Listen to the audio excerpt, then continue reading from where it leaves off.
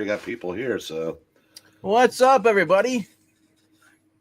Right now we're just kind of shooting the shit right here. Last minute had to go pick up Gail. It's his first time driving in snow. That's not in the bathroom. But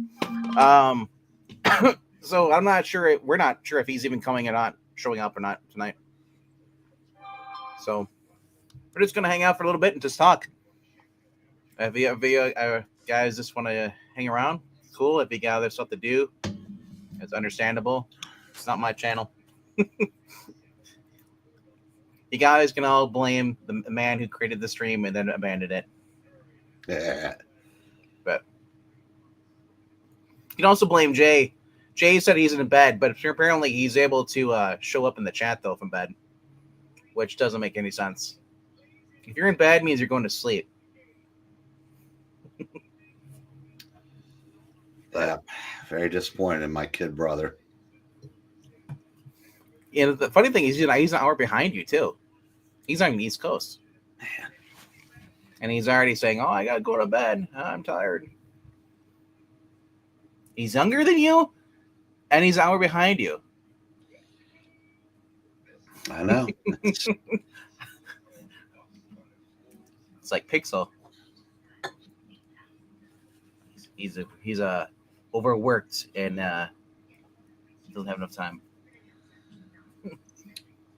So today was New Comic Book Day. Oh, it is. How'd you do? Well, my first shop did not have any comic books. But the old stuff, but didn't have the new stuff because Diamond fucked him over. Yeah.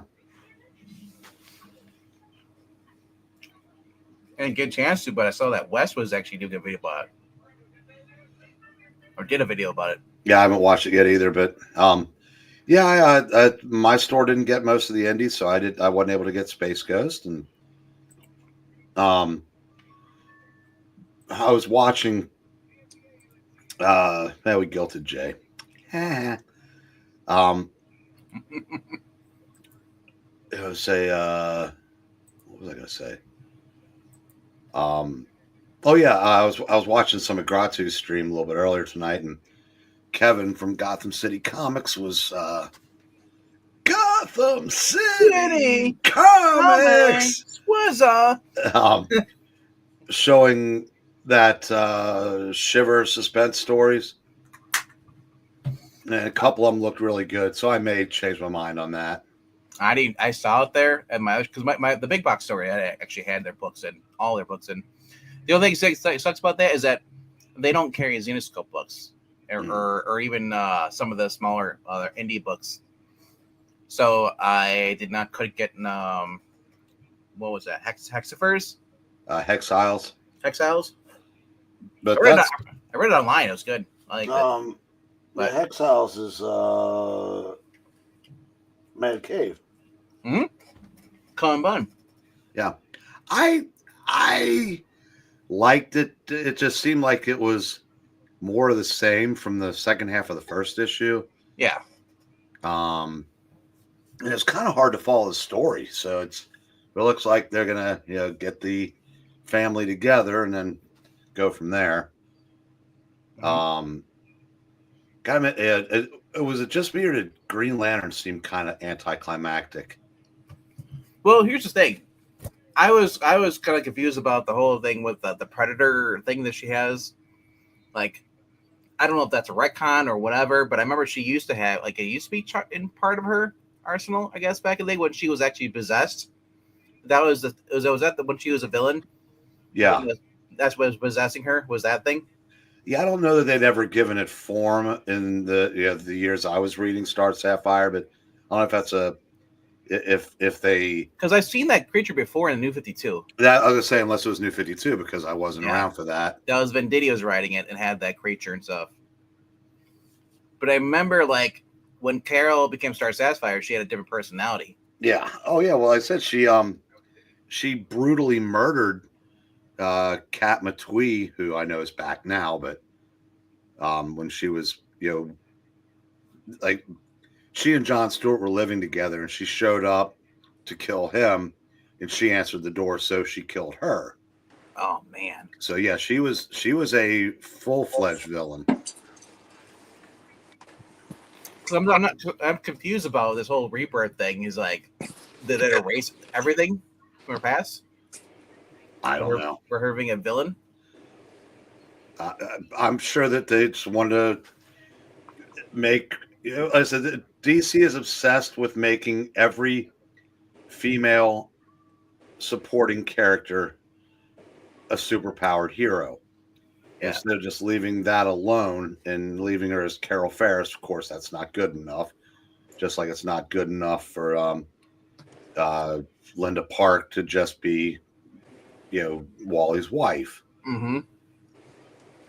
And leave us not forget, Lois Lane. Yeah. Although that was surprisingly not bad. No, and JJ pointed out in our chat we're talking earlier today that Rebirth, she was Superwoman as well. Well, no, Lana was Superwoman. Was that Lana? Yeah. Okay. Oh, okay. Because they showed like Superwoman on the cover. That's why I was confused about that. Well, they referenced that in the story when all the gals are out fighting crime. Lois said, "Are you okay with me being Superwoman?" She has, and they kind of made a red blue. A swipe at the Superman red blue bit, but like I said, it wasn't bad for what Superman has become now, but I liked the last page got me. Like that was it had a nice twist at the end. Right. Yeah, I'm not going to give it away. I looked it up. That is pretty interesting. The source. And especially, I've kind of liked what they've done with that character too. Jay you were reading the book that she stole the powers from. You were reading the character that guy was in. That book. You were big into it. Which book? Before Zod. Oh yeah. Now, were we supposed to? I mean, if you'd been following along with all the other DC books, which I'm not, I just read a handful of them. Would it have been less of a surprise? No, because they really didn't allude to it as far as I was following along, but I wasn't really buying every single book. But it made sense because, like, who else has Superman powers? Like powers these days, everybody. Yeah. I mean, got him too. I'm glad it wasn't like she stole it from I said, like, I was wondering how they could bring Zod back into the fold, and honestly, I'm halfway out the door because I don't care about Zod. Really? I feel like Zod's like the Joker at this point. What's the brand? He went from being the most underutilized Superman villain to the most overutilized. I agree with you on that. But if they can do what they did with Lex Luthor so far, kind of like a twist on it, something new, I'm all for it. Well, I think what comics tend to do in general now at the big two, other than retconning sexualities, yeah, is they've kind of shrunk the character pool because they want they just use characters that may end up in their respective companies' movie universes. Right. That's why I think you see the same characters over. You know, Darkseid shows up everywhere. Zod everywhere. All of it. It's so I yeah. I kind of miss the days when the Rogues Gallery was a little more expansive. Yeah. That's why I said that I think the Green Lantern storyline just wrapped up. At least I think that was something new. So what they're doing in I think it's March or February, they're launching a new title called Green Lantern Corps. I don't know if this is still going Green Lantern or if it's merging into that title. But you're gonna have Jeremy Adams writing it, which is you're gonna still have the same creative team. So I'm wondering if it's just he's gonna be writing Green Lantern, and then Green Lantern Corps. Both starring Hal Jordan. Well, I don't want Hal in the Green Lantern Corps book because we've got Green Lantern for that. Yeah. Right. But I always liked the John Guy Kyle dynamic. But I know this is 2024, so I'm sure You're gonna have Mullen, Jojo Mullen's fine ass. You got to say it right, or don't say it at all. Jojo Mullins, Fine ass. fine ass, is gonna be in that book, and it's gonna be loaded with a bunch of junk. No, because you're also gonna have the other girl in there too. What's her name? Jessica Cruz. Yeah, is gonna be in as well. And then Kilowog. So I'm glad the what Jeremy Adams did with Kilowog, because I was like, if you haven't been reading this series, like, I mean, we're kind of spoiling a little bit for you, but what happened with Kilowog, and then us making it thinking what happened to him, was real, but it turned out it actually wasn't. I'm kind of glad, because I was like, it's like Uncle Ben, or not Uncle Ben, but like, but you're killing off a character, and then as I say, it's more like Alfred. Like, getting rid of Alfred was the dumbest mistake for the main continuity for Batman books. Yep. But I understand why they're doing it, because, well, there's too much Batman family. So, but I'm like, my point is that if you're gonna do that, get rid of like 90% of the freaking family. I don't need the Signal. I don't need Batwing. I don't need all of them. Who do I need at the most? Damian, Alfred, Bruce, and then maybe Oracle. You were right when you said that was the dumbest thing DC's done, because you can take the rest of the Bat family and just scatter them to the wind. But Batman needs an Alfred. It does. Yep. I really do think that. It's yes. Because it was nice getting like Dark Patterns came out today. Yes. I really enjoyed that. And Alfred basically reminding him that, hey, it's like, you're sewing this up, you still have shrapnel in there. And he's like, oh, because he's too focused. And then those are most likely not. Blame Angleton. He decided to last minute, instead of rescheduling this, he decided to just leave it. Yeah, if he shows up in the next 15 minutes, we will. But if not, we're just probably going to be yapping comics for a bit. Yeah. But I was right, though. I said the continuity error, the yellow around the bat. I know, but I'm like, I kind of like it. But okay, now let me say this though. Yeah, it's set in its early days. Commissioner Gordon's still Lieutenant Gordon. There's no Robin yet. It would have looked cool if they'd remembered that little detail. Yeah, it's supposed to be his third year. He mentions in the book. Dan Waters is writing this. And there's no what you would call it. There's no Robin. Now, I'm not. When does Robin come in? I thought Robin was second year. Well, actually, it was more like the first, but it was kind of close. But I mean, like, I don't know, because like, it's we had year 1 and year 2. That was the Frank Miller, and then Mike W. Barr, I think. Yeah, came in for year 2. Like that feature Robin. Because this might just be an Elseworlds. Yeah, when they went back and did it, I don't think they did, because they introduced Robin in 1940, and Batman was premiered in 39.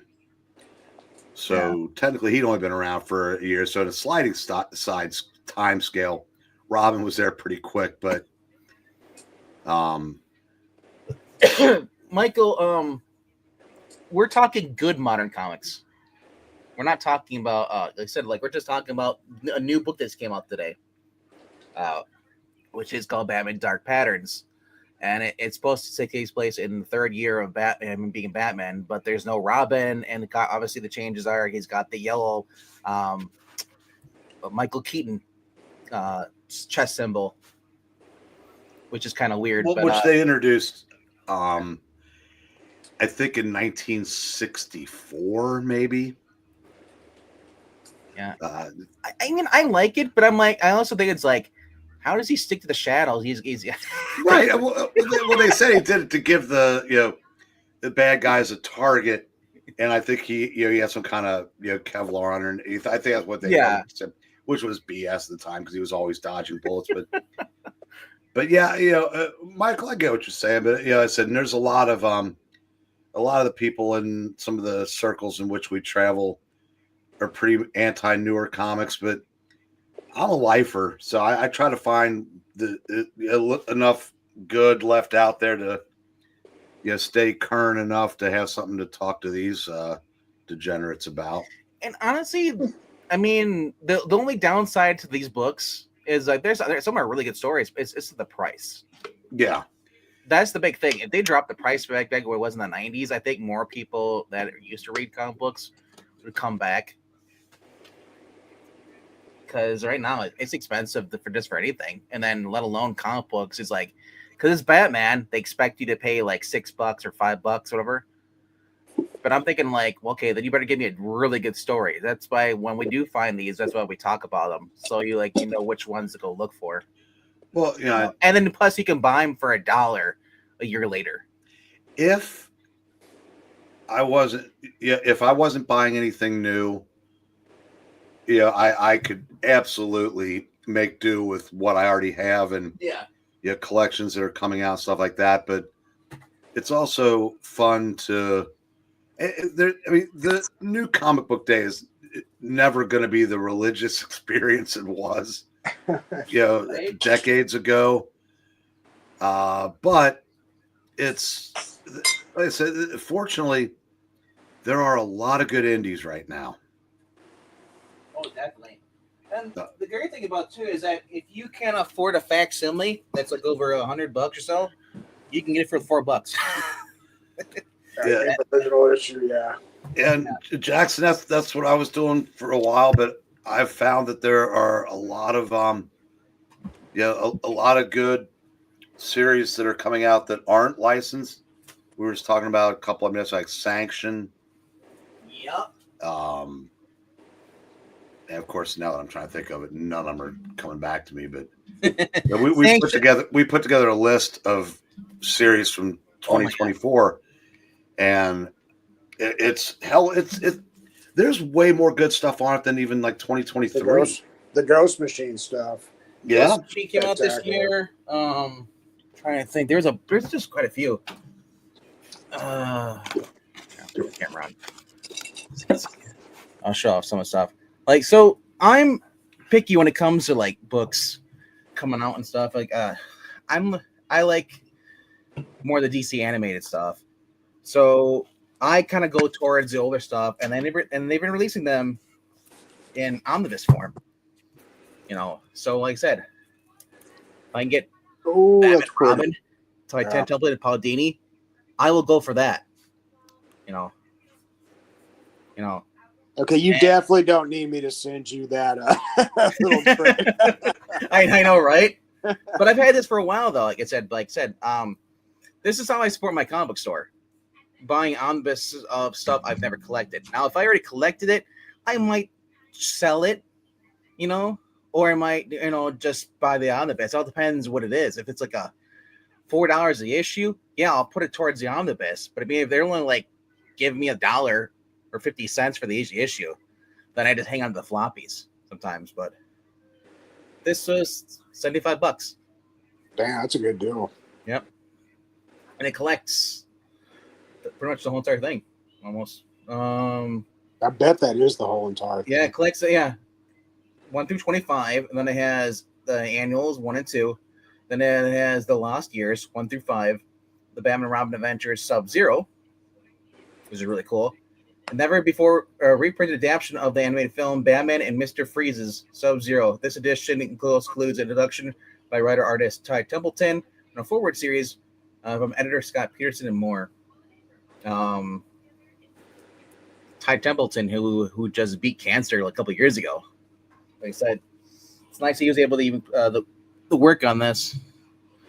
Also, I've been picking up older stuff. They're actually putting into actual trade format again, and Superman Exile. It's finally collected. Awesomeness. So was that during COVID? I don't think. I know. I said that because he's got a mask. Covers. Oh no. No. Well, you'll notice, like, and he's social space he's COVID. social distancing. from Earth. But see right there, that's what I go for Superman. Those names. Yeah. Oh yeah. Those are my go-to. Home You runs know. every time. Pretty Hey, much. here's what I learned something yesterday. Roger Stern. Yeah, I would say that the best sustained run of the Avengers, maybe Roger Stern. He got fired from that. He didn't leave on his own. Really? Which surprised me.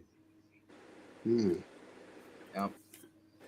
You have a cool thing, Michael. I don't know if you're into like the Archie stuff. There's still pretty new ones stores, and you have the writer from. If you ever read like the Archie back in the 90s, or even the Sonic Adventures and all that stuff, Ian Flynn has actually been doing some stories in here ongoing, and these are just cool. Like little one shots going every year, and then they have Halloween specials and stuff.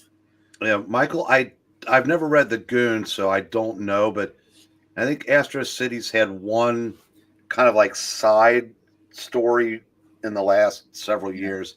I don't think you're doing anything with it right now. Like I said, I showed this off last week. I have an extra copy, so Breen, if you need one. I got it, read it today, enjoyed it. Cool. I think the modern Archie books went through a phase where they were so effing woke. Oh yeah, it just wasn't for me. But they've seemed to have put an emphasis back on fun, as they should be, because honestly, that's what we're here for. If you're not entertaining it, why should anybody buy your book? Why should you be charging? And what are they charging on this? In the back of the book, $3.99 for an Archie book. And I think Archie should always have a foundation of wholesomeness to it. Is it back to that? They're also releasing the digest form too, which the digest form I think is I don't like it because they're small. I prefer the bigger books like that. That's the way I used to collect Archies when I was younger. I don't think I can read them like that now. My eyes are no. It is. They are pretty wholesome, and that wasn't always the case. If you were reading Archie back in the early days, there was a lot of mean spiritedness going on. Yeah, that too. So two of the facsimiles came out this week. This was Green Lantern. Yeah, I got that too. That's awesome. Did your shop have the foil variant? Yeah, I don't do foil though. Mine didn't, but I'm okay with that this time. All my books that I got this week are from one shop. The other shop I normally go to, I get a discount. Did not get his books because I basically screwed him over again. Maybe he'll get them tomorrow, but yeah, he didn't have them. But what's great about this, I know it's $4, but still, it's got that newsprint. Yeah, it's awesome. They're not doing the wax paper, I like to call it, shiny gloss. Was it weird reading Guy Gardner as just a bland Silver Age DC character? It is weird. I'm not used to that. I'm used to like the JLI version. But yeah, it's weird seeing him like as normal bland guy works it out. Wasn't he a cop or wanted to be a cop? Gym teacher. I thought they retconned him later that he was going to be his brother was a cop. I think so. And his family's a cop, but he's the only one that didn't join the force. The other thing, and I'm shocked they even did a facsimile of this because isn't he not Captain America? Oh wow. Yeah. So this came out today too as well for facsimiles. This one is $5, $1 more than the DC one. Now let's see. Oh look, this one has the glossy paper. Of course. Because that's what they do. Instead of giving me newsprint in here, they charge me $1 for more glossy inks. Yeah, I passed on that because I don't have any trades with that Guy Gardner issue. Yeah. So in fact I think I gave E all my showcases, so I don't think I had that story in anything until today. The reason I'm getting these because I don't have these stories collected at all in any trades or nothing. But like I said, it's a full reprint, everything. Yep, all the old ads. Yep, everything in the toy ads, including them in the back as well. Yeah, I think they even have those old like New York amusement park ads. Yep. You've seen a lot of those old DC Silver Age books. Yeah. Yep. Yeah, fuck it, I'll just start showing the ones I get off today.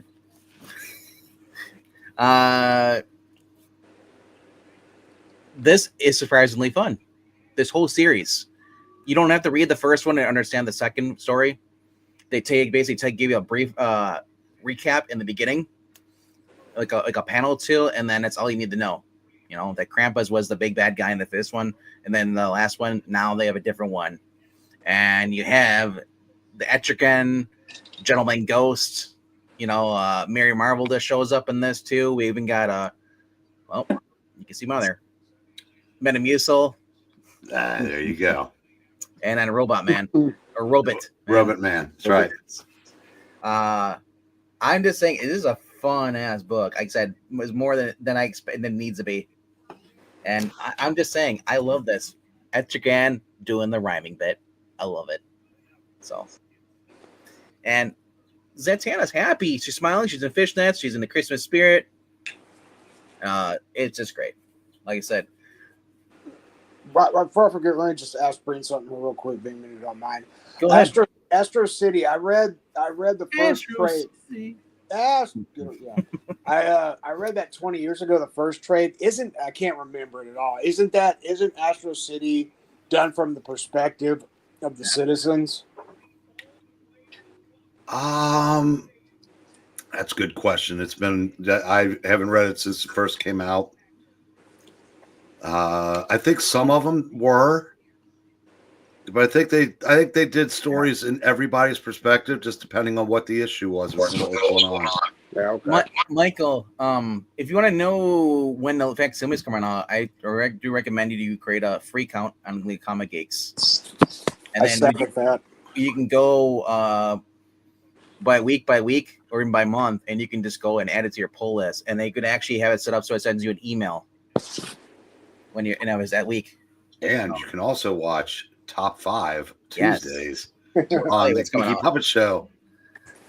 Well, I mean, he already does that. I mean, that's right. That's why he should know. But if he wants to look ahead, you know, instead of having to be like, oh, this came out today. Oh crap. Wait, are they League of Comic Book Geeks or it's League of Comic Geeks? That's right. Okay. League of Comic Geeks. Yeah. Sorry, not to be confused with this League of Comic Geeks. Right. On the screen right now. For the Super League of Comics. But yeah. Yeah, so this is the book we were talking about, the modern book, the Batman one. By Dan Waters, Farrell. $5, man. But I gotta say, these books that aren't the main titles are a hit or miss, I'd say. For the most part, I've been finding them. They're actually pretty cool. I nearly pulled the trigger on that today, but I've already got 2 Bat books on my pull list. Didn't want to have one. Well, I'll just say it opens with this. From the show. That's cool. Yeah, and then he's getting his girls on, and he has the Batmobile. Yeah. He talks about how these people were adopting these dogs, you know, but then they let the dogs go back in Gotham, so now they're running around biting people. But like I said, if this doesn't intrigue you, that Batmobile is tight. I like that. And if you zoom, if it hooks in or not, you see the header sticking out of the engine. Yeah, holy crap! I think that might be my new favorite version of the Batmobile. That is awesome. Yeah. Ooh, don't let Sean Murphy hear you say that. So I'm trying to think. So there's, yeah. Here's the bright yellow with the big circle. next month there will be, you know, when Gotham by Gaslight comes back. Yep. Long Halloween, Last Halloween. 3 books. Dark Patterns, Werewolf, Batman Robin Year 1. Yeah, there's a lot of good Batman books that aren't the main title. And Hush too. Right. Hush is in March. No, that reason where I was going with that was, and right now since Gotham by Gaslight isn't out, but Silent Night is, I think I'm picking up 5 Batman books, and I'm not getting Batman or Detective. Yeah, exactly. I know you're gonna go with that because that's how I feel, man. It's like I'm getting every book except for like the main titles. So God, I'm gonna have to get that Gotham by Gaslight. Gotham by Gaslight. I quit it after 2 issues because when Mark Waid commented on the Pennsylvania shooter, I quit all DC books because I was so disgusted by it. But then I went back and got the ones I missed, and it's a recommend and a half. Yeah. Wade's not writing that though, is he?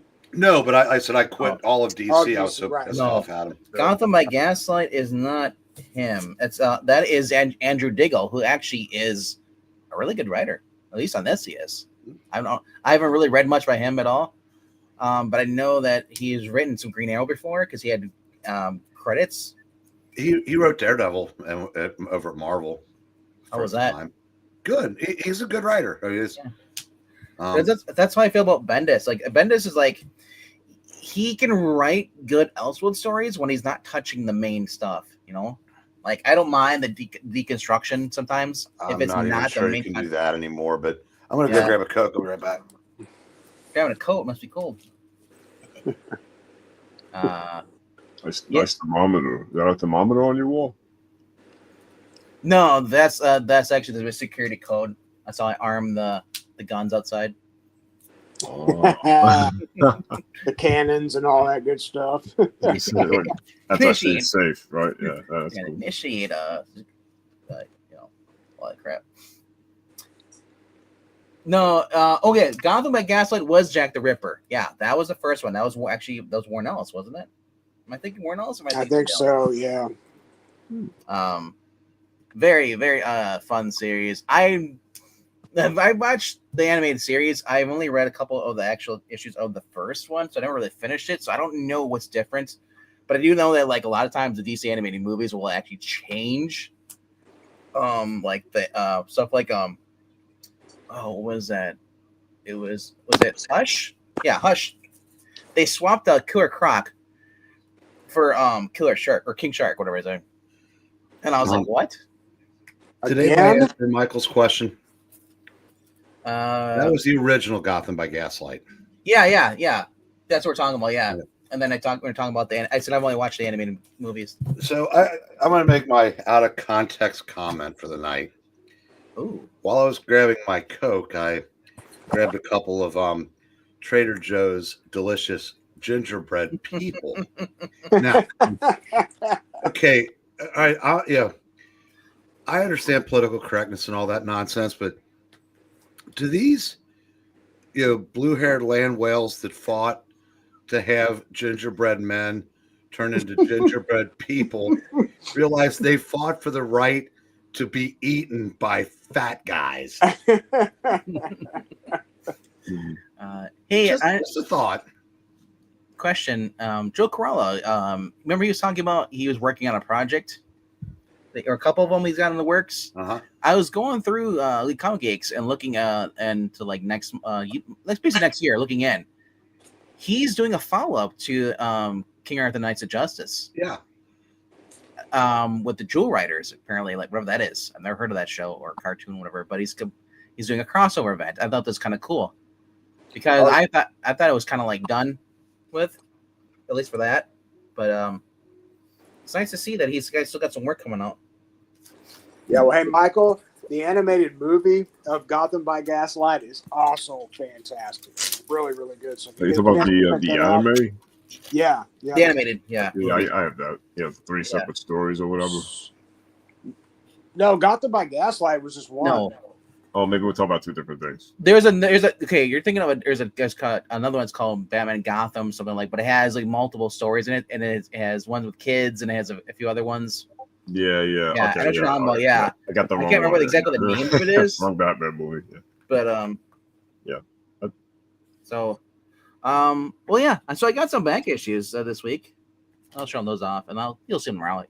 For those who actually watch the channel, you'll there are about 3 people in the chat. So, the rest will be new to everybody else. But I found a copy of this. Oh wow, a nice copy too. Yeah, is that from like 91? 93. 93. All right, that is cool. Thanos is in that. God, is Marvel Santa Claus the strongest character in that universe? That's the thing. Look on the back. Yeah. Yeah, this was $2.95 back in the day. Yeah. You have to zoom in. But there it goes. Yep. Yeah. I mean, I don't care if the Ghost Rider like, but dude, I'm always happy to find these books and just get some cool stories. Especially, I love Christmas stories. Those are always cool when you have characters, and they're not like what do you want to call it? Today's DC holiday bashes, which are kind of weird. They're like DC holiday Christmas pride. So, and plus, there's always a lot of artists in here I've never heard of. I've noticed too. But this has the Xmas Big Blackout. Richard, what's it? Richard, who's apparently Richard Howell is the plotter. I've never heard of this guy either. Steve Lytle and Al Milgrom are doing the art. John Costanza on the anchors, and then Renee Witterstater is the colorist. But yeah, Spider-Man. Remember the Vision Scarlet Witch issue we read recently? Oh, okay. He was the artist on that. Steve Lytle was? No, Richard Howell. Oh, okay. And he also did a series called Deadbeats for Claypool Comics, which was a vampire infestation in a small town. It kind of had like Dark Shadows vibes, like the town itself, but okay, it was good. Cool. Like I said, just pick up on it. Got another one. 48 page. Yeah, 96. Yes, back when Wolverine ruled the world. You notice that Spider-Man and Wolverine are on both these covers. For some reason. I feel like they were the flagship of Marvel in the 90s. Just a little bit. Yeah. Just a little bit, yeah. And then came across this. Holy crap. Yep. Wow. Whoa, that's in really good condition. How much did you drop for that? $10. Are you serious? Yep, $10. Damn. Holy crap, man. It's fantastic. All new Governor Works. Never before seen it, yeah. See, it's got a little crease there on here. Yeah, it's no big deal. That's why it's like that. Who's that guy blessing Iron Man's right hand? Blessing? Oh, blasting. Yeah, shooting. I mean, like I think isn't that the Black Knight? I don't know. I was looking at the guy who looks like Batman. Yeah, the guy at the pot on his head is Black Knight. Yeah. But the other might be the Melter. Yeah. And honestly, maybe Crimson Dynamo. And I don't know who the big fist is. Maranya would know, but she's probably in bed. Hmm. And then, well, it's funny you talked about the Vision Scarlet Witch because that's why I was grabbing some of those. Yeah, that's Richard Howell's art on the cover of that. Yep. Lovers and Zombies. Makes me think of that movie Pride and Prejudice and Zombies. Is that the 12? Is the first issue, the 12 issue, or the 4? Fish of the 12. Okay, yeah, that's what I thought. Yeah, I like the first series, but the 12 issue series is one of my favorite miniseries of all time. So like at number 2. You know, Wonder Woman's got his grandmother's hair. Wonder Woman? Oh, Wonder Man. I mean. Yeah. Wonder Granny. I was going to say, yeah. What time period is he from? Like the 1700s? That guy's got a wicked arm. He's got like a skyscraper right on. And then I was going through, they had issue 5 as well. So, got Baron Zemo on the cover and a few other people. So, Phoenix. So, it's kind of cool. And then I saw this. I was like, are you kidding me? This is only $1.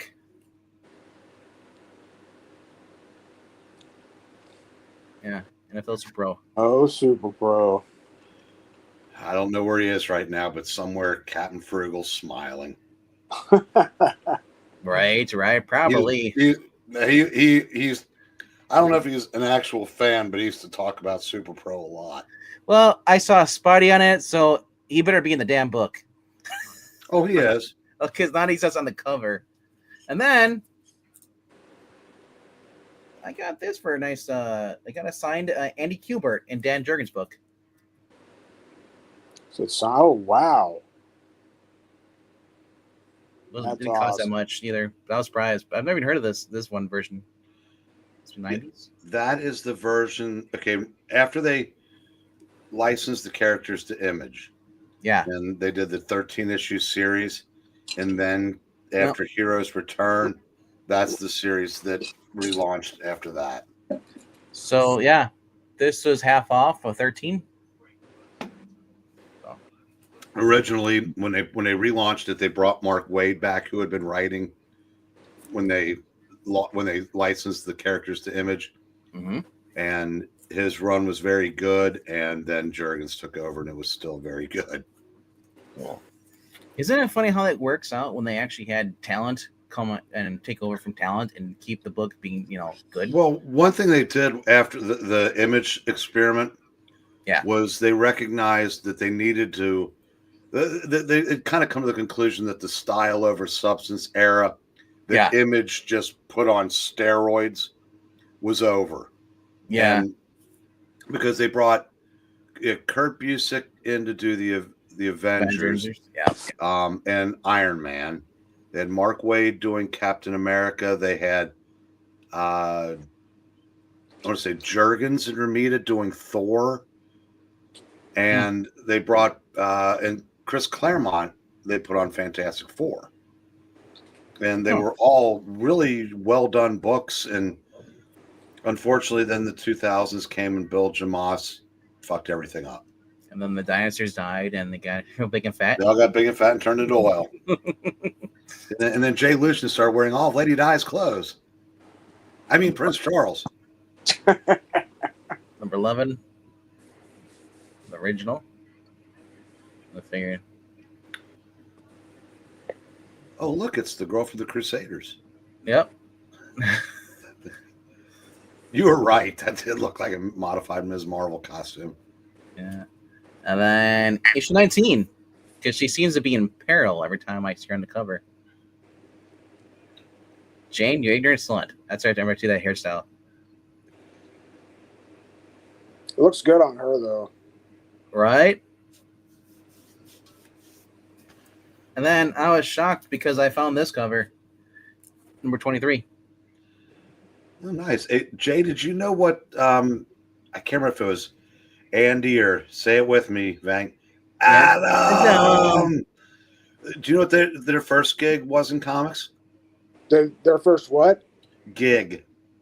I see them on a lot of my old copper and bronze, some of my copper age DCs as inkers and letterers. Letterers, yeah. Yeah. So, and then I have one final back issue. I think they got started about the same time as Archie Barrett. I think because they were all doing letters for DC back in the what was it like 83 and 82. Joe, you told me you love me. How could you do this to me? I'll never love again. Never. Yeah. And they never. Damn it. Look at that. The romance bug is spreading. Yep.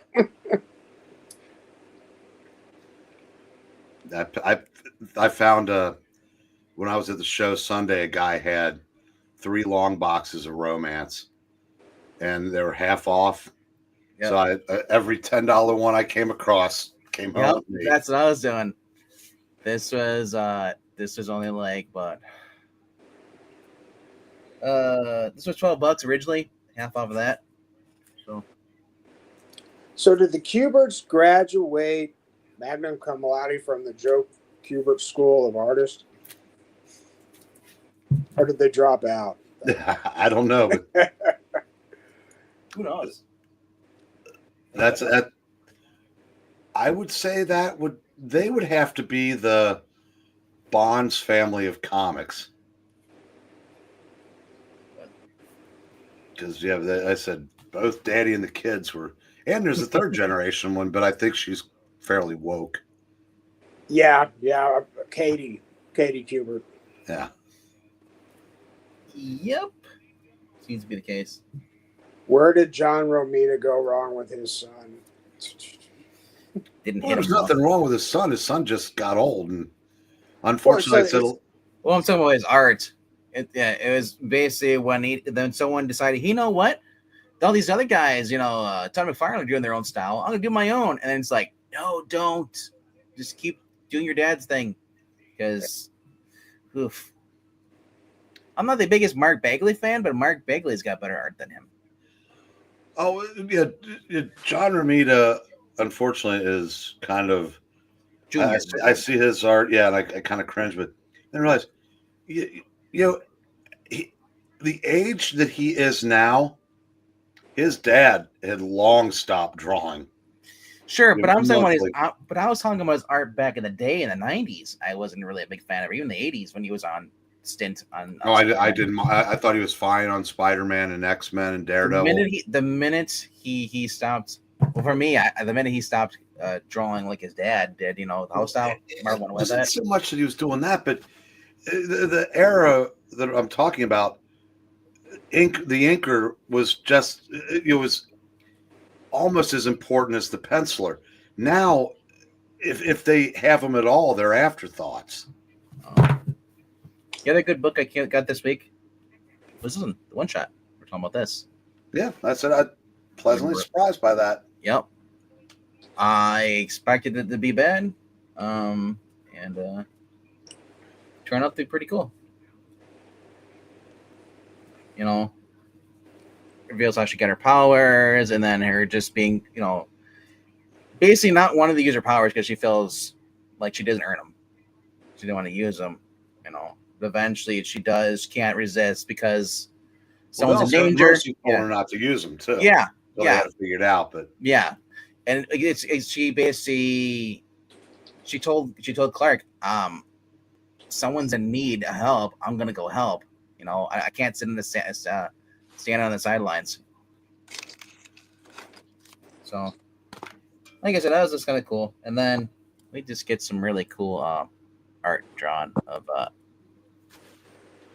Oh, the art is absolutely fantastic in that. You look at Clark is like, excuse me.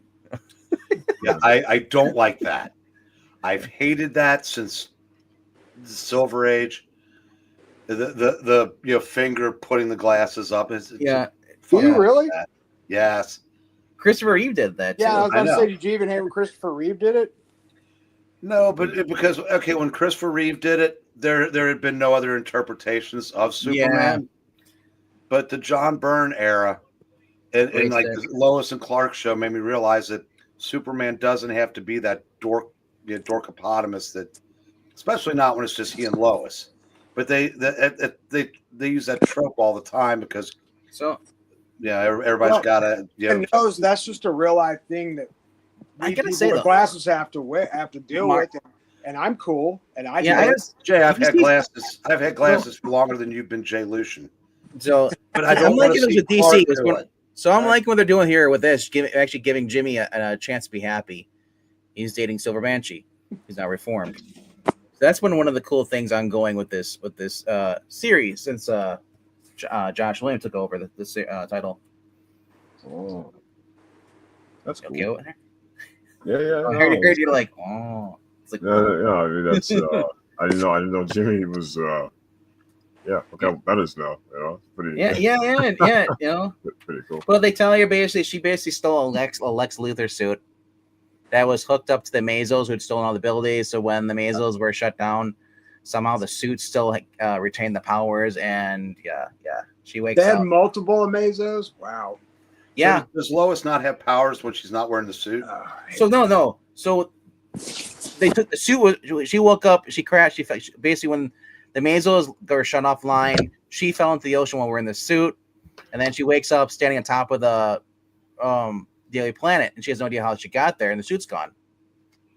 But then she goes into her office, and she went to go pick her pen up on the table under the desk, and she moves the desk, and then she's holding it. So Yeah. she somehow got Oh, that's powers. right. Yeah, I said this was better than I thought it was going to be, but it better not be permanent. I don't think it's going to be No, permanent, considering that whose powers she's basically stolen, inadvertently stolen. But I mean, this is far better than anything Arrow ever did when they had the stupid girls' night on that show. Well, also, That was cringe. It's kind of, to me, it's kind of weird that you could just take power sets away from somebody and put them in somebody else. Yeah, It is, but that was the whole crappy storyline with absolute power, and that's why I didn't like it. But I mean, that's why I didn't read never it. liked Amazo. I think So, Amazo was the dumbest thing ever. A guy this- invents a robot that can, a guy invents a robot yeah, that can mimic the entire Justice League's power set. You have a cosmic ring. You have a Kryptonian who's nearly invincible, or who is invincible.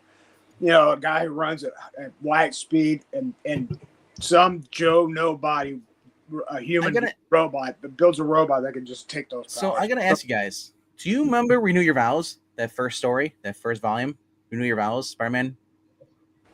Basically there was a villain called Regent, which was basically draining the powers of the heroes. The meta the DC call them meta humans, and Marvel, whatever they call them.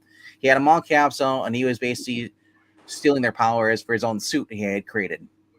So the person who ends up actually defeating the Regent is actually Mary Jane, along with the help of Peter and their daughter, Anna. And at the end, basically Peter basically allows her to keep the suit, you know. So they become the Spider-Man family, which was kind of cringe, but I mean, it was also kind of adorable too as well.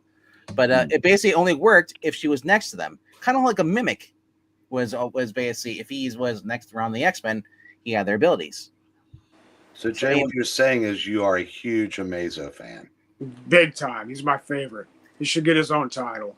There was also a Kid Amazo at one point. Yeah, there was. Oh, Jay, I'm sure Jay loved him even more. So the one version I love of Amazo is the one from I believe it was the Justice League animated series back in the 90s. That was okay. That was a new. It was a new. Kind of OP, man. Yeah, but that was a new take on it. It gained sentient life I and it know, left. it's like a You know, whatever. Like, it still had the stupid premise of being able to adapt all the leagues. but it's not like the Justice League America. We'll always separate the parts, put them in 5 different parts of the world, and they get reunited, and then Mazo's back. It's like, yeah, I don't know. There's a lot of dumb tropes in the comic books. But Well, it's DC has Amazo, Marvel has the Super Adaptoid. Yeah. What about that other guy, Absorbing Man or something? I think. So that's Crusher Creel. That's a guy actually a mutant or meta human. Oh, okay. He can, or then he touches, he absorbs the properties of that. He can become stone, iron, even Thor's enchanted hammer, which doesn't make sense. You can't help but wonder what would happen if Absorbing Man, and Parasite touched each other. You know, what would happen? Do you remember that issue when Absorbing Man touched Bounty and he picked everything up quicker? Are you serious? Are you freaking kidding me, Jay? Bounty, the quicker picker up or no, but there was the Superman animated series where Rudy, the Parasite, touched a rat, and he basically had the IQ of the rat. His mind went blank because he absorbed everything. Apparently, he takes on all the characteristics of whatever he absorbs. No, yeah, yeah. So that's interesting. But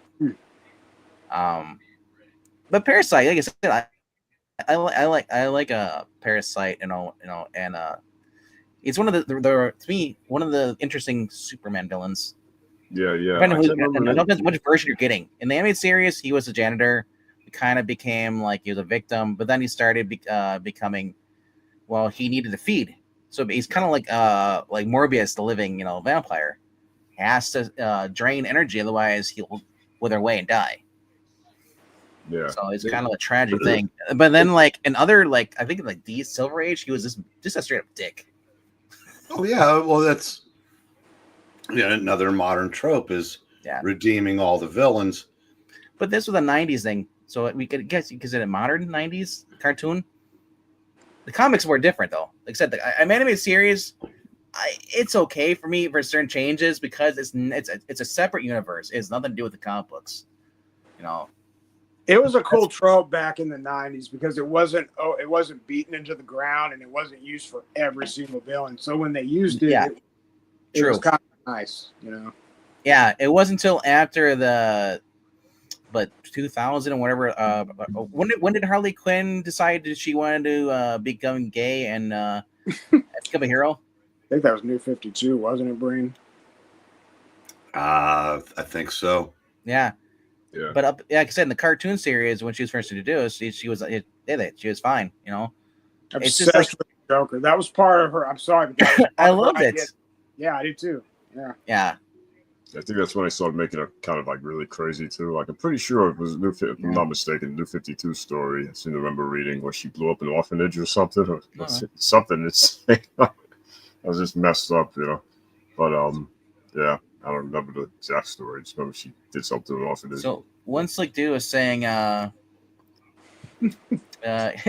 you were right about the characters. Do you read his comments about the Tales of Suspense? Yeah, I okay. Somebody in Colossus that did not appear in the book, but I don't remember if there ever was a Colossus pre, Peter Rasputin. There was a Power Man before Luke Cage. Well, yeah, but I said I don't know. But that character made a ton of appearances. Whatever happened to that character after he lost the title, Power Man? Seriously, you don't know? No, I haven't got that far yet. He became a version of Goliath. He's also a villain called the Smuggler. There was the first time he was used after he lost the fight with Luke Cage. Count Nefaria took him, the Living Laser, and Whirlwind and like increased their powers 100-fold just to steal them from him to become basically a god. It was in Avengers 164, 5, and 6. One of the best 3-part stories I've ever read. It's funny you say he changed his name to Smuggler, and like so his powers increase. He could smuggle more efficiently across the U.S. border. But he was one of the original Thunderbolts. He was Atlas. He was the giant character in that, and he legitimately redeemed himself. Yep. So he became a hero. But there was one of the best things I've read from Marvel in the last 30 years. There was an Avengers storyline called Under Siege, where the Governors of Evil, who expanded their roster to a shit ton, basically attacked Avengers Mansion, and Mr. Hyde and whatever he was calling himself at the time, probably Goliath, nearly beat Hercules to death. You talking about Clint? No. No, you're talking about this guy. The original Power Man. Okay. And then after he redeemed himself, he's in the Thunderbolts, and Hawkeye was assigned to lead the Thunderbolts as a condition for them not to be arrested. And Hercules found out about it, and he went to get his pound of flesh on Atlas, and Hawkeye stopped him. And it ended with Hercules saying that, out of respect for our friendship, I won't take it. Yeah, I won't kill him. He goes, but our friendship is over. Of course, that's all been undone, but yeah. So we did not do a ranking whatsoever. We just kind of did it. Talking. Oh, I saw. Yeah. Well, I've been home for a little bit. We had some Wendy's chicken nuggets before, I had a little bite to eat before we came. So I wasn't sure if you really wanted to do what time to come back. If you want to do a cover ranking or just do a hangout. No, I'm good for a hangout. Yeah. I like hangouts too sometimes more than I like the rankings. Man, I love that Wendy's dreamsicle they had earlier this year. That was good. I put on the Muppet Family Christmas upstairs and was like, oh well, I should go at least see how everything was running and all. Jackson's saying he has lost the ability he has lost the ability to say governors completely now. I don't know what he means by that. Yeah, it's like I said, when I'm watching somebody and they mention anything, the word city. Well, I'm looking it's forward like I can't friends. I'm like, where's the end? I'm a golf fan, and like about February, you start seeing commercials with the piano music, and you hear a tradition unlike any other. the governors. Oh, you follow golf? That's cool. Didn't know you follow golf. Yep, Scotty Scheffler, Player of the Year 3 years in a row. Did you ever follow bowling by any chance, or are you not really into bowling? Oh, Earl Anthony, baby. The only golfer I'm following is Happy Gilmore too. Whenever that comes out. Oh yeah. Speaking of sports, Eric, I want to congratulate you on the Garrett Crochet signing. Oh, God, it's amazing how much they got for him, but Boston needs pitching in the worst way since they gave away the best pitcher in baseball last offseason. What's up, E? we just got a thing here about if we can't pay our rent by 15th, we're out on the 16th. Okay, that's nice. Or at least they'll start the filings, so I'll have to. I'm sure that guy's happy to leave the White Sox. That's true. What is so? It? What are you guys chatting about all day long? Well, we just talked about the new comic books that came out today, and some of the other stuff. I showed up some back issues I got. Yeah. And cool. Just kind of shooting the shit, talking about this comic books, man. And then somehow it just started becoming sports talk as soon as you showed up. I don't know why. I'm not the sports guy. But there you go. Oh, have you guys seen that new DC show that they have on that channel like weekly? I think it's like what is it? I watched an episode. It was okay. Yeah, it's the one. Yeah, it's the one with like Lex Luthor's black, and so was somebody else who I can't remember who they. Creature Commandos? Huh?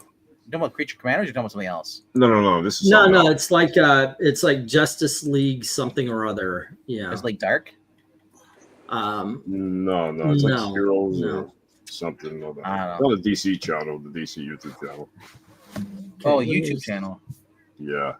Today's Thursday, right? Yeah, DC Heroes United. That's what it's called. Yeah, I think they have like 2 or 3 episodes. Probably Thursday. An hour. Okay, so today's Thursday, that's 11. Then, okay, Friday's 12th. 13th is Saturday, Sunday's 14th. And then Monday. Shit. It's not a long time. Okay. Yeah, that one guy from Creature Commandos kind of reminds me of Blight a little bit. 15th is Sunday. Sunday. Shit. Yeah. All right. How much you need? I'm going to talk to Gail, find out.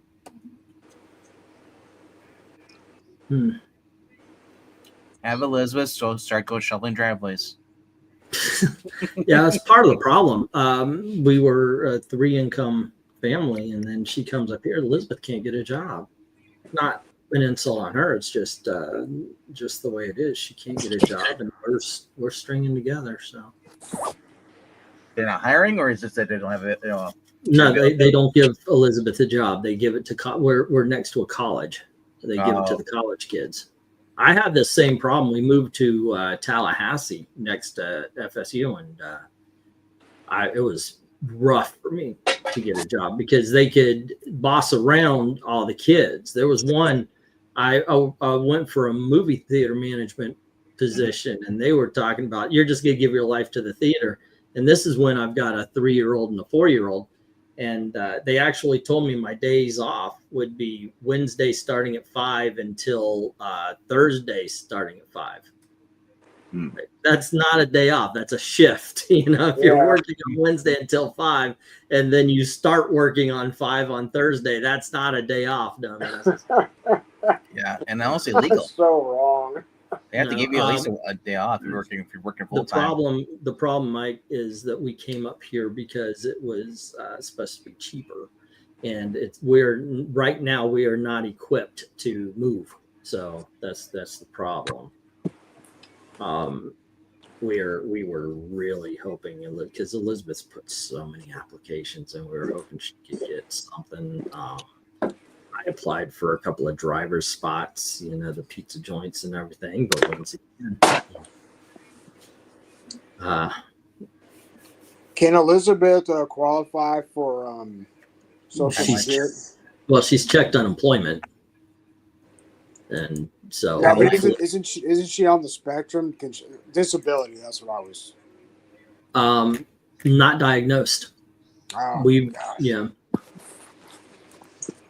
So and that costs money to do. So yeah, we're gonna need.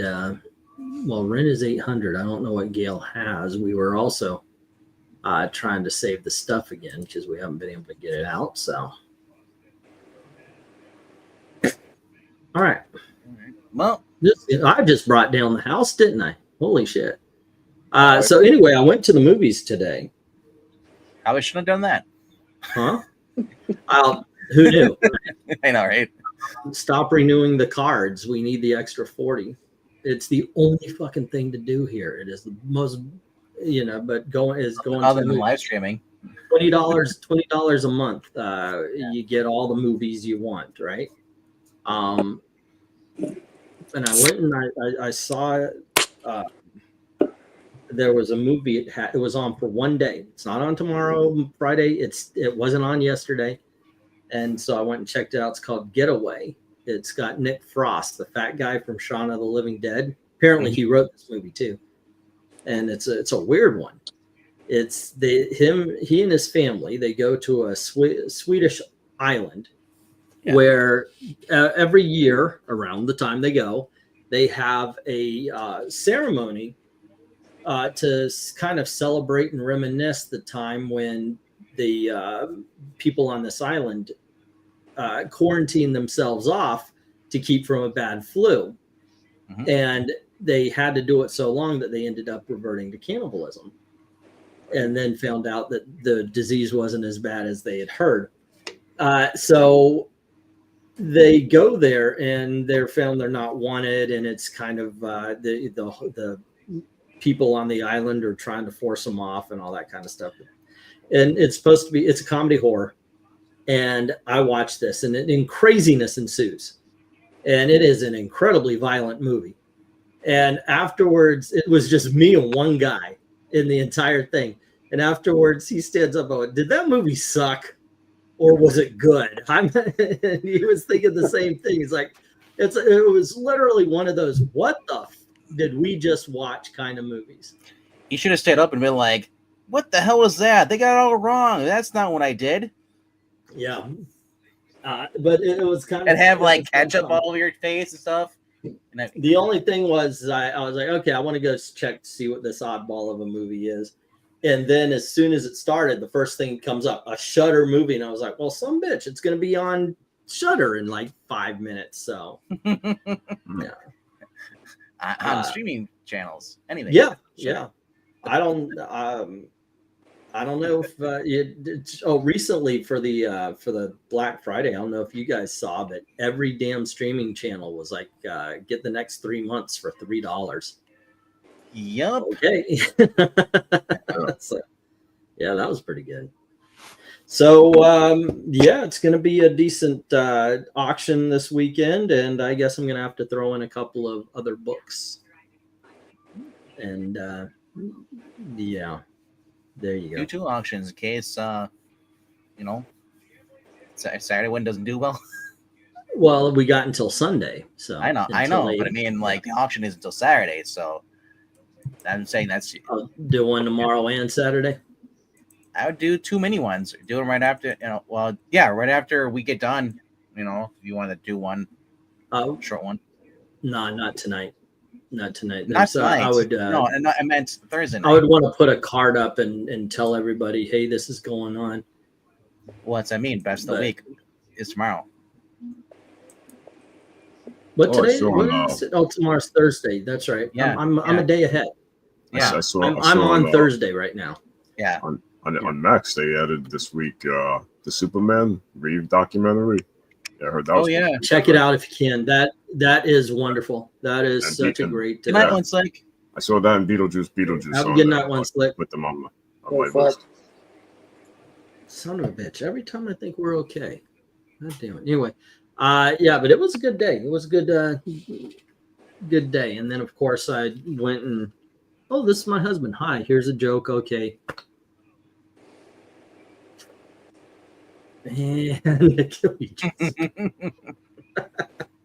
Yeah, those things are like that. I'm not One like of Gail these is. times, Say again. one of these times, you guys are gonna get mistakenly invited to a swinger party. Yeah, we'll be exiting very quickly. No. Yeah. If there's a key thing by the door, no, my keys aren't going in there. No, not even a little bit. You know, I mean, if you would have went to swinger parties back in the 10 years ago, you would have ran into George Perez. Yeah, that would. You're living down in Never. Florida. Well, you know how they say never meet your heroes? I think Bang that would be included somewhere. I'm pretty sure. Yeah. Hey, do you like Superman? I'll dress up as Superman. No good. You could be Lobo. Michael saying not ready, but once I'm financially able, I hope to take part in some of your auctions. Well, I hope I'll have something good for you when that happens. That's something I've been kind of hacked off. This guy has, the list of books that are coming up. That guy ever send you your books? I got one, but there's another one. They made another Ticket? They made a label, but they never sent it. They made the label on the 4th, but they haven't sent it yet. So I'm waiting for those. I'll have to tell Gail about this, and I don't know. Maybe do one of those things that MARANYA did. What were those called? The Kickstarters? GoFundMe's. Some GoFundMe's. Yeah. I'm sorry, I didn't mean to bring down the house. I just read this message as I got on. I was like, oh shit, there you go. The house is already on fire anyway. And now it's yeah. But yeah, if you guys get a chance, if you've got Shudder, check out this movie. It's pretty cool, pretty interesting, pretty good. But we came home. We had our, like I said, we stopped by the Wendy's on our way home because they have those nugget things, and we just needed like I tried Raising Cane's today for the first time. What do you think of that? What do you think of Raising Cane's? Raising Cane's, I like because there's no seasoning on it, and you can just dip whatever sauce you want to. So the options are endless. They have sauces at your Raising Cane? Would they have none? No. I'm saying I can go to the grocery store and buy me whatever my barbecue sauce or dipping sauce. Okay. All I want is the chicken. That's all I needed. So okay.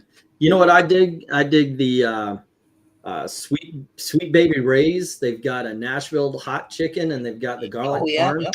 Yep. Good stuff. That. Have a go in Jackson G. I'm chasing people away. Let's see. Pretty cool that you have a Twilight Zone #1. Well, as soon as I'm able to pay for it. That I have not paid yet. They haven't even sent me my last books, and wasn't in a position for it. So, yeah, holding off on that one. So we'll see how it goes. But tomorrow we're getting our flea market money. Hey, Eric. Oh, Eric jumped. I was wondering. He's being real quiet. Who else we have? MK and J. Yeah. You have the names on there. She can read them. Yeah. Well, a couple of them are blocked by my camera and microphone. Oh, Like I've got those right here, and so I could see the chat better. And see what they's saying. I guess I gotta change the what was the general conversation about? Because I gotta change the thumbnail. just new comic books, pretty much. We're just okay. trying this. It was a hangout. Just talk about That's some awesome. new books. Nothing really. Yeah, so I saw that news. What was it? They're making a Clayface movie? Oh, really? Yeah, I heard about that. So apparently, yeah, they're gonna do a Clayface movie, and I'm thinking like, well, agreed. Just as Sony's dying off with their Spider-Man, we're gonna get the standalone villains now for DC. And I don't know. I kind of agree with MARANYA, and I think it was Jay you're talking about. Just do the Batman animated series version of Clayface. Well, and what I just read, I don't think this is official, but it looks like Clayface might be the big bad Matt Reeves the Batman movie. So they're going to do both of those. That's too much Clayface. Now him being the big bad in the Batman 2, that's awesome. Just do that. Yeah, honestly, I'm want that. And then I said, like, what it drives me mad is that they have the perfect template. If you want to do stories, go look at the Batman series and you'll just look at the stories, the writing, and you'll realize why it's so beloved by comic book fans and people who aren't a fan of comic books, because it was just so well done, thought out stories. You want to talk about writing villains tragically, Harley Quinn, was she the Joker's sidekick in the animated series, but she also had times where she kind of was like down the dumps and Batman cheered her up. There was an episode where her and Ivy did the Christmas thing, and then they kind of like were going around with Bruce Wayne, and at the end Batman surprised her with the dress that she wanted, and then she gives him a kiss on the cheek. It's like even Robin's like this kind of teasing him. Like, I love stuff like that, lighthearted. I don't need like, I'm vengeance, sword of me. I don't need that always. But you want a little bit more lighthearted and a little bit more fun. I want okay, Nolan had a good idea with Christian Bale as far as doing the Bruce Wayne kind of like that, but make him less of a jerk and make him one of more like Kevin Conroy's version. It sounds like you kind of want the animated series Batman in live 66. Yeah. Well, without the giant like powers and stuff. Yes, sure. But I'm just gonna put this out here. I know we're not usually these people and such, but I was making a reservation to see Kraven the Hunter, and this is 9:00 on Thursday. Sold out? No.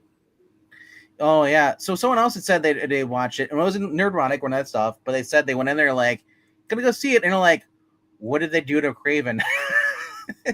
Yeah, I'm not. It's a Sony movie, and they've kind of fallen, but it's not. They released this version after the game comes out with the badass version of Kraven the Hunter in Spider-Man 2. That's it's like, Jeremy John said something about that. The game was so awesome, and that's what people are going to be thinking about. And now, but apparently they've done numerous reshoots. I'm like, what? Were you just rewriting the whole movie? Like, even I was telling Rob, is like, man, because Rob's like, oh, I might go see it. I'm like, well, I said, Rob, I won't go see it if it turns out that Kraven the Hunter is his dad, and he has to fight his dad as he's the villain. The 8 o'clock movie is like, just the what same. could you do for this movie? It's like have Russell Crowe be like his father gets killed off, and then at the end his father's the villain. And he has to fight him. And then Russell Crowe. I know they've got the Rhino in it. Yeah, that's the other thing too. Like, why I could have got that in Andrew Garfield, so I got the robot one. This movie's gonna bomb like the Enola Gay. It is going to. This is so bad. So I was talking to another guy at my shop the other day, and he was talking about how like there's rumors that Tom Holland might be done with Spider-Man, and they think they might be doing a live action MCU Miles Morales. And I'm like, nah, I kind of like the what they're doing with the animated verse. Sony's been doing that. I said, if you want to bring in a live action Miles Morales, put it in Toby's universe, because Toby's at the age where he might retire as Spider-Man, and have this kid become a legacy. If you really want to do something like that. Yeah, that's actually, you can actually have him do a last movie, get killed off, and Miles Morales takes over. Yeah, or he just retires, like in the Elton Simon. Or just done. Yeah. Or maybe it's the other universe. What was it, Tom Holland's universe? I thought they kind of hinted at like maybe Ned would be like his sidekick or the next. No, Ned's done. Yeah, he's done. No, I know some people hate him, but it was a combination of Ned Leeds and Genki, which I was like, "What the hell are you doing here?" Ned Leeds is nothing like this whatsoever, and there's more. They just named him Ned for whatever reason, but Genki is a guy's kid's name in Ultimate Spider-Man is the kid who's all I'm the guy in the chair, and like, and even Miles was annoyed by him, But yeah, I don't understand that. They're like, that's the thing about MCU. It's like, the producers like, let's just take this and we'll do this. This will be funny, and it's like it's not funny, and you keep doing the same Marvel humor. After a while, it gets old. I think for me, what helped me for the most with the Marvel movies was I gotta say, was Chris Pratt. As the jokes in that movie with James Gunn was actually well done, better than Ragnarok or some of the other ones that they're doing humor with. Well, the Thor, especially the Love and Thunder, went. That was a sitcom. It was a sitcom. It's not good. But I mean, like, Chris Pratt is such a great actor. I liked. Then you had him with Bradley Cooper as Rocket Raccoon, especially this last one. It's just like it's such a good movie, and like I like movies like, and it kind of felt like it would basically that last one. I think the last one, the Rocket Raccoon, he's injured and they go to counter it, or am I thinking of the video game? I can't remember which one. I get him confused. I played the video game a year ago, but I mean, like, I love when they touch on the heartstrings, and that's something that Roger Stern would do back in the day. He would write a story like that, and like, I think there needs to be more serious kind of stuff like that, dramatic, but also with a little bit of humor in it as well. And that was a perfect blend of Guardians was humor, where I feel like the other movie is kind of just like they went for the campy, that's cute, and then it's like, what are you doing? And you notice it as it went on. The movies, when they first started off, the humor wasn't really there. Thor, the first one, there was some humor, but it wasn't the overall tone was all about humor as the third one was, But I don't know. Like I just want at some point I want the David Ayer cut of Suicide Squad. Like I do too. Yeah, me too. I want to see what was left off, because I thought the Suicide Squad movie was fun, but it's very shallow. Like there's no characterization in that, so it would be. I want to see the character parts. I thought El Diablo. I thought they did a real good job with El Diablo. Yeah, he's the one. Yeah, but apparently they did cut a lot out of it, as he said. They did a lot of editing, and he's like, that was my original vision. Though they gave the editing to the people who did trailers. Trailers are 5-minute spots. They're supposed to be like just the the highlights, and they cut the shit out of it. Well, we got 3 introductions to the characters. Yeah, they did all that editing, and we still got 3 introductions to all the characters. So here's my thing: back in the day, in early 2000s, you got a movie, and here's an unrated cut. They released it on DVD. You get your choice to choose what you want to get. Why did they do that? It's a mystery, because that movie made money. I understand that DVDs don't do well, sales as streaming does now.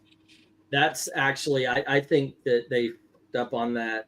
If they went back to let the movie have its life in the theaters, and then the next set is you sell it either digital or you sell it online. I mean, you sell it on DVD.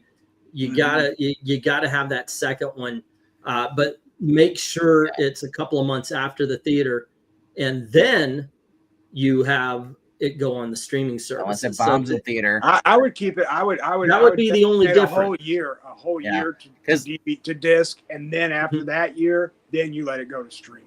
But think about right now, Red One is immediately on. Is going to be on streaming now. If it's that quick, why go to the theater? Right. A lot of people now have 65-inch screens where you could get yourself, at the very least, you can get yourself a stereo bar. There's just so much to create that theater experience. Give people a reason to go see your movie now and not wait a month when it comes to the house. That's one of the things they've been doing. Yeah, and honestly, also we've released here's the problem with they've run into. Pirating is so much easier today now than it was back then. That's true.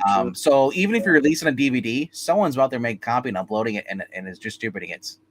But there will be people who will want the experience. Well, yeah, and here's the other thing too: you can release it streaming, but there's always people who want physical media. I tell you what, I miss direct to DVD stuff, like especially like the old Justice League, the Dolph Lundgren movies stuff.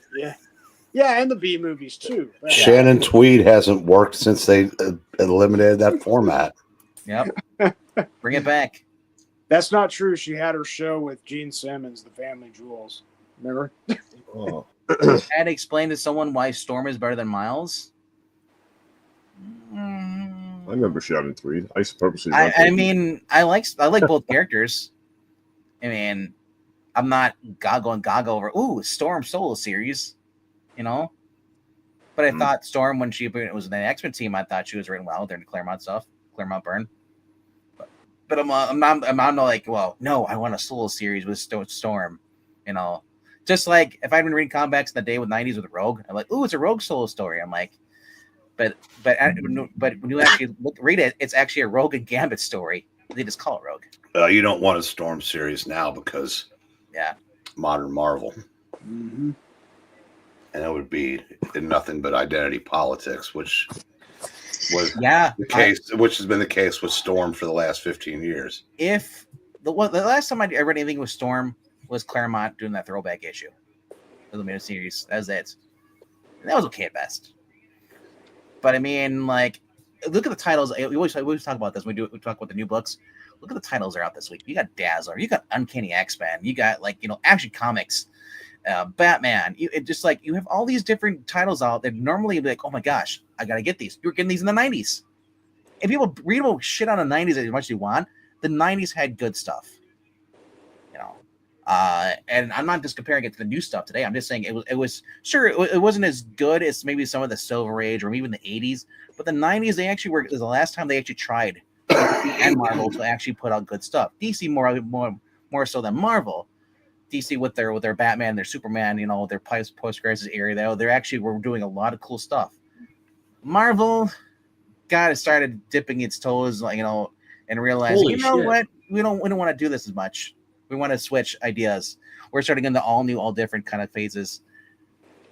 They brought in Onslaught. I don't know. It's I would prefer to basically just long story short, I would rather read a Storm book. Yeah, I agree with you. Back in the 90s, because there's a chance it's written by an unknown writer I've never heard of before, but it's not going to be a woke story.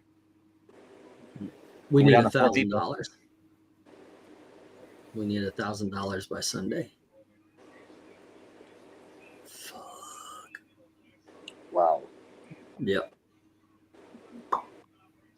Okay. So, anywho, I'm going to jump off so I don't kill this thing anymore. We're down to 4 people. Did. Oh, okay. I didn't see that. But there you go. We're down to 4 people. What 4 people are listening in but not saying, hold hey, on. Dragon, Michael. Yeah. And there you go. Now I just turn my phone back on. Now we should have 5 popping up soon. Oh, there we go. Okay. Yeah.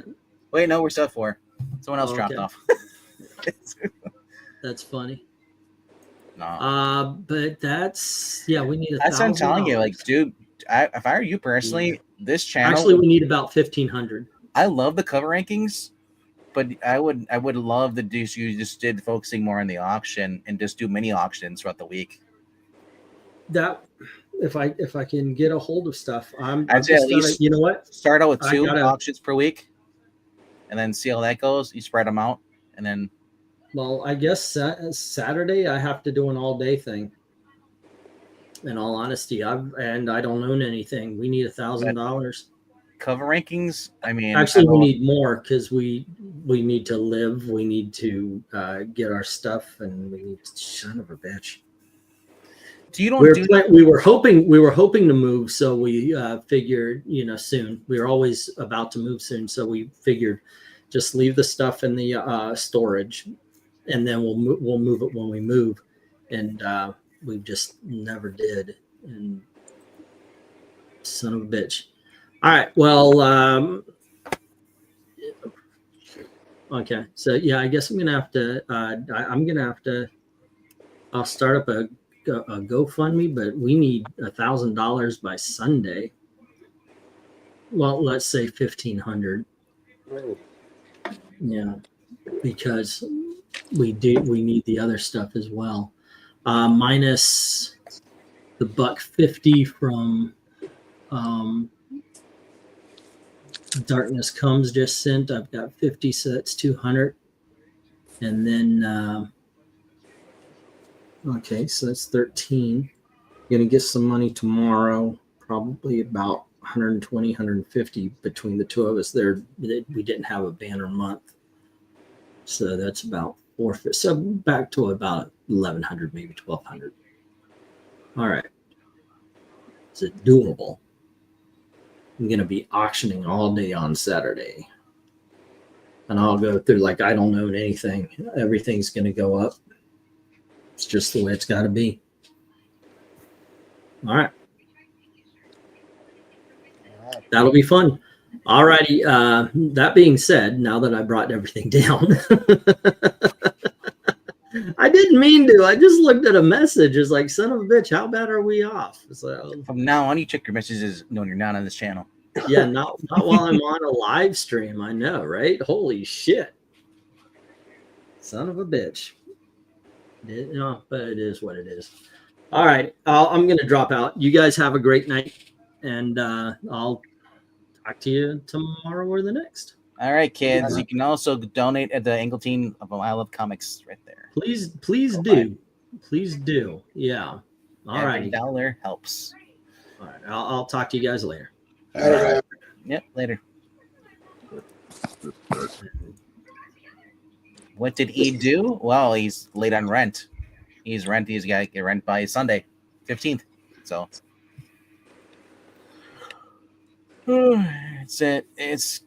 but he's not the only one. There's other people who are struggling like this too. So man, like if you guys can spare $1, go ahead, help them out. I know everybody's tight on money, but oh man. Yeah. Hopefully, once January comes around, things will start improving. It's just before Christmas too. Like I said, it's the worst time of the year too. Oh yeah. And like if it's down in like Florida, at least it's warm down there. Like in the middle of winter, like homeless, that sucks, dude. I wouldn't wish it upon anybody. No, absolutely not. But yeah, if you guys want to donate, go to ko-fi.com/ILoveComics. And yeah, this remember, you guys, you say here's the great thing about this. I know what he does with the auction stuff. If there's not a book in there you see that that you're interested in, you can still put money down as insert credit in advance. You keep track of it, and then that'll go to when the next time you show up for another auction, you're like, oh crap. You may not have the money then, but then you realize, oh shit, I have insert credit. So one of the cool things about that. So yeah, I guess he was saying was that the only one in his family, like his wife, is the only one working currently, right? That's rough. Yeah. That is rough, especially when you're trying to get a job, and and it can be a pain sometimes, especially when you get older and they look at you like what's your track record, where have you worked before, and then plus, if you move to a place where it's a small town, there isn't that many jobs because there's so many people, or at least the jobs that are already filled by people who are there for lifers. I've run into that too before, but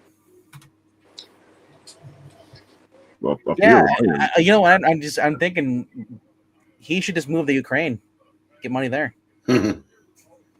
I mean, I thought about that. As like, if I go to Ukraine, it's like they're shoveling out money there. Sweet. No. Yeah, that's nuts with everything. I know, Eric, you're bringing up the other day about that, and it's irks you.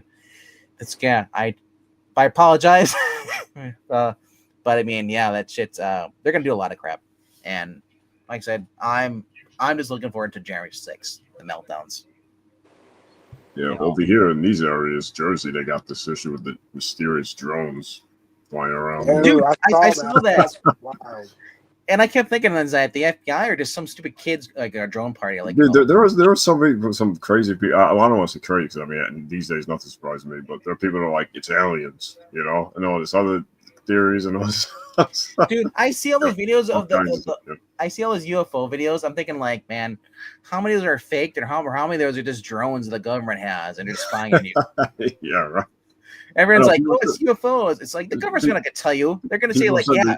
They see weird things like it disappears, moves at light speed. I'm like, how are you able to see if it moves that fast? You know what I'm saying? Like, I don't know. Like all kinds of weird stuff. It turns the light off, moves, turns the light on. Oh my gosh, it's right there. It's like, or another one turns his light on and turns it off. It's like they're just going. It's like I said, it's the government's not gonna. The government's gonna make you think there's aliens before they tell you that there's been spying on you. I know, obviously there's something going on. You know, someone said that they sent their own personal drone, and when it got close to it, it sounded like an EMP thing, and it messed up the guy's remote. The drone just went falling down or something. I don't know. So who knows?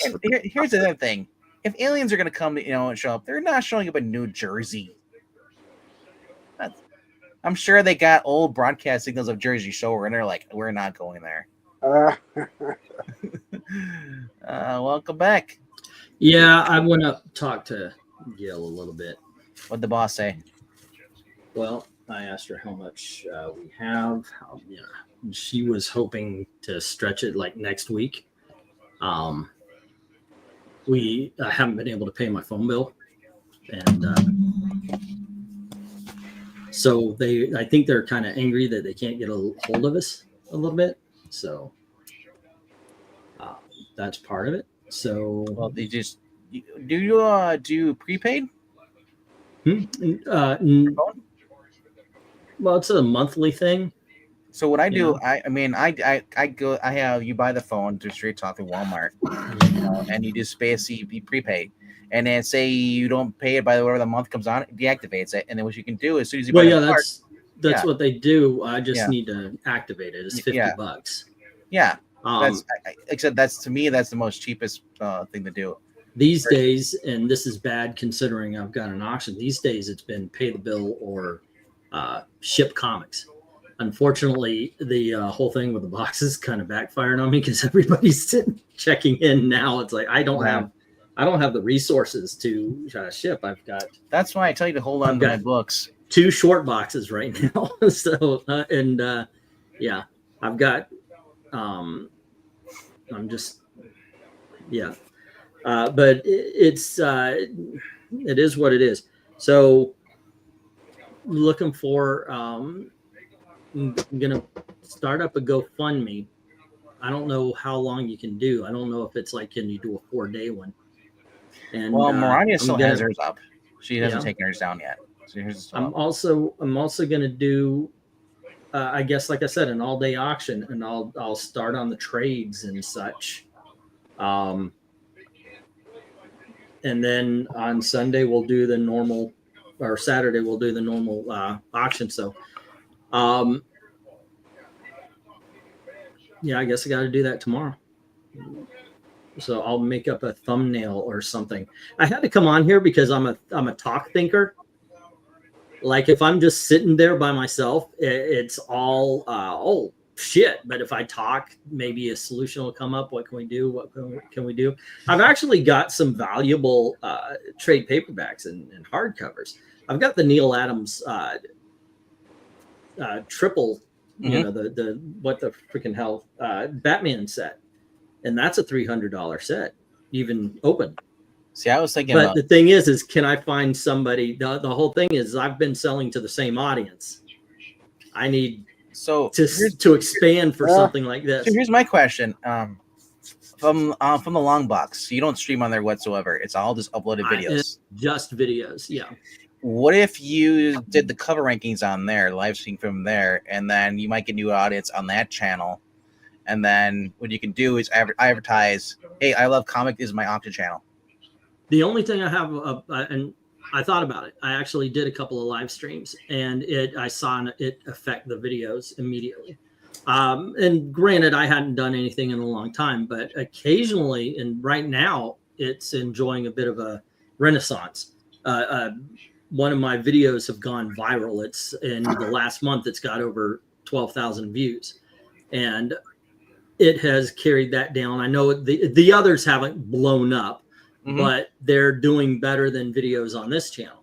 So I've been trying to feed stuff into it to keep it going, to try to get that monetized so that this channel might make $50 a month. So I got to wait for 2 months to get paid from it.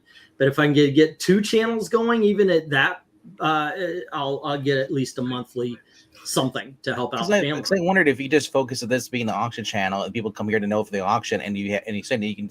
once you can I don't start. think that would matter much, just because We don't know enough to try it, so I'm just saying. That's true. That's true. Just abandoning this to be the auction channel. And I think you're right about doing multiple auctions. The problem is coming up with the again, product. Yeah. Well, every auction, I need to buy something for the auction. So what I would recommend doing is just do what you do a 4-hour auction, do $2 auctions. $2 auctions? No, 2 hours. 2 hours each on 2 different days. So you have the same amount of books. It's just that you're doing a shorter length, and it's be more frequent during the week. I actually thought about that, cutting it to or putting it back to starting point at 9 o'clock and cutting out what normally would have been the $1 books, and just go and do the 2s and 3s. The way I did the $1 books this last time, I liked doing that. I know I was selling for $5. I might bump it up to $7.50 for a 10-pack of like Green Lantern. It was I would sell 10 issues of Green Lantern for if I can get them, so I could do them for $5. Okay, but Tuesday night auctions, $2 Tuesdays. $2 Tuesdays.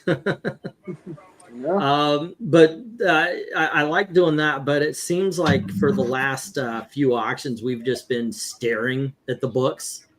So I've been wanting to drop the $1 books anyway. So I just remember switching to doing a claim sale. Say again? Switching it to claim sale? Yeah.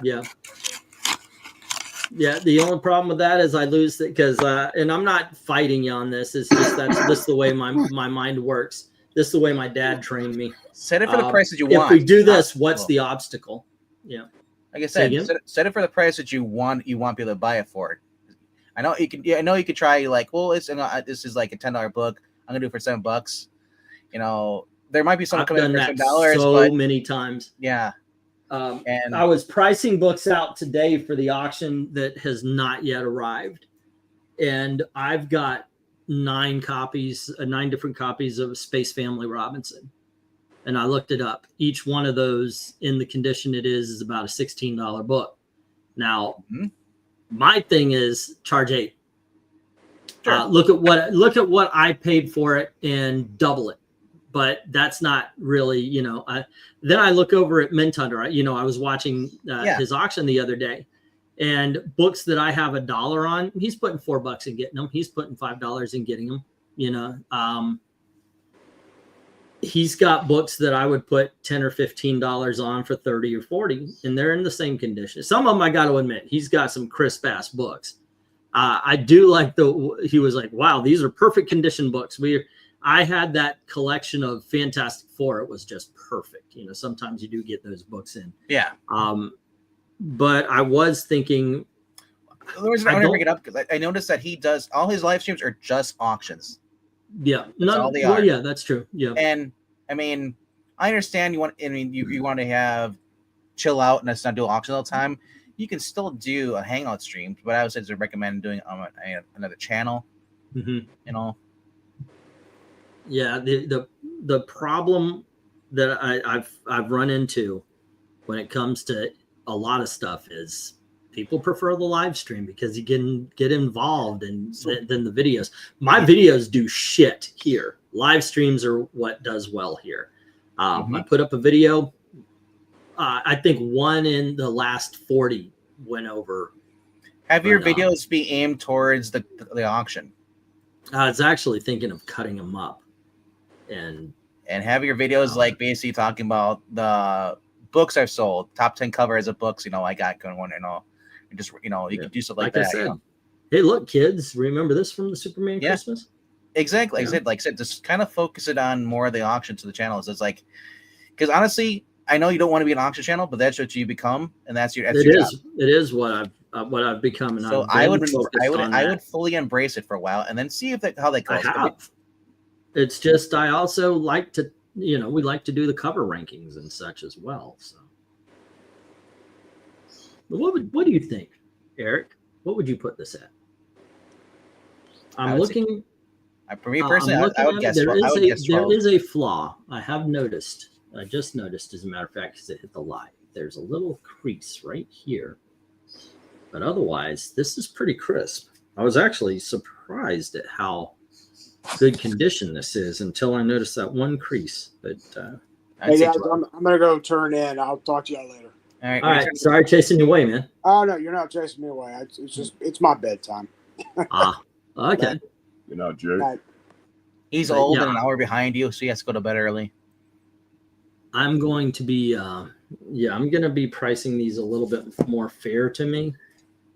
I mean, guessing on that book though, I would say $12. I don't know what it is realistically, what the value of it is, but I mean, the age and how clean it looks. And that's why I asked Eric. Well, Eric has this is the first meeting of Power Man and Iron Fist. Yep. Yeah, so it's okay, $30. Yeah, around there would actually be more fair. Yeah. But if it's not a key issue, I mean, like with some of those, it's like those are nice. The issues. Oh yeah, I've got, and that's tends to be the way I do. If I've got a good book, if I've paid the right kind of price for it, I tend to top out about. No worries, Jay. No worries. Thank you, man. I usually top them out at $10. I hardly ever go to 15 or so. I mean, I've got that Punisher at 15, and it's been sitting here forever. You know, out of focus because I showed comic books earlier. So, yeah. So it like there it goes. See now I'm in HD. Don't look.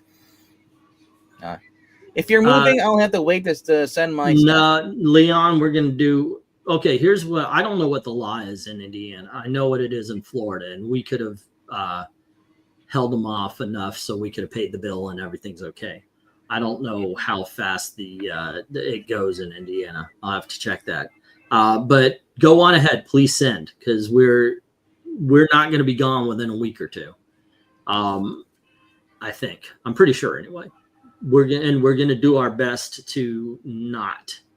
Like I said, it looks like I'm going to have to say goodbye to some of the good stuff, but we'll see. We'll see. Goodbye, Brain. Boy, Eric, drop? No, you said say goodbye to the good stuff. stuff.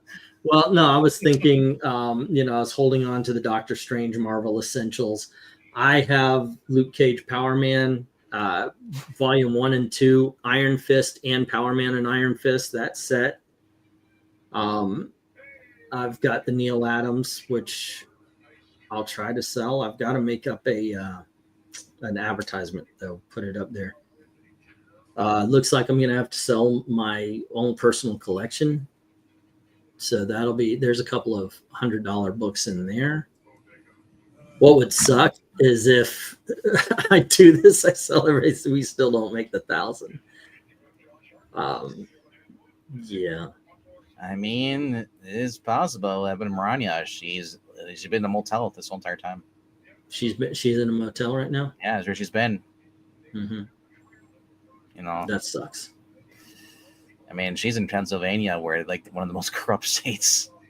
You know. That's horrible. Then she said she's had a bad year. So it's like she's looking just forward to having the good Christmas. As we all are. Hey, Leon Haley, $20 through Super Chat. Oh, thank you. Thank you very much. It's very nice of you. As always, we also have the League, not League Comics, Ko-Fi.com, which also it says you can also donate there too as well, free charge. Yeah, Ko-Fi is immediate, and I certainly appreciate that, Leon. Yeah. The way that Super Chats works is at the end of the month. They tally everything up, and if it's $100 or more, then they'll give it to you on the 21st. Yes, I'm hoping. I've lost track, but I'm hoping I have a check coming this 21st. But the other thing is that with them is, and a lot of people complain about Super Chats, is that YouTube takes a cut, 35%. Yeah. But look at Twitch. Everything is appreciated. I do not want that to be lost. So, which is funny is that Twitch is done this where basically you can subscribe to somebody, basically pay them like whatever for a month or $5 a month. It's now $7 a month. And the cut that used to be 50-50, but now the person who's the streamer, gets less, doesn't get the 50-50 cut. Yeah, it's ridiculous. And then that was back when it was $5. Now it's up to $7, and the streamer's still not getting a good deal on Now, it. YouTube, don't get me wrong, the algorithm, the thing that I hate the algorithm, by the way. That's not what I was trying to say. The servers that they run, they've got to have a massive building filled with this shit.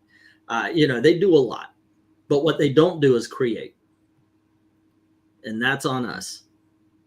And it's something that they. Hey, Rigger. So much, yeah. But what gets me is what they did to you guys. Like, I got grandfathered in.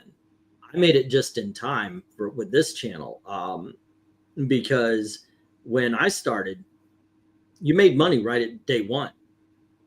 So if your video did $1,000, you got $1 in your ad revenue. I might. Then now they don't pay out until 100. It took me damn near a year to get $100 from YouTube.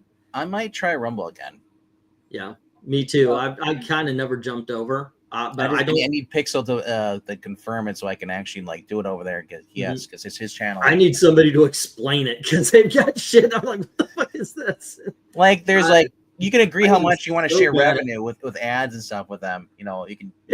They've got like layers. It's like, what the hell? What? Just here's my AdSense. Put it in there, and let's not quibble about this shit.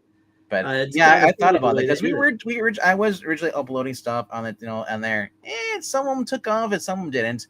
It's kind of like, what was the other one that's big popular one? That I think Rob was using one. I forgot what. Started with a B. What was it called? Yeah, I know which one you're talking about, but the name's not coming to me. It's like Bitcoin video. I want to say I was gonna say BitTorrent. That's BitTorrent or something. Yeah, I forgot what it was too. But it basically became like the conservative thing, and then like they're like, we BitChute. Sorry, thank you. BitChute. There you go. Yeah. Thank you, Rhaegar. On BitChute, we get a lot of cool stuff on there as far as views, but that's it. Those people don't go over the YouTube where we can actually get the AdSense and subscribe. So they watch it on BitChute. And I told Rob, quit sending them the BitChute. And unless you're going to put a link on there, they can donate to. Because them watching over there does not help with the channel if you're trying to grow the channel. But I do the Twitch because they have an option now for talk shows and podcasts. And that's what, when we do the ratings, that's what it is. It's a podcast / talking, I never liked BitChute. I didn't like the way it handled. It was only you had to go through Bitcoin. So I was like, I'm hooked up to it. My videos probably are still being loaded there with no views.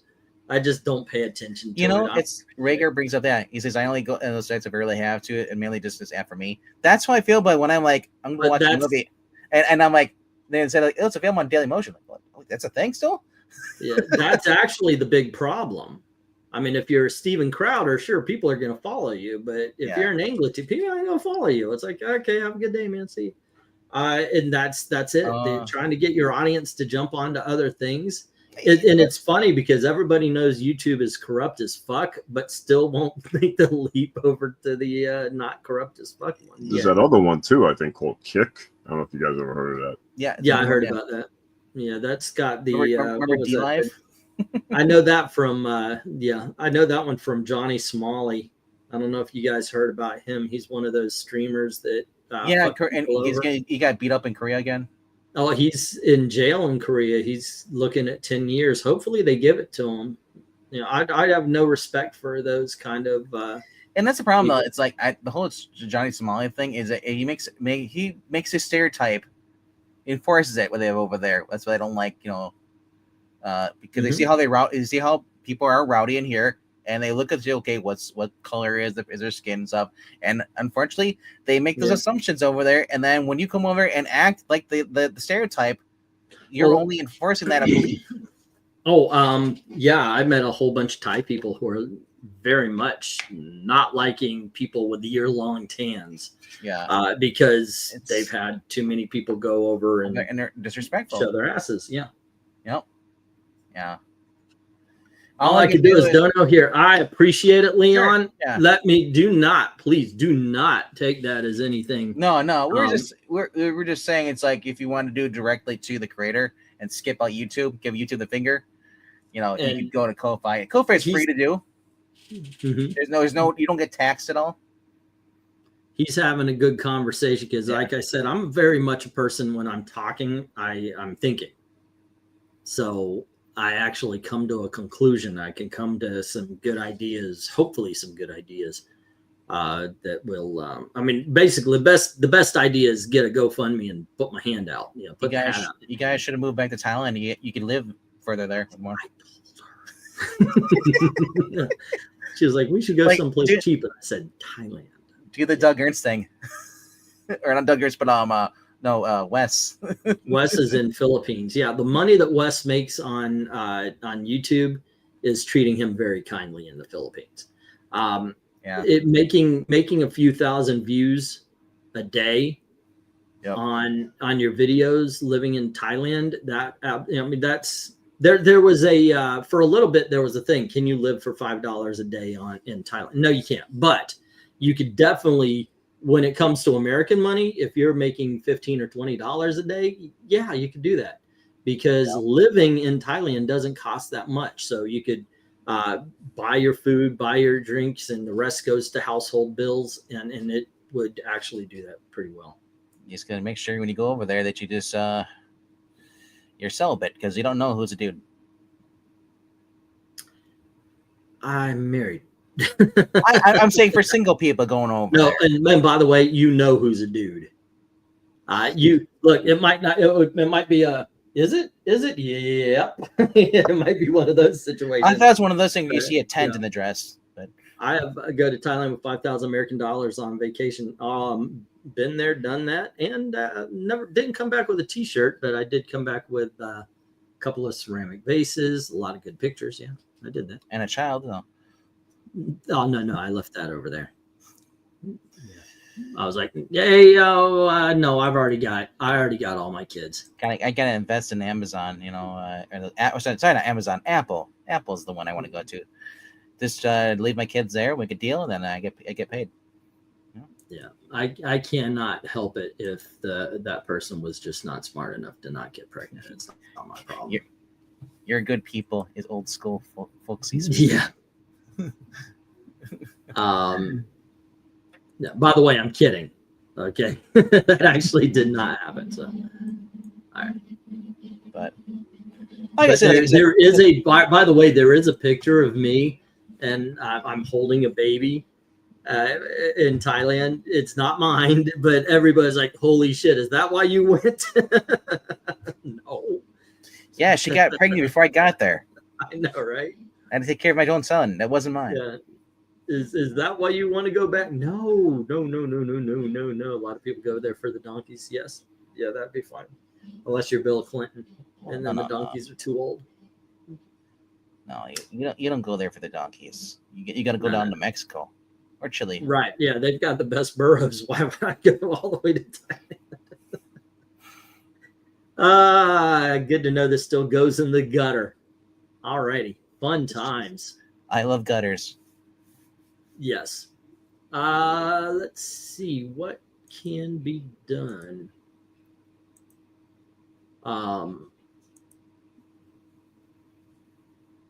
Okay, Breen. $1,000.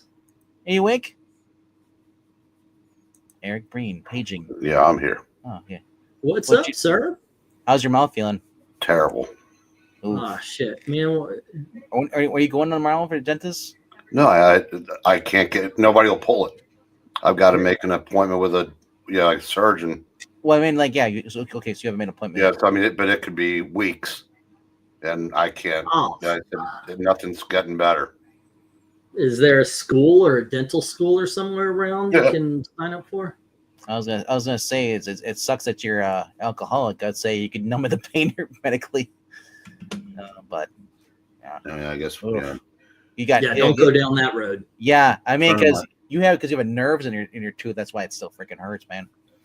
A friend of my brother's has a practice. He might have retired, but I don't know if the practice is still going. Yeah, I may have to. Yeah, see if I can. I don't know why no one will just pull this one tooth. I mean, I understand that they want to pull 4 of them, but yeah, the one is causing me constant pain. If I could get rid of that, Yeah. then I don't, you know, if it takes a couple weeks to get the other one. Do you have nerves in the other teeth? No. Yeah, that's only one. It's hurting right now. Yeah. But yeah, I said the you know, hopefully by the second full day of antibiotics, it starts, you know, kicking in, but it really hasn't yet. So I go from being fine to intense pain, literally within seconds of each other. I remember telling you when I got my tooth was getting pulled there, it got abscess on the inside, and it was disgusting because I was like, everything tasted off because I had the infection there, and then my dentist, who's also an oral surgeon, went on vacation, and I went there to see the lady. He's like, he only gave me a prescription for medication, antibiotics for 10 days, and I'm allergic to penicillin, so they like the one he gave me didn't do much for me at all. And I'm telling the doctors, the filling in nurse, whatever, I was like, is like, dude, I need something. It's infected again. It's like I should be able to taste stuff normal. I shouldn't be able to my console, my nose gets all nasal cavity. Is all because that's where they pulled it out in the upper left one. Oh, that was the worst time I ever had it's my first tooth I ever had pulled, but still it was just like such a pain in the butt because everything smelled and just tasted rotten. No matter what I did because it was infected. So man, but I've had where you are with I've never cracked a tooth, but I've had that where it just had constant pain. My thing is that mine was sensitive to cold air and just cold water, anything cold. Yeah, usually like extreme cold or heat. It sucks. See, that's the only time it doesn't hurt for me. Sometimes is when I'll take a drink and just let it sit there, and that'll numb it. Ice cream. But yeah, yeah. So I've never had one where it's sensitive to heat. Mine's always been sensitive to the cold air, and during winter, that sucks. Especially when you're trying to. I was at my job and trying to like in the warehouse, and I'm constantly taking like that Orajel. I'm like squirting. You're only supposed a little bit. I'm just like, all right, just gonna sit here with it. Yeah, I have that. It's weird you mentioned this because I actually have a dentist appointment tomorrow, but it's I had a root canal a couple of weeks back, and so it's just like the filling with a little hole there, so tooth's dead. So I just have to get. Yeah. I'm assuming impressions. I think. I mean, I've had a couple of these now. I just forgot. It's been a while. Impressions, then, you know, all the time. Yeah, and then they got it. Yeah, it's funny. Yeah. So, and then I think I got to go again in January. So I think assuming I get the impression small, and then I get the cap in January. So yeah, that is expensive as hell. So, dude, dentistry, anything with that or kidney stones, they're a bitch. Oh yeah. I don't know which is worse because I do not like when I have an abscess tooth and it pounds like Eric's having. But I've also had a kidney stone too, and that was just. And it's one reason why I had to get this recent one a month ago with the root canal is the back part of the tooth kept chipping off, and it's a molar. So I had it repaired like 3 times in the past 3 years. So that was like, but that was one more time with just root canal for a career, because each time I get back of the tooth keeps chipping off more and more. So it's like Have you tried like rinsing with peroxide?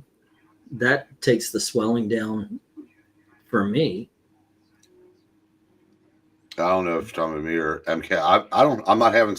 Mine isn't swelling. Oh, okay. So hey, Jace here. If I drink a beer right now, I'd want 10 more. That's how I feel with Mountain Dew. Every time I drink one of these, I want 10 more of these because I just love the taste. You and I almost said Pepsi, Pixel. Pixel's got Baja Blast addiction. Yeah, where I've got the normal one. But I'm like, both of those drinks have caffeine, but I'm pretty sure his has more, right, than the normal Mountain Dew. No, with the brands have more, but I imagine they're both just bad for you regardless. Oh, yeah, caffeine's especially if you got like anxiety issues or any kind of like nervous. And I know so many people are like, they're nervous or stressed or have anxiety and they drink coffee all the time. And so I'm like, I don't want to lay back on that. I stopped the coffee and a lot of energy drinks because of my heart and all that stuff. I had a regular heartbeat when I was in high school. So I cut out like soda and all that stuff, And then coffee just got too expensive. As you could go in, I was like, gee, why is this getting more expensive than soda? I'll switch back to soda. I mean, there is decaf, and some people have decaf tea, decaf coffee, so that's helpful. You know, so you don't have to worry about the caffeine in that regard. Yeah, I don't know. I'm more the person like I'm on the go. If I'm on the go, like I don't really want. I'd have to get up early, and I'm like, I want to sleep as much as I can before I have to get up in the morning and leave. So I usually will do the drive through McDonald's and I'd get a coffee there. You know, if you know, but it all depends what my shift is though, because my shift could be second shift or third shift. But decaf is for hipsters. You know what quitting is? For quitters. I've as far as coffee, I don't really like the taste of coffee, but there's one they do these machine frappuccinos, and I just got myself a taste for their Heath. They've got a Heath bar cappuccino or frappuccino or something. Yeah. That's my jam. 21s of each month. What are we doing? I'll send you a few Wolverine action figures from the 90s to outfit. Cool. Black cold brew with nothing in it is the best, says Rhaegar. Yeah, and you're right. Coffee in moderation is good. The problem is that a lot of people abuse the moderation. They just drink as much as they want. Like I have Mountain Dew. I'll go through a 12-pack within a week, and then I won't have I'll cut Mountain Dew out. Like I usually don't drink a lot of soda. If I do, it's one can of soda maybe a day. Yeah, I cut back a lot. But Kroger had that buy 2 cases of 12 packs and get 3 free. I was like, I'm getting back. So what I did, I restrained myself. I got a bunch of the Orange Crush soda, which is decaf. You know, it has less sugar and all that stuff in it too. Oh yeah, one case, and then I got 1 case of this, of Mountain Dew. Yeah, my dad's diabetic, so he pretty much lives on diet soda. Unless the sugar drops, I don't know, that's orange juice or something. One of my childhood friends growing up, his parents, all they had was diet soda in their house. Yeah, I was just like, what the heck is all this crap?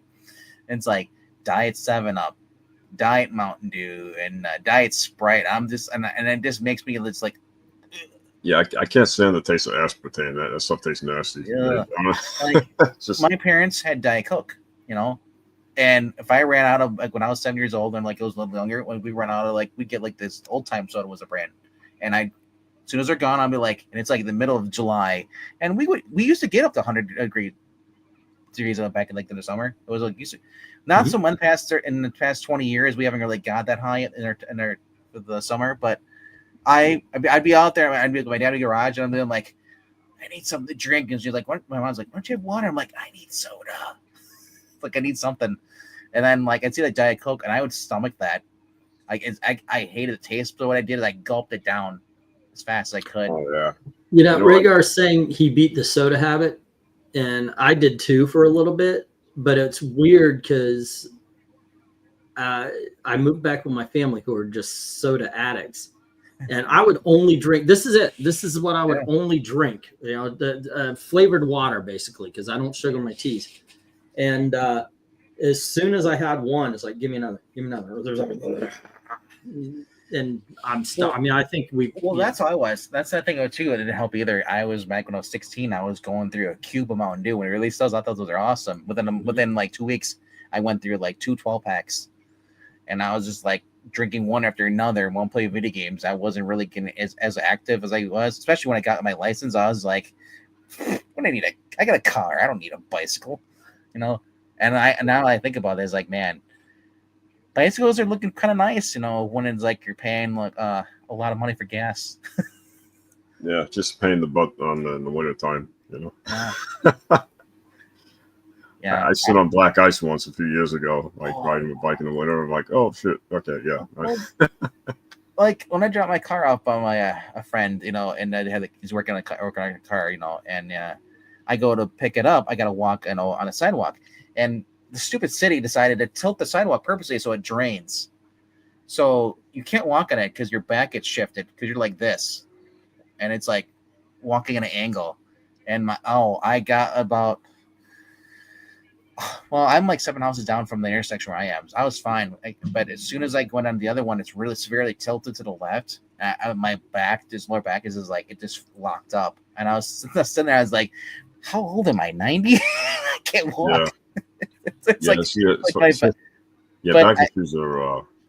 Yeah, I actually had when I saw my last doctor's trip actually like a couple of weeks back, just annual because my insurance. I had actually saw him back in September. I was going to see him like next year, but the insurance company called my doctor and like, yeah, you haven't had an annual in a year, so you kind of got to go. So I'm like, all right. And, I was like, okay, feeling pretty decent. And then all of a sudden, like within the past like month, I had this pinched nerve or something in my left shoulder blade, goes all the way down my left arm. And my hands go like numb. Numb, like, yeah. Yeah, so he's like, yeah, it's probably something with posture, or maybe you pulled something somehow. Something like that, though. The only cure for it is therapy. Unfortunately, there's not like Yeah, it's so annoying. It's like my arm goes numb, like when you fall asleep and you get tinglies in your fingers. That's what it feels like. Random. And then sometimes it gets so bad. Like my sister got so bad where she couldn't drive. Oh, jeez, yeah. Because she got both hands, and then she just couldn't. So eventually, like they'll go in there if they can. They might do surgery, but they really that's like the extreme last resort for something like that. I mean, actually, I can still grip things. Thank God for that. But because you said sometimes it doesn't always, it's not always like an arthritis issue. It could just be a nerve issue, in which you just got to suffer essentially. Like my dad had carpal tunnel and tendonitis. Yeah, I know so many different things. Oh, it's like, and then on top of that, he'd be like, he couldn't grip things for so long, and then he'd have to drop it. Like his hand aches, it opens up, so he'd like drop stuff. Like, yeah, that's how I remember we went fishing when I was little. When I was like, we're going fishing, he's like, oh, I got here, and then all of a sudden, like the fishing pole he opens his hands. I'm like, the fish just took the fishing pole, Dad. Yeah, right. Yeah, my father loves fishing, but he had to cut back because of his own.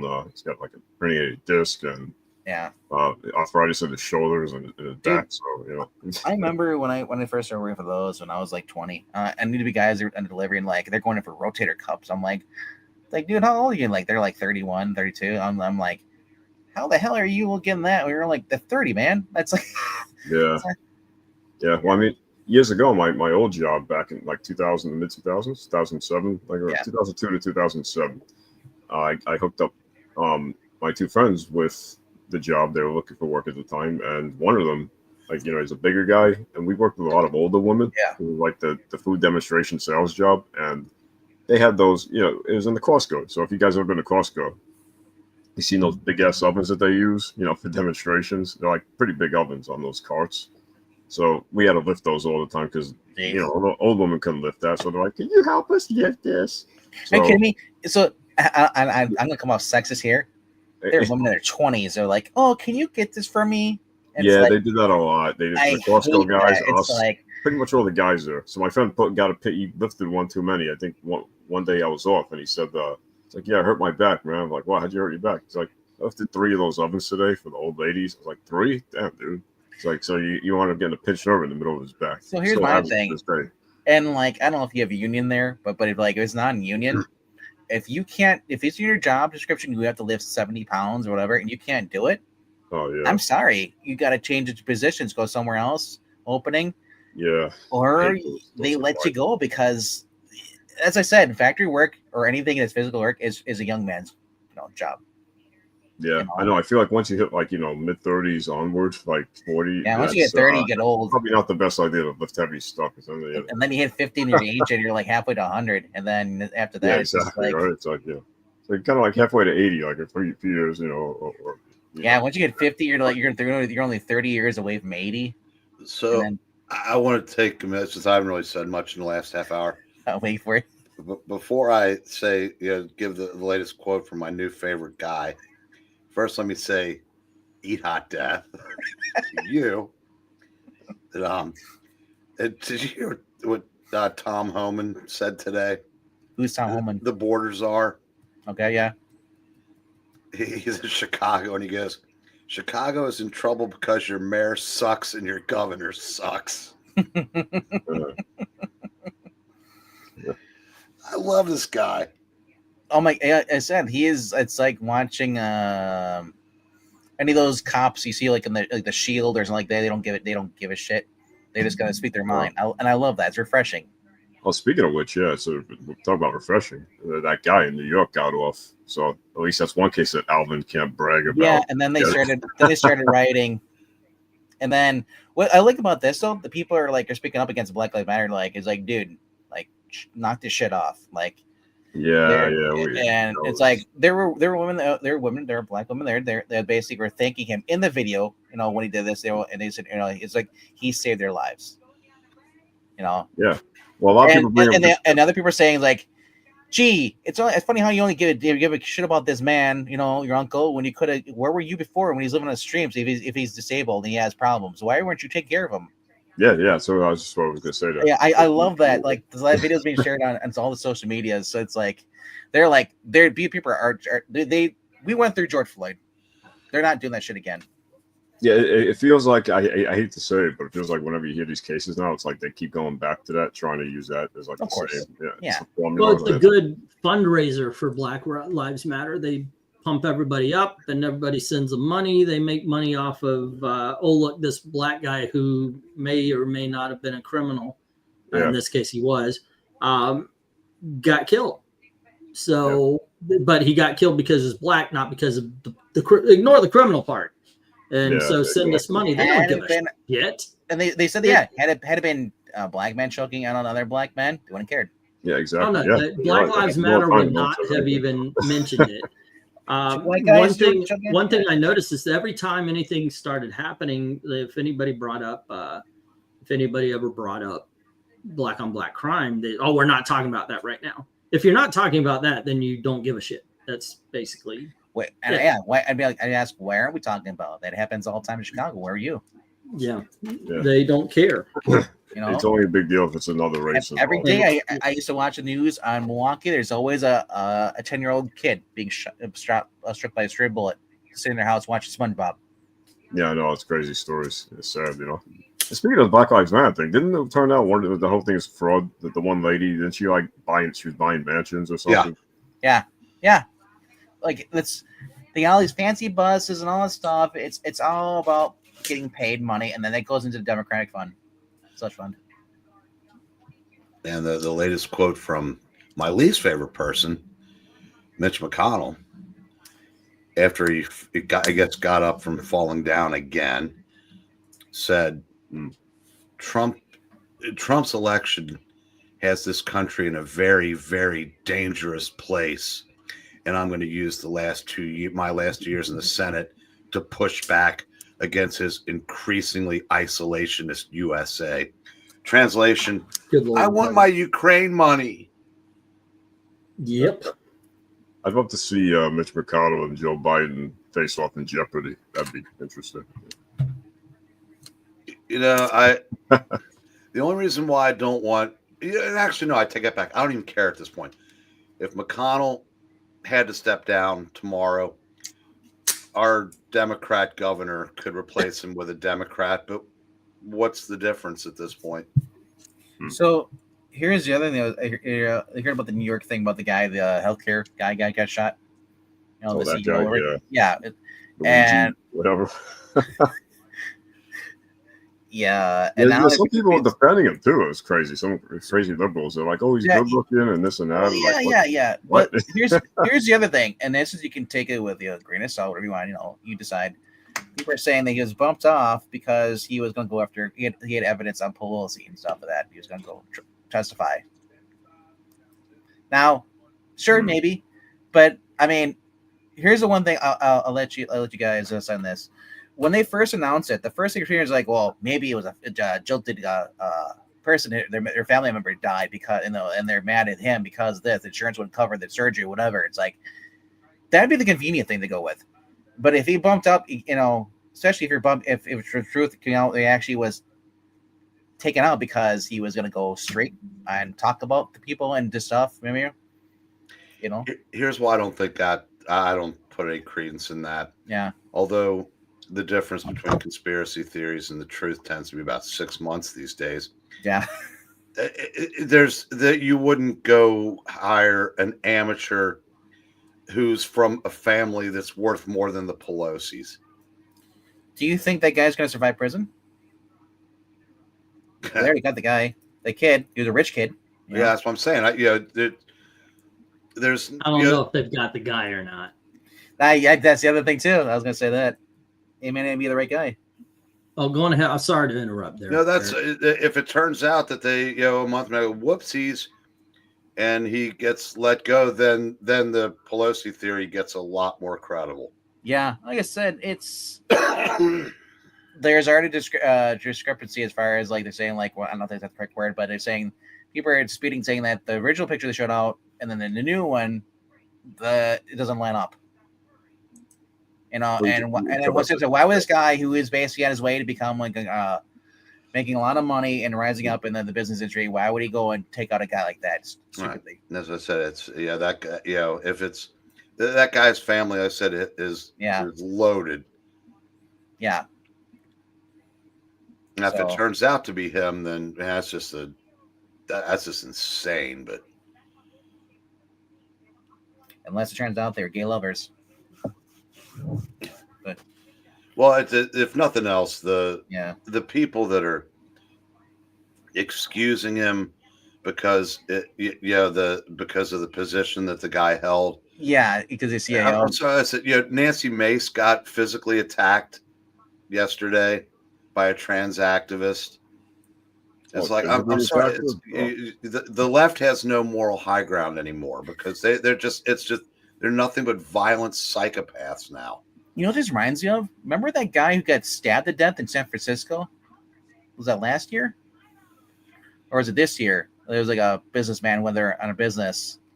I forgot what he was, but he was like and he got stabbed, and killed it. And it's like, I don't know if they're connected, but I mean, like, it's just like, what's the motive here? That's what I'm trying to figure out. It's on a random mugging, because if it was a random mugging, the guy would either be on drugs or whatever, or just, sometimes of a certain color skin, so this guy's well off. He doesn't need the money. No. What is the motive here? If it's him, then he's just a special kind of, mind warped indoctrination. You think? Yeah. Because I said I don't know. It's just. Yeah. It doesn't make sense, but every once in a while the simplest solution is the right. I think that's funny. By the way, did you know that Black Lives Matter was actually started by two white people anyway? Yep. And everybody I hear that's like, we rah Black Lives Matter is white, except for the people we saw on TV. That guy's been on some talk shows and he's an idiot. Yeah. Well, he's a racist. Well, yeah, absolutely. Well, it goes hand in hand. Don't you remember Brooklyn Dad on Twitter? Yeah, he's a dumbass. That man is a dumbass. Well, you've got Democrats in Congress urge Biden to commute sentences for every convict on death row, citing racism. And these people were elected, allegedly. Sounds like they just want to let all the prisoners go and just let the country burn before they hand it over to Trump. Well, I don't remember. I don't know what the position was, but Biden was trying to ram through something on his way out the door, and the needed Senate confirmation in Manchin and Sinema blocked it. Probably negated McConnell's vote. Wait, what was it? The legacy thing? How you can't do this legacy up by Biden, otherwise you're like, oh, dare you, or something like that. And people are like, why would Trump care anything about legacy that Biden has? Biden did it to him. Why? He's just going to do whatever Biden did and restore our country being to what it was. Good. Well, lately over here, they've been ripping the mayor, Eric Adams, because he hasn't been ripping it to Trump lately, saying that he's willing to work with him and some other stuff. So everyone, the View ladies are going nuts. And other people are like, what are you doing? Eric Adams, I learned recently, is a former Republican who is considering a return to the Republican Party. Yeah, I heard about that. I was reading about that. I actually didn't know about that either, about the former part. Well, when he started speaking out against the unchecked immigration, Biden weaponized the DOJ to go after Adams, and they indicted him. Adams. And yeah, I said I said you if you're a Democrat, you cannot go against the machine. No. And Adams does have a background in law enforcement, so a lot of the stuff he did, he probably wouldn't have done left to his own devices. But again, you're also, if you are a member of that party, you're not your own person. I want Trump to, when he gets in there, just to declassify everything. From JFK. And I'm not. This is not an endorsement of the Republican Party. No. They suck too. No. But whatever it is Trump is creating, that's the future. I wonder, like, going back to JFK, like, was it a 2-party deal back then? JFK, yeah, assassination, yeah. Both want him gone, both parties. So like I said, the assassination. Yeah, so I want everything back there because remember the whole uniparty stuff. Like I said, I want. There's a reason why a lot of stuff has not come out. The Epstein list, because there is, I believe, both sides of that. I personally think the uniparty really, you can trace it back to the first Bush. Yeah. Older than that, probably not so much. I mean, there weren't as the differences between the two parties. Was Nixon Watergate scandal? No, I don't think the Republicans, wanted him out. I think there may have been a few, but it's interesting that the ones that I don't know. It's hard to explain, but I don't think that. I said that it seemed like prior to the first Bush, there were differences between the parties, but there were also a lot more that the parties agreed on. The Democrats and Republicans can barely agree on the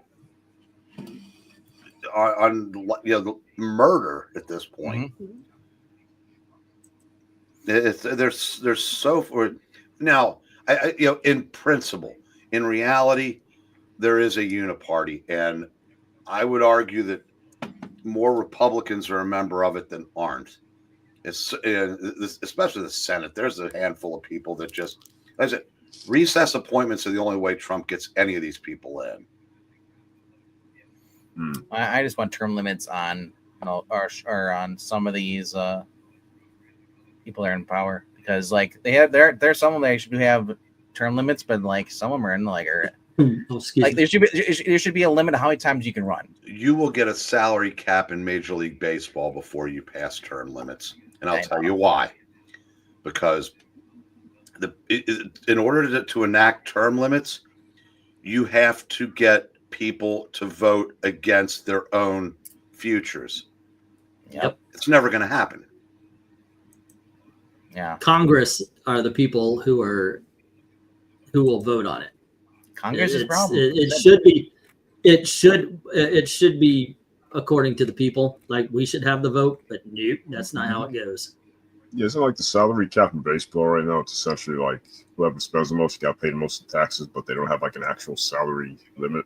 Essentially, right. I mean, there's a reason why football is, that fantasy is a lot to do with gambling, but the reason why football has eclipsed baseball in popularity virtually 3-1 at this point is because every city, every team, theoretically, there's a minimum and a maximum salary cap, so no one can load up like the Dodgers do.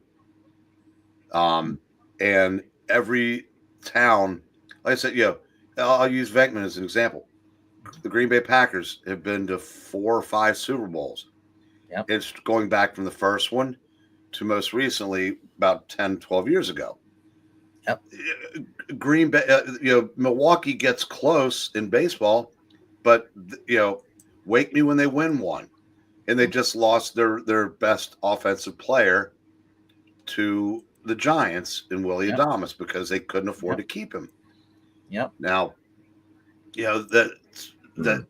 so that's why it's in baseball. I mean, the more teams get to the playoffs in baseball, but at the end of the day, it seems like every one of them is either in top 5 or 10 in payroll, and at the most 15, and everything breaks right The last time that happened was the Royals, who had to immediately sell off the people that had won the World Series for them.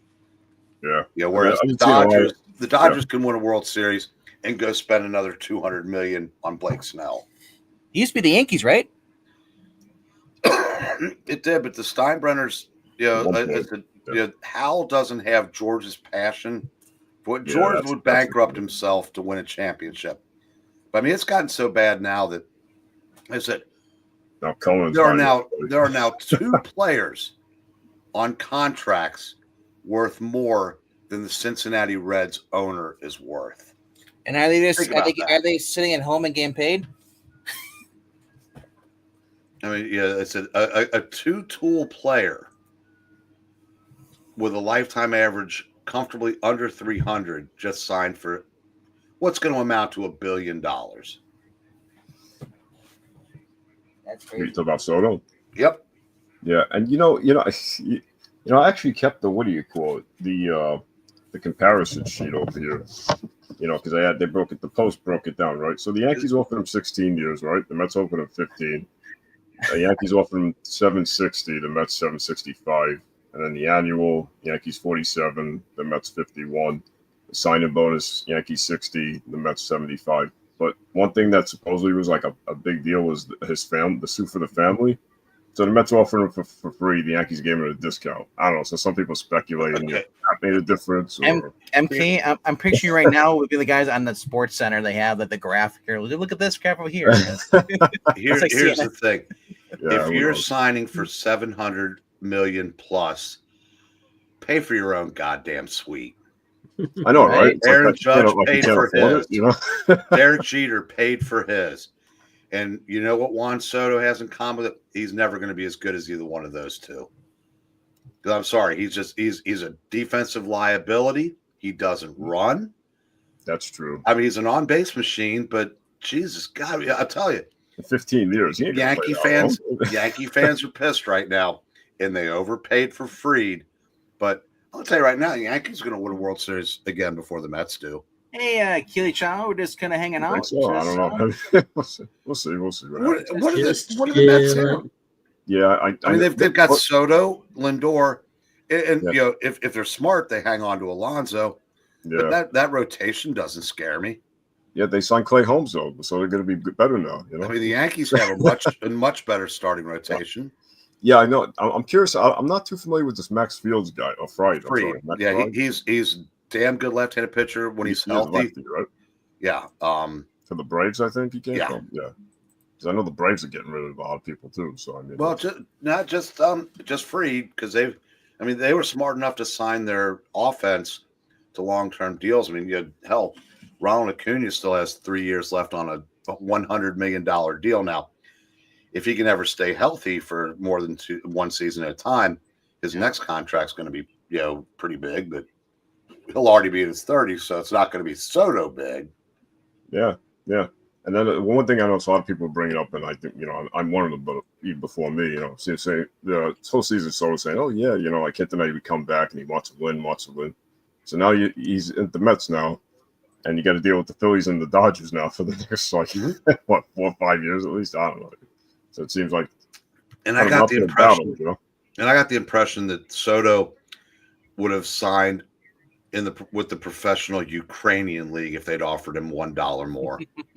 Yeah, and then I found a lot of my friends and my dentist and several people reminded me that Boris is his agent, which I totally forgot about. I'm like, shit, Yeah. Although that guy is obviously super greedy. So Yeah, well, I said the Yankees. I don't think. I mean, they're going to regret it now, but if you can go out and find somebody, and the Yankees have money. I mean, I said they if they're willing to spend that much, and they went and spent $218 on Fried, they've still got money. If they can find, I said, if I'm the Yankees, since it looks like the Astros are having a fire sale, what was it? Tucker from Houston. I can't remember his first name. Brian, whatever. That guy is a stud. Yeah, I know. There's so many names being thrown around now. Walker and Bellinger and 2 other guys. Bellinger. Bellinger is Tasker Hernandez at this point. I mean, yeah, like 25-80. Yeah.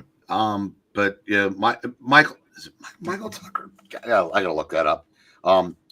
He is a legitimate superstar. Now his next contract, he's probably looking at 40 plus a year, but next year it's 15-8. Yeah. Yeah. I'm curious if they're going to trade Torres for a pitcher or somebody too, because his name is always on the trade block. So who knows what's going to happen with him? Kyle Tucker. Gosh, he's 27 and he's signed for one more year. And I guess Houston knows they can't. I guess the Houston window is about to close. If I got into baseball, I'd probably be more baseball. If I could watch, was that Trevor Bauer? Was when he got fired? Like I want to, if they ever air his games on TV, I would watch those because he's just fun to watch on YouTube. Or not on YouTube, but he has an Instagram and he posts. Yeah, he's a good pitcher. They don't need him now because they've actually assembled a good rotation. But he was a Red for a little over a year, and then the Dodgers gave him 120 for 3 years, and he didn't pitch an entire season. So, what team is he on? Is he on anything connected? He's in a Mexican league. Okay, he's blackballed. Baseball's not going to let him back in the game. Which again,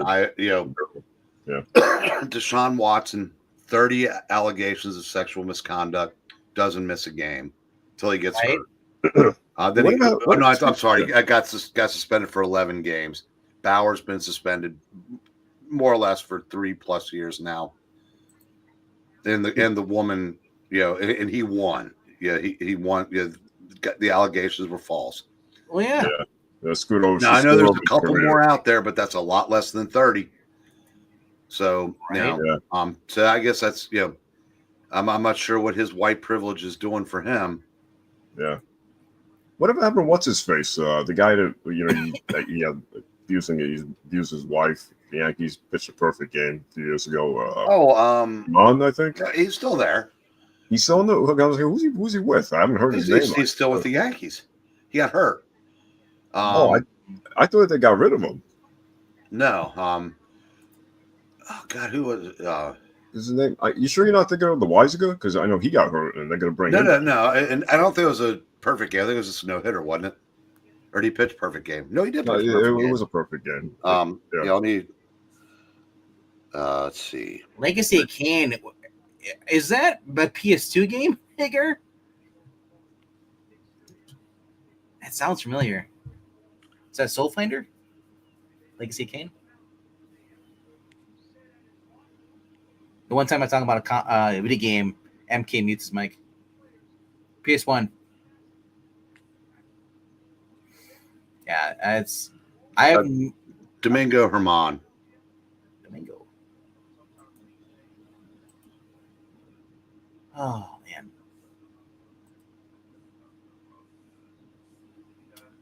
I see somebody listen with Pittsburgh. Well, at least he got a Pittsburgh hat on. I don't know what. I'm not sure what's going on with that. Yeah, I was just checking something back that I already would say. Well, which game were you talking about? Somebody mentioned a video game. Oh yeah, Legacy of Kane. Yeah, I was wondering if it was PS2 or PS1, but Gregor, he's playing that. Yeah, it's it's one of them. I think it's PS2, but I'm not sure. He said PS1. So it's PS1. Okay, yeah, I never really got playing it. So it was okay. My friend had that game. I was like, it's okay, whatever. He was. He was. I guess he was in Pittsburgh, but I don't think he pitched last year. Yeah, because I knew they got rid of him. I just, after all that, stuff going on, but then he just disappeared, like he fell off the map. So I don't know what's going on with that. But, Oh yeah, he well his good year was 2019. Yeah, and he pitched pitched 7 games for Pittsburgh and sucked. So he might be out. Yeah, I guess Pittsburgh moved on from him already too. You were saying Chapman, former Yankee and Red, signed with the Red Sox, or did I mishear you the other day? Yeah, I think it was Boston he signed with. Oh, okay. Oh, remaster, you got a Legacy Kane story versus 1 2. Feels like he's never going to retire. He reminds me of like the next Cullen. He's never going to retire. He's just going to keep pitching. Yeah, Boston signed him for next year. Man, I watched a video of Nolan Ryan like throwing out a ball. Was it like in 1990 or the last pitch? It was like 60s. Was it? Is it in the 90s, right? When he retired? His first game, he came up at the end of the 66 season for like a second. And I think his last game was 93. Yeah, so I saw him like throwing a pitch, and like, you know, it was only like 87 miles per hour. It was 87. It was like, it was less than that, but people are like, it was all over like social media again for some reason, and I never realized he was that old. Like, yeah, he's 70 something. Isn't he the owner of the Rangers or the? He might be part of the ownership group. I guess a minority stake. So I was, like I said, I was just kind of like blown back. I was like, oh my god, it's just like this guy is actually that old. Watching it, it's like, because I guess it didn't really dawn on me, because back in the 90s, like him and Nolan Ryan, Cal Ripken, you know, Jr. and all those guys, they didn't seem that old. But now that I'm like older enough, and I realize, like, it's like I look at back, it's like, wow. It's like, wow, he does seem a lot older now. I would have loved to have seen what would happen, like, say, if Barry Bonds hit a home run and stood there off Nolan Ryan, or, you know, Clemens or Bob Gibson. You know what I want? I want baseball games to be like seasons. Give me the box season so I can go watch like Barry Bonds, all these guys, Bo Jackson stuff. Yeah, Bob Gibson. He had definitely been, you know, he'd definitely been buzzed in his next at bat. My dad said the same thing when I mentioned that name. He said, "Yeah, you'd be on your ass if you did that. If you did something with that guy." I want, like, why don't we have box seasons of like stuff, you know? Because I guarantee no one always ever watch every single game, you know. That's not. So was he like, he was a fireball, huh? I guess he threw up and tight, like if you showboated Gibson? him. Yeah, Gibson was just a mean man. Oh, okay. I mean, you know, and everybody, all the, you know, the Aarons, Mazes, the Robinsons, they all, yeah, like Robinson would fight anybody, but I said he didn't mess with Bob Gibson. As I said, you know, but that was complex. You know, like Don Drysdale was the same way. I mean, you did something to one of his guys, and you're definitely, you know, your ribs are eating a fastball. So I gotta ask you guys, like, I don't know, how much you know about baseball and stuff. You know more than I do, obviously. I always think of like Field of Dreams, like, who would be your, if you want to watch a baseball game of all the greats, they're, you know, alive and past. I don't know if Eric saw that yet. Didn't you say you saw that? No, but I mean, like, who would be your dreams all-star team to watch and play against, you know, everybody on the team together? Oh, like, man, that's that doesn't interest me. But what would, it's like, if, you know, to like kind of repurpose your question a little bit. Yeah. If I could go back in time and watch, you know, a certain, okay, YouTube, someone dug up 2 full games of the 1952 World Series, the Yankees Dodgers, and a very young Mickey Mantle. Unfortunately, it was 1 year after DiMaggio had retired, but you know, Berra. Oh God, so some of the guys that were on the team back then. I remember more of the Dodgers. The Dodgers would, you know, Gil Hodges, Jackie Robinson, Duke Snyder, Roy Campanella, and it was just amazing to watch. You know, I would love to be able to go back in time and watch a game from, you know, like when, say, Babe Ruth was playing, or like, you know, Ruth and Gehrig. You know, because unfortunately, no one had the foresight to save this stuff. Now, I doubt if I don't even know if those games were ever, you know, recorded on anything, because, you know, hell, the technology was, you know, only about 30 years old by then. But yeah, but like the oldest complete game recording supposedly in existence in color is from 1967. And it doesn't seem like it's that old, you know, but it was second to last game of the Red Sox in the 67 season, and they put that as a bonus disc on the documentary of that season, because they were picked to come in 9th or 10th, and they won the pennant. So it was this is one of those great baseball stories. Then they ran into Bob Gibson in the Cardinals and lost. So, it's kind of crazy how many times historically that the Yankees and Dodgers played each other in the World Series. well, no, not really, because the Yankees in those days there were times when the Yankees had over 30 farm clubs, and there were guys playing on some of their minor league teams that could have started for most of the other teams in Major League Baseball, but the Yankees could afford to pay them better than the major league clubs could. So they would just stay in the Pacific Coast League and play until the Yankees need them. And then you had the Kansas City Athletics, who were basically a Yankees farm club. That's where the Yankees sent all the players that were washed up and got their the Athletics sent them guys like Roger Maris. Because I would love to see take modern baseball players, and if you could go back in time, put them in the old school, play against Babe Ruth and a lot of those guys, and just to see how well they adapt, or to what can be done. And well, that comes up all the time, like basketball. They always talk about some now and some in the 19th. We don't have a problem. Sorry, guys. Sorry, I thought I was getting back into the conversation. People always say well, Oscar Robertson couldn't start in the NBA today. Bullshit. Not only would he start, he'd be one of the 2 or 3 best players. Yeah, Rhaegar, Gail just came downstairs and we're talking about the situation. All right, I'll be back on just a sec. But he's in situation. He needs Mike. But what people don't realize, I said these are apples to orange arguments.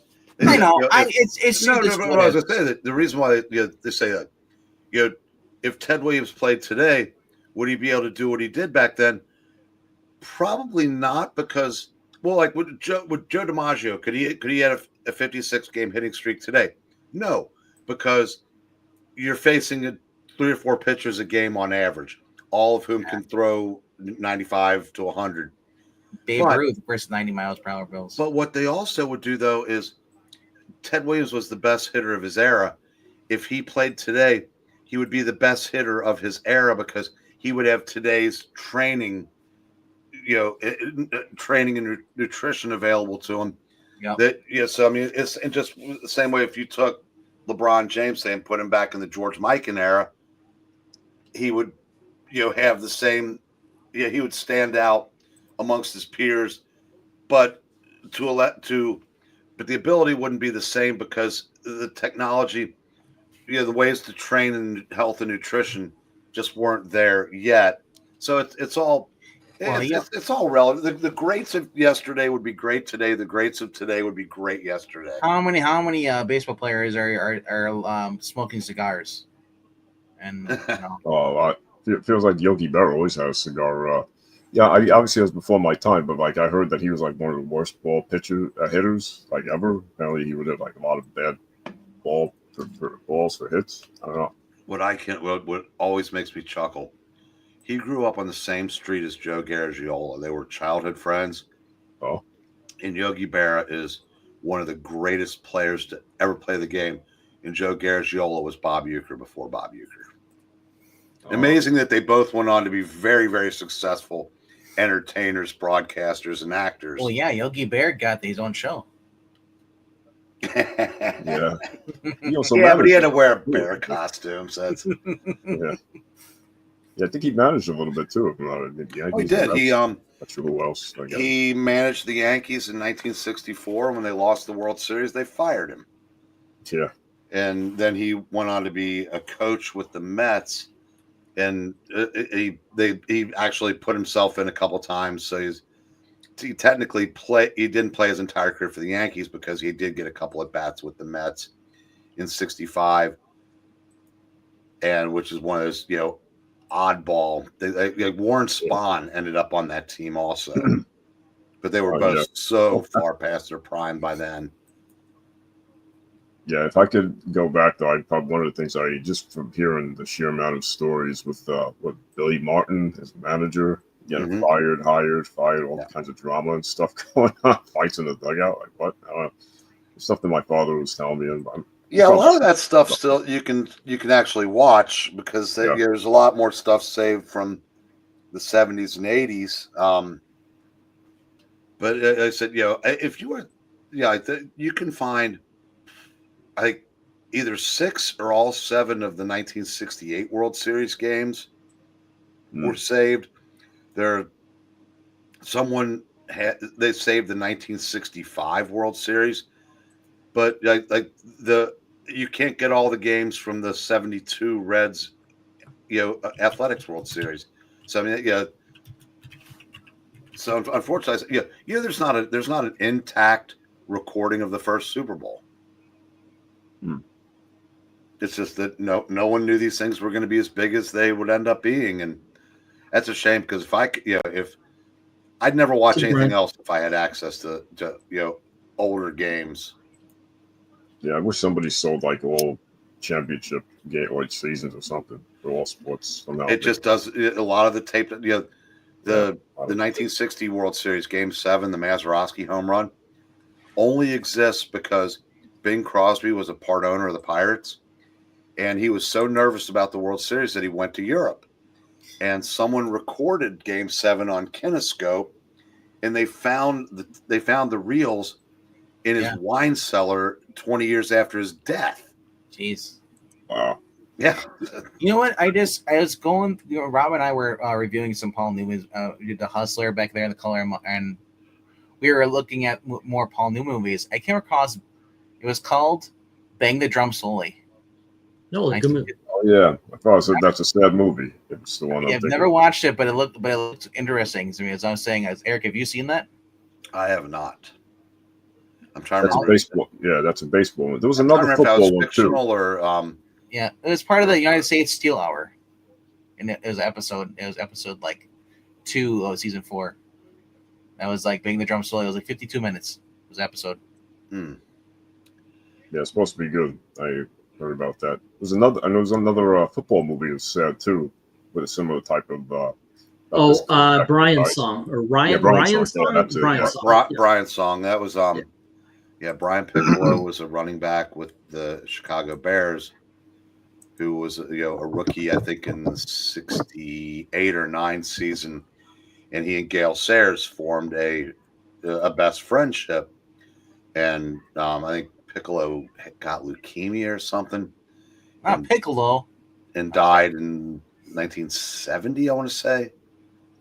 Yeah, that was a terrible. Yeah, I don't know if that's the one that's even worse than that, more heartbreaking than that, is got him Ernie Davis, who was a running back at Syracuse and was actually, some people said he was comparable to Jim Brown, and he died before he played his first game. Jeez. Of some kind of cancer, or again leukemia, and that would have been just.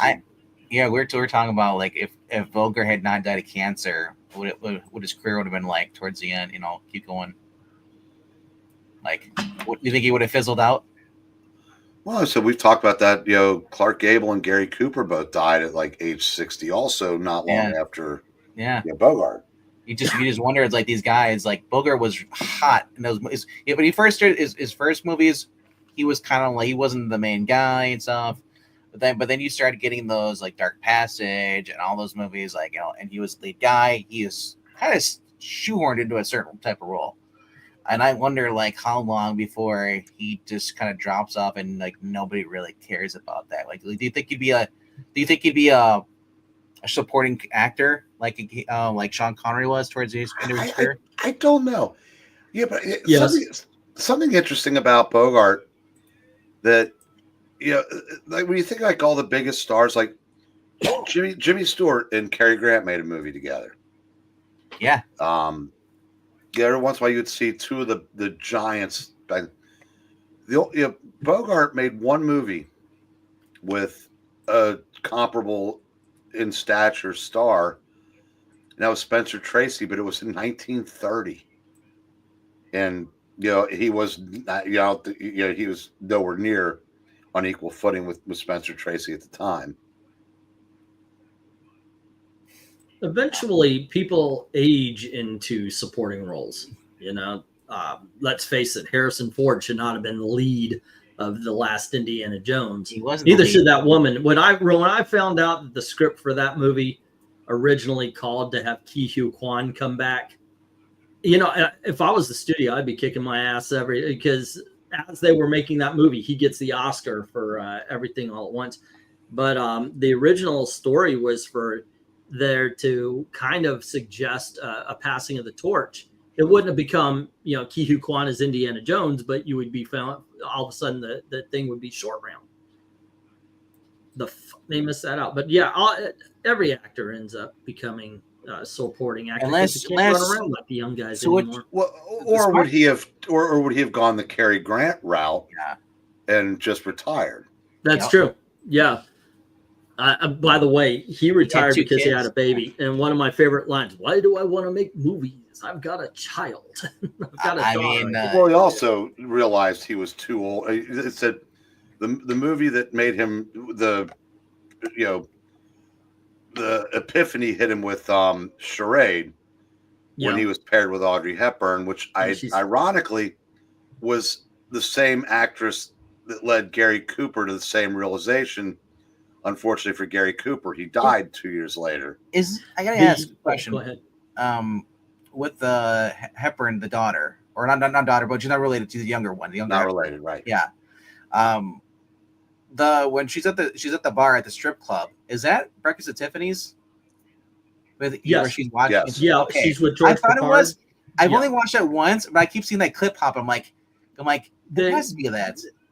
According to modern day people, social media basically, there's only two scenes in Breakfast at Tiffany's: the scene with Mickey Rooney and the scene at the strip bar.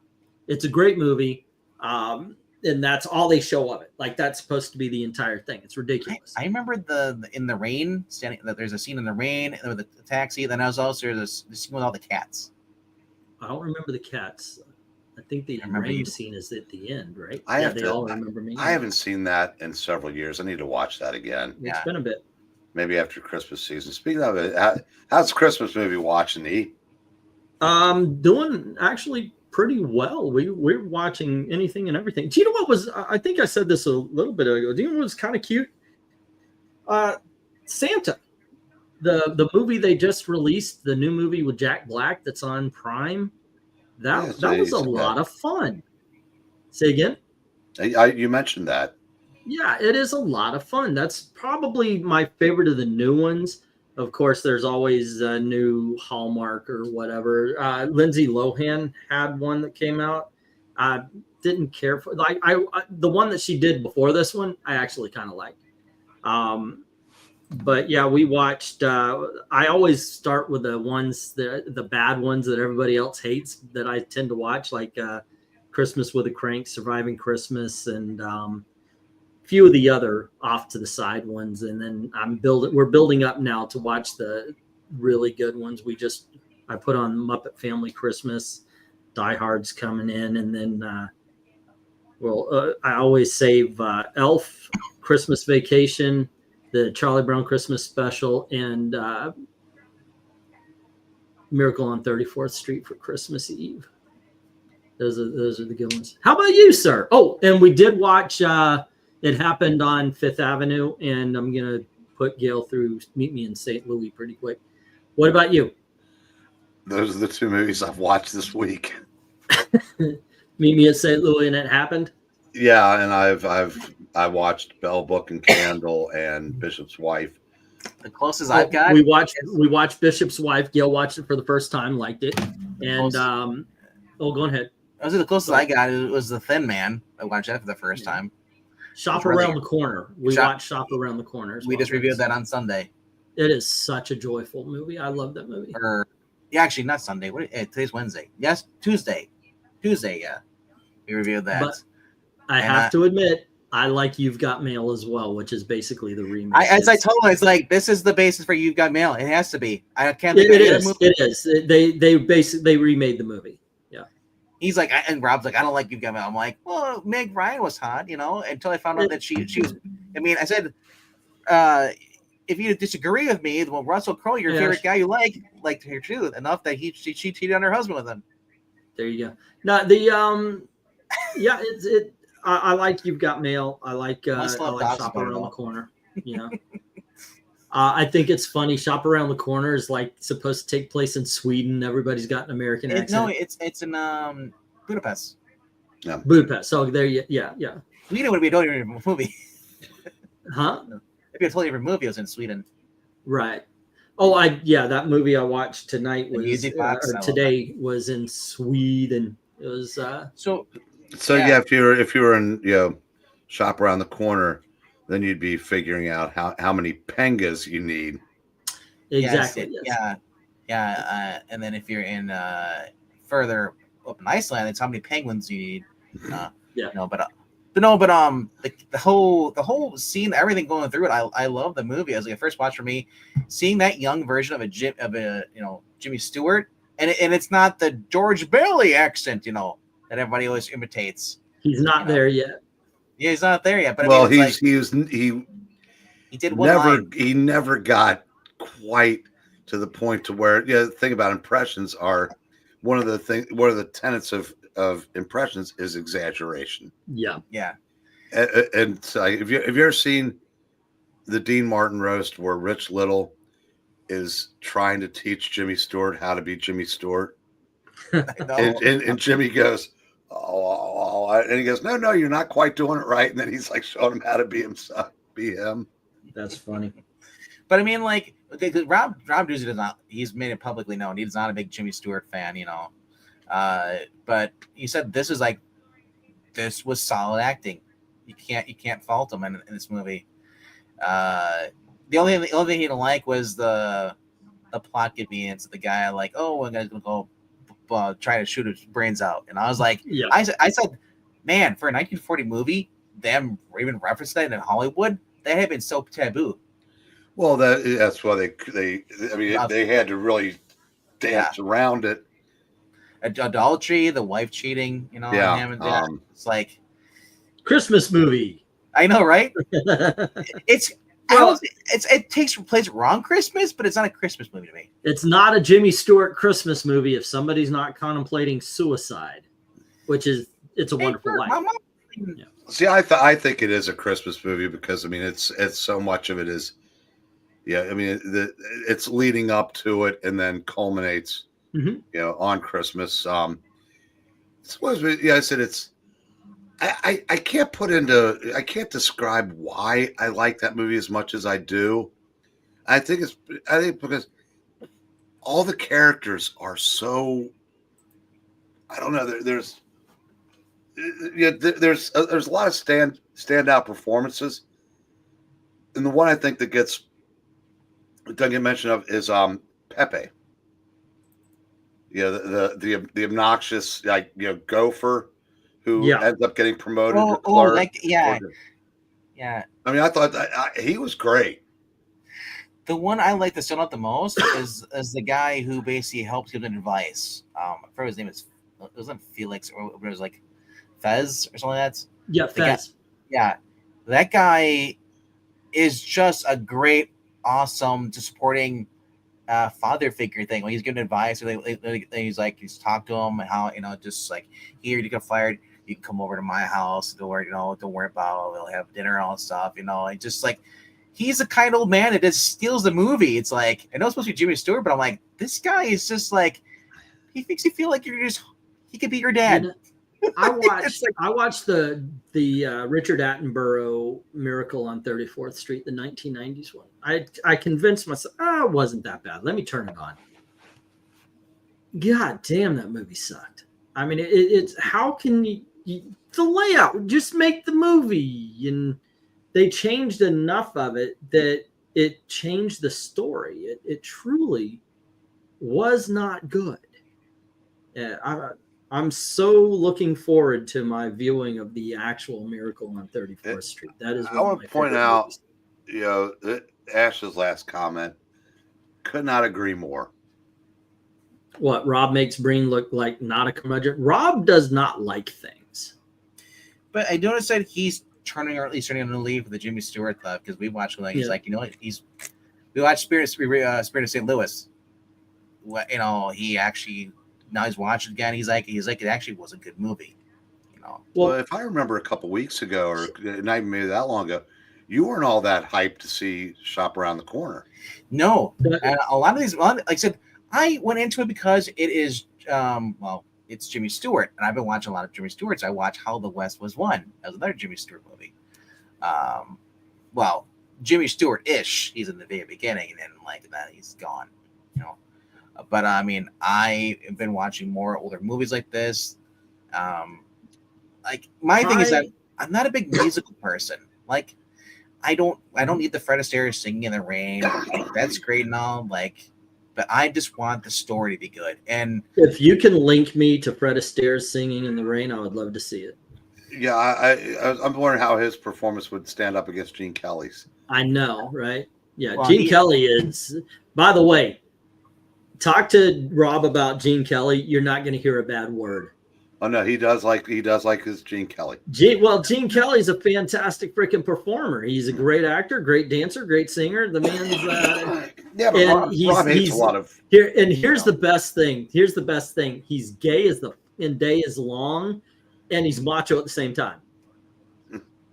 You know, I mean that Gene Kelly, he's the ultimate in movie stars. and let us never forget when people talk about what a great dancer Fred Astaire was.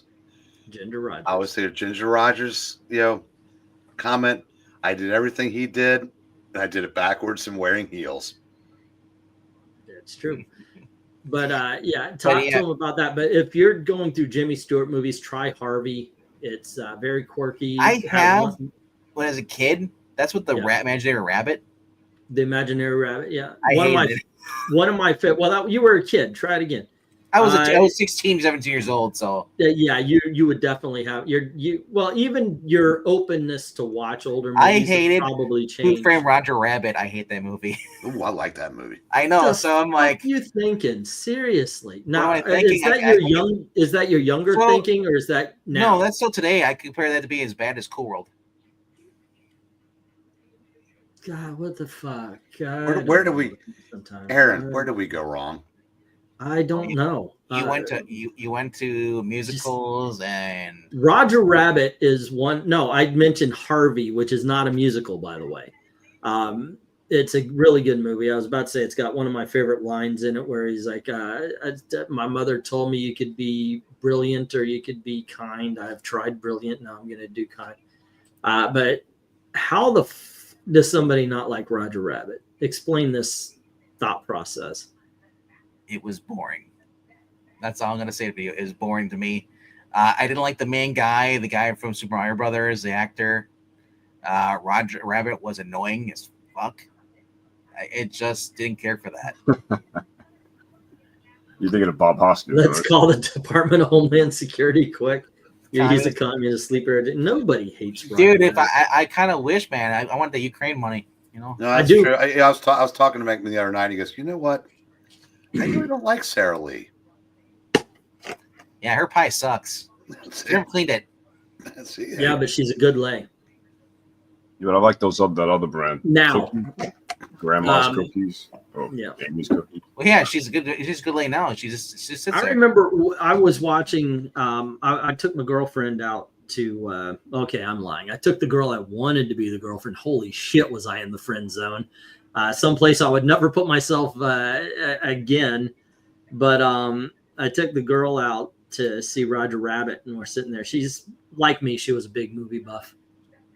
And the scene with Betty Boop comes in, and I went, "What? Did you see that?" She's like, "What?" Betty Boop just dropped her top. She's like, "No, what the hell?" She thought I was weird because I was trying to insist that Betty Boop did a boob shot in Roger Rabbit. I insisted to today, and then I found out that was actually a joke that the artist put in a whole bunch of Betty Boop commercials. She'll go, "Oh," and when she does that, she pulls her dress down and her boobs pop out for what they are. I mean, they're Betty Boop. Yeah, I needless to say, I never got out of that friendship zone with her. Sound like a freaking lunatic wanting to see Betty Boop's boobs. I didn't want to. I just did because it was like one frame. you had to look away when the little strap just comes down, and you're like, oh, that's just too much. Well, you can actually see the scene. It's still in there, and she still pulls the dress, except for you don't. Ankleton has a timestamp for us. There you Yeah, go. yeah. Speaking Well, of movies, oh, sorry. in general, I can do that with most movies or most actresses, or at least I used to. I don't know. I don't have it for modern because I don't even know the names of a lot of modern actresses.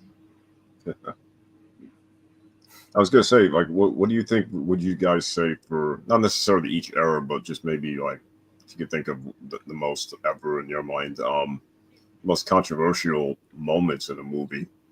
Like I remember, yep. And I just totally forgot what I was gonna say, but yeah, we asked like compare eras of something.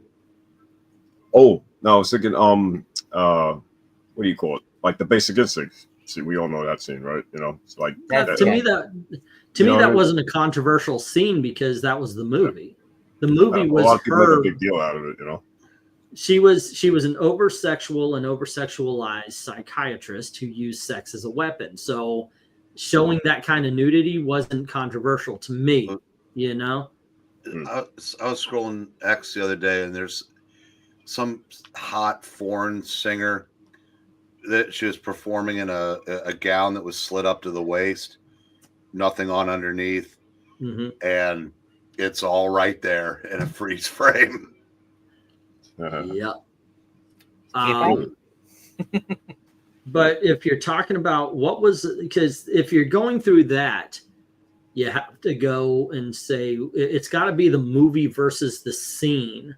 And sometimes that would drag you out of the R-rated movies where they do a lot of stuff like that. But I don't know if controversial is a little bit different than shocking. And I would say, as an adult looking back, I didn't think this as a younger man. I was about 15 at the time. The scene where the horse dies in Neverending Story has traumatized kids a lot. That's one of those scenes. That would be one of those where one, I love the fact that they trusted us to be able to deal with stuff back in the 1970s and 80s. Right. But that is a movie aimed at kids, or at least families. And it's that funny. Scene alone, that it isn't like somebody shot him and he died. So we got a slow death for that horse. So it's funny you bring it up. Like every once in a while, I'll see on Instagram pops up the starter pack for kids. You know, Neverending Story, Old Yeller, and just like little Land Before Time, Lion King, and it's just like Old Yeller could be in there because not only does the dog die, but the boy has to kill his own dog. So there's psychological ramifications there. So yeah. I said, like you said, like they didn't give a shit about the kids. Like they didn't care about it. They are kids. Like people are gonna see and they just randomly throw it in there. It's like Littlefoot with his mom and just like she slowly dies. I think that's more traumatic. But for animation versus the Lion King, he just falls like it's straight up murder. that was interesting though. Like, because I don't think I've ever seen murder in a Disney movie before. Someone murder somebody? Rhaegar, I think the one of the ones you mentioned, Luke finding out who his daddy was kind of controversial because there was a kiss earlier in that movie between who we found out was, well, I guess finding out that Leia was the sister would be the bigger controversy. Yeah, I mean, some people could. I've seen people online in the past argue of Looney Tunes being too violent. What's his face gets blown up every episode for years. Like what? They started that when I was a kid. That they wanted to take the violence out of Looney Tunes because it was driving kids crazy. My mom actually had the perfect quote. She goes, "Why would we trust somebody who was driven crazy by the Looney Tunes to tell us what crazy is?" I mean, if it's causing us to go crazy, wouldn't it have caused everybody who's watched one by the time it got to us 50 years? Yeah. So it was.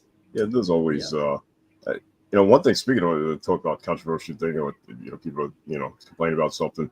I know with horror movies, I was reading an article. So I didn't see it yet, but I think you did, right? You saw Terrifier 3. You know how it was like gratuitously overly violent and stuff. I heard stories that saying some people like, when they saw that, they were getting grossed out. They had to leave the theater. They were having anxiety attacks. Now, the last time I heard that, they said they referenced Exorcist, the original Exorcist, in the 70s. So I don't know if that caused, because that was a little bit before I was born, but I knew you were around, right? So I mean, people. The ending of Sleepaway Camp was a controversial ending. Oh, Oh my gosh! Imagine doing that today. Reboot. Yeah, well, at the time, it was not as prominent as it is now. So that was definitely the entire movie, The Exorcist. The Crying Game was another similar to Sleepaway Camp. I mean, as far as different context entirely, but just those lips, those eyes, surprise, The Crying Game. But a controversial movie, like I said, it'd have to be the movie versus what happened. Well, Clockwork Orange was from Crying Game.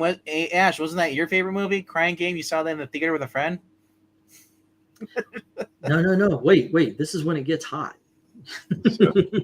When they reenacted the theater scene from Diner. Right.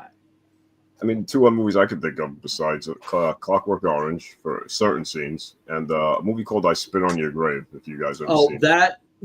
Yeah, that's a movie that I felt like I needed to shower after I watched it because now, granted, she does get her revenge, but the first, not the first, but about 10 minutes in, and for about 40 minutes, you're just seeing a woman getting raped.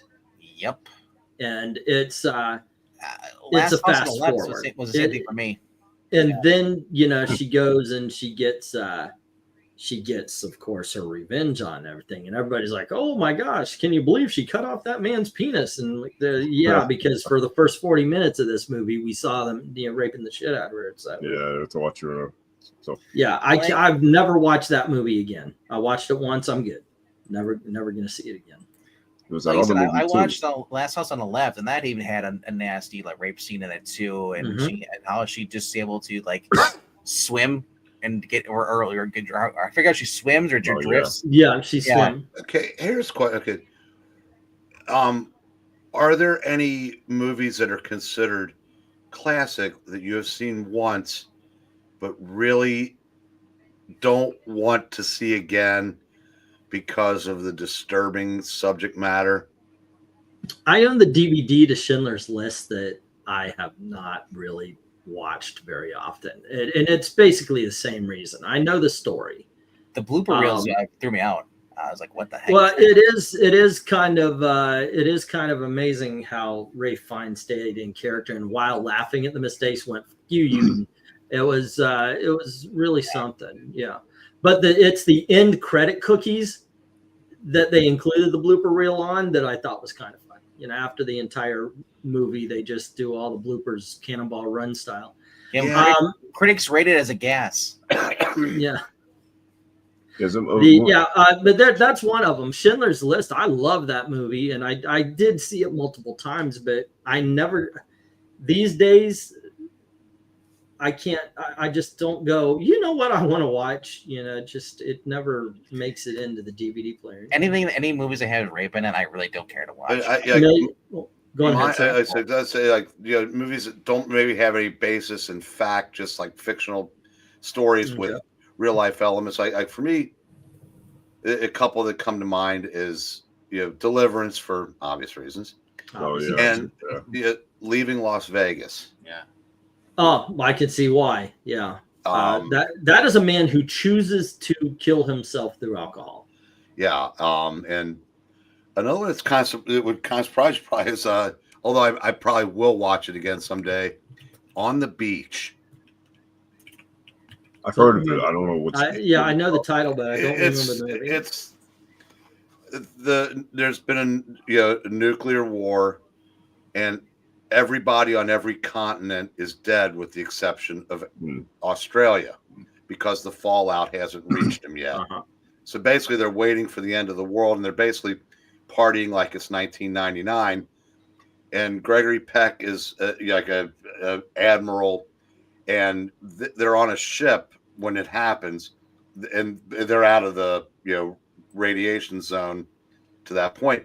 and they hear something. They think they've actually found another survivor, and they go to try to find him, and it turns out that it's not. But another guy basically gets off of the ship and goes back into the dead civilization, knowing he's done.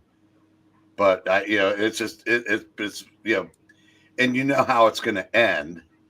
It's just like, man, it's like. I remember you telling me I got about one for you, and this is. Oh, go on ahead, MK, and then I was saying, I was just before I forget real quick. I was saying, I remember Eric was telling me that you may actually recommended that several months back, saying if you like dark, messed up, morbid stories, to check that out. But to answer your question, real quick, I would say two that came to mind. A movie called The Entity, which also deals with it's kind of supernatural sexual assault. It's kind of weird. Yeah. And a movie called Requiem for a Dream. I saw it. That's what Ash said. That movie was kind of just disturbing. Like what ass drugs. To ass. Yeah, that movie was. Well, that's the good takeaway.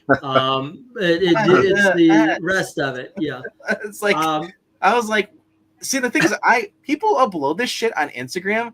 Just a clip with no title, and everyone is a fucking asshole on there. You're like, what's the movie? You're like, your mom. Like, they don't tell you what the movie is, so it's like, I'm like, oh, it's Jennifer Connelly. And I'm like, wait, what's going on here? And just like, just the people in the crowd. I was just like, what fever dream am I? Like, this is who thought this up? Like, that was a movie. And I'm guessing, I've never seen the whole entire movie, but I'm guessing the movie is just about they're drug addicts. There was a film, I think it was in the 1970s, but it was called They Shoot Horses, Don't They? Crow is a classic movie too. What it is it's a movie where some people are about to lose their home, lose their land, and they join a dance contest, and it wipes them out. And by the end of this whole thing, you go through their story during this dance contest, and they need it. They're going to lose everything. And at the end, it's just, you feel so bad for them. It's such a bring down. I would put that one on as movies. I probably won't watch that again. Yeah. It's just, it's too depressing. I don't want to watch depressing. There's okay, I recommend this movie highly. This was amazing because I've never seen a child actress like this or before or after. In 1996, 97, there was a French film called Poney, and it's about a little girl whose mom died. And this little girl sells it. There's one scene where she imagines her mom talking to her, and then her mom kind of fades away and she just stands there. And I don't remember if this is the end scene, but it's her crying for mama come back, mama come back. Because all throughout she wasn't really expressive, and that's when she breaks down. And I am telling you, it's just waterworks. That movie hit fucking hard, and I have never seen it since. But I always have that in my mind. And the movie that kind of was similar to that but I will watch this one, is Train to Busan with that little girl at the end. Watching it, dad die, it was spoiler. But wow, what a fucking performance. But Poney, not a classic though. I mean, I think I'm the only person who remembers it. But there you go. Anywho, next. Anyone else wondering why he talks about a pony? This guy's a donkey. Poney, not pony. Poney. Yeah, it's really good. You guys have movies that you feel that maybe everybody else loves, but you feel is maybe just a tad overrated. Yep. A movie that's a tad. Well, they mentioned Roger Rabbit earlier. Oh, okay. I know Frozen. I never really heard much about Roger Rabbit being overrated. I mean, it's they're the only ones to say that. I was gonna say there's Frozen, there's that animated movie, but then there's the Ice Harvest. I saw that movie sucked. And there's also what was the other one with John Cusack where he's the killer? Frozen something, was it Frozen? Like it was he's and the detective's trying to save this girl because he was a serial killer. Sub-Zero or something like that. I know. Yeah, I know the movie you're talking about. I don't remember that. And one of the girls manages to escape, and it was Vanessa Hudgens is in it too. Taxi Driver, I think Taxi Driver, Ash is bringing up Taxi Driver. I think Taxi Driver's done with me. Like, I watched it, I enjoyed it, you know, when it came out, but I never loved it the way it's supposed to be loved, I think. It just never hit with me. What were you about to say, Eric? That's a good question. Yeah, we're at that point. But then there are some movies like that. I guess it's the same thing. Look, RDV has Roger Rabbit, but I'm sure there's some people that would hear me say that about Taxi Driver and go, "What? But it's so good." Yeah. Okay. I mean, yeah. kind of like, well, we talked about this with comic books when a writer says something and does something stupid, it affects you. Like, you don't even care to watch or read their stuff. I'm kind of with that with like Robert De Niro now. Like you can't watch you can't like watch. I haven't seen Deer Hunter. I haven't seen Deer Hunter, but I've heard mixed reviews on it. It's worth it. I have only seen Deer Hunter all the way through, maybe once, maybe twice, because that wedding scene, fucking hell, let's get to the good shit. The beginning is just way too long. Get to the point. I liked him in Righteous Kill. No, okay, yeah, that was a good movie, but it makes you realize that he's a hell of an actor, because boy, he sure isn't that way in real life. No, he's the opposite. Yeah, right. But yeah, the Deer Hunter would be one of those movies for me. I'm glad everybody else who watches it loves it. Rhaegar, I agree too. Joker, the Joker movie, is a one done for me, because it's nothing really new while watching the second time. You know, I got it. Yeah, you don't get new shit from it, but I love the performance. I got to admit that I haven't, I haven't watched it very often. A movie that I couldn't get through when I was a teenager was Heat. I'll probably give that another shot. You should give that another try. Yeah, right now that's your movie. It was just so boring to me. Like, I think now that you're older, you'll probably get a bigger kick out of it. But yeah, he was. It's funny you mentioned that, because I saw same with Godfather. I just felt it was so boring. It's a slow burn, you know. Godfather, you lost your man card, man. The Godfather is the entry. Who are you to give me a man card, bro? You lost yours a long time ago. Not even a little bit. Dead Don't Die was. Dead Don't Die. That was boring, in my opinion. You know, it's funny you mentioned not a classic, but Ash is saying Robert De Niro equals Goodfellas, Casino, Heat, and Godfather as must-sees. I would throw in Rocky and Bullwinkle, by the way. I know that's a little bit of a controversial statement, but holy fuck, that man's funniest in that movie, and that's a hell of a lot better than a lot of people give it credit for. Yeah. Yeah, Eric Latino has his donkey card. Damn straight. All right. But we are naming overrated movies or movies we will only watch. Kind of both. Just throw them out there. Kind of both. I know. I am with a lot of movies. Like movies we think are overrated. Like, for me, the longest time, the ones I could watch over and over again was The Recruit. Well, I don't know what is about that movie. I could just hit you. Watch it. Just turn it on. If you and watch it. Sometimes movies are like that. I felt that way, honestly, about those with comic book stuff. The recent Spider-Man movies, not the wide ones, the animated ones, across the universe, the Miles Morales. I just don't see the big deal. I think the art style was ugly. The story, the way they treat Peter Parker at times, it's like, yeah, I don't see the big deal about all this, but that's just me, you know. Well, he actually does. It's a Miles Morales based story. So I mean, they're not gonna have. I mean, Peter. Yes, in the whole thing, it's supposed to be. Remember, it's also a kids thing. It's not right. Yeah, I know. I mean, I've seen people say, "Oh, these are the best comic book movies ever out of everything, live and animated." And I'm like, but I was gonna say the only other movie other than The Recruit I can watch over and over again is the Batman. Yeah, like I just love how it's done. Yeah, the Patterson Batman. Yep. Yeah, it's really good. Pattinson.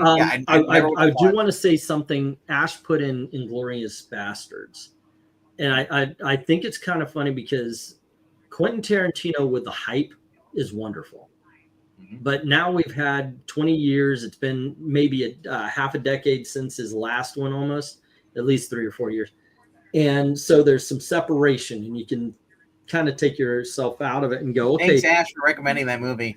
And you can let the Oh, it's Rhaegar. Okay, sorry. But the thing is you can actually see the cream rising to the top.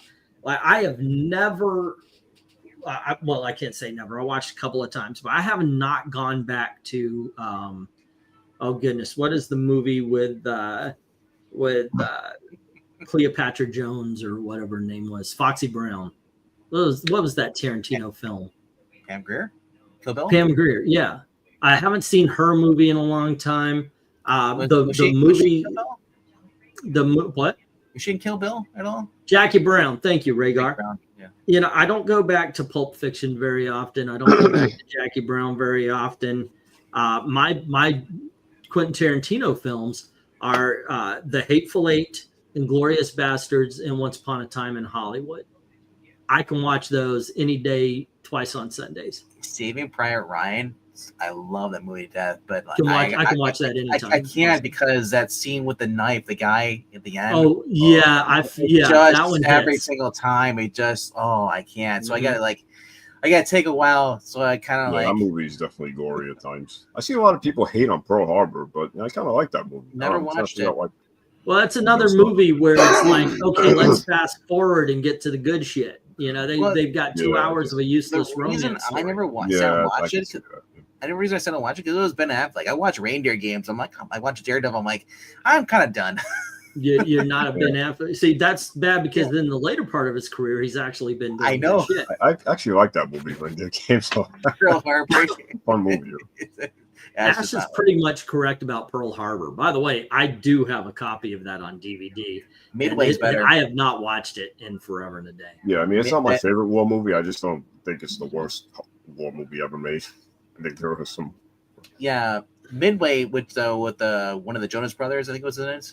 Mm-hmm. Yeah, I never saw that version. Oh my god! I don't know if it is. I don't know who it is. I thought it was a Jonas Brother, but like the newest Midway movie, the version they did. There's a scene there where a guy gets the Japanese capture and they tie him to an anchor and they throw him off the boat. I equivalent. I basically that to me that's as bad as the guy getting the knife. He's struggling and it turns it onto him and he gets killed. I've only seen Treasure of the Sierra Madre once. I didn't recognize the hype. I just not my cup of tea. You were talking about Bogart films. I think that's also Eli Wallach, wasn't that? Wasn't he the Badges guy? What was the name of that Bruce Willis? No, I don't think Eli Wallach started in movies very late. Okay. I want to say he started. His first role might even be Baby Doll. I thought he was. Wasn't he in 12 Angry Men? No. MK, which Bruce? What are you talking about? I think, I feel like it's like Red Sun Rising in the title or something. Last Man Standing, or no, Red Sun. It's a military movie. It's a war movie in Vietnam. He was with. It wasn't Vietnam, but it was like Colin Farrell's first movie. Oh, The Thin Red Line. No, he's right. It was like Red Sun. There's Tears of the Sun. Maybe Tears of the Sun. That's Tears of the Sun. Yeah, that's it. Yeah. Yeah. That was Colin Farrell's first movie. Okay, I didn't know. Yeah, it's I've never seen 1917 and Dunkirk, but I might go watch those eventually, but I just never got around to watch them. They were good. 1917, I don't think lives up to the hype, but it was still a good, solid watch. Black Hawk Down is still one of my favorite movies to watch. Black Hawk Down, yeah. I knew someone that hated that movie. I forget why. This guy I wish to work with. I'm starting to believe that Nolan is becoming Nolan's best imitator. If that makes any sense. I think he did some good things in the beginning, and he's just kind of He's on repeat right now. Oh, how about that movie Platoon? You guys ever see that? Platoon, yeah, fantastic. I'll never. It does cut, Ash, but they do it in ways that make it look like, and it's been done since Alfred Hitchcock first did it in Rope, where like you'll see him, he's running like down, looks like a long corridor, and he'll run past a pillar, and that's where the cut will be.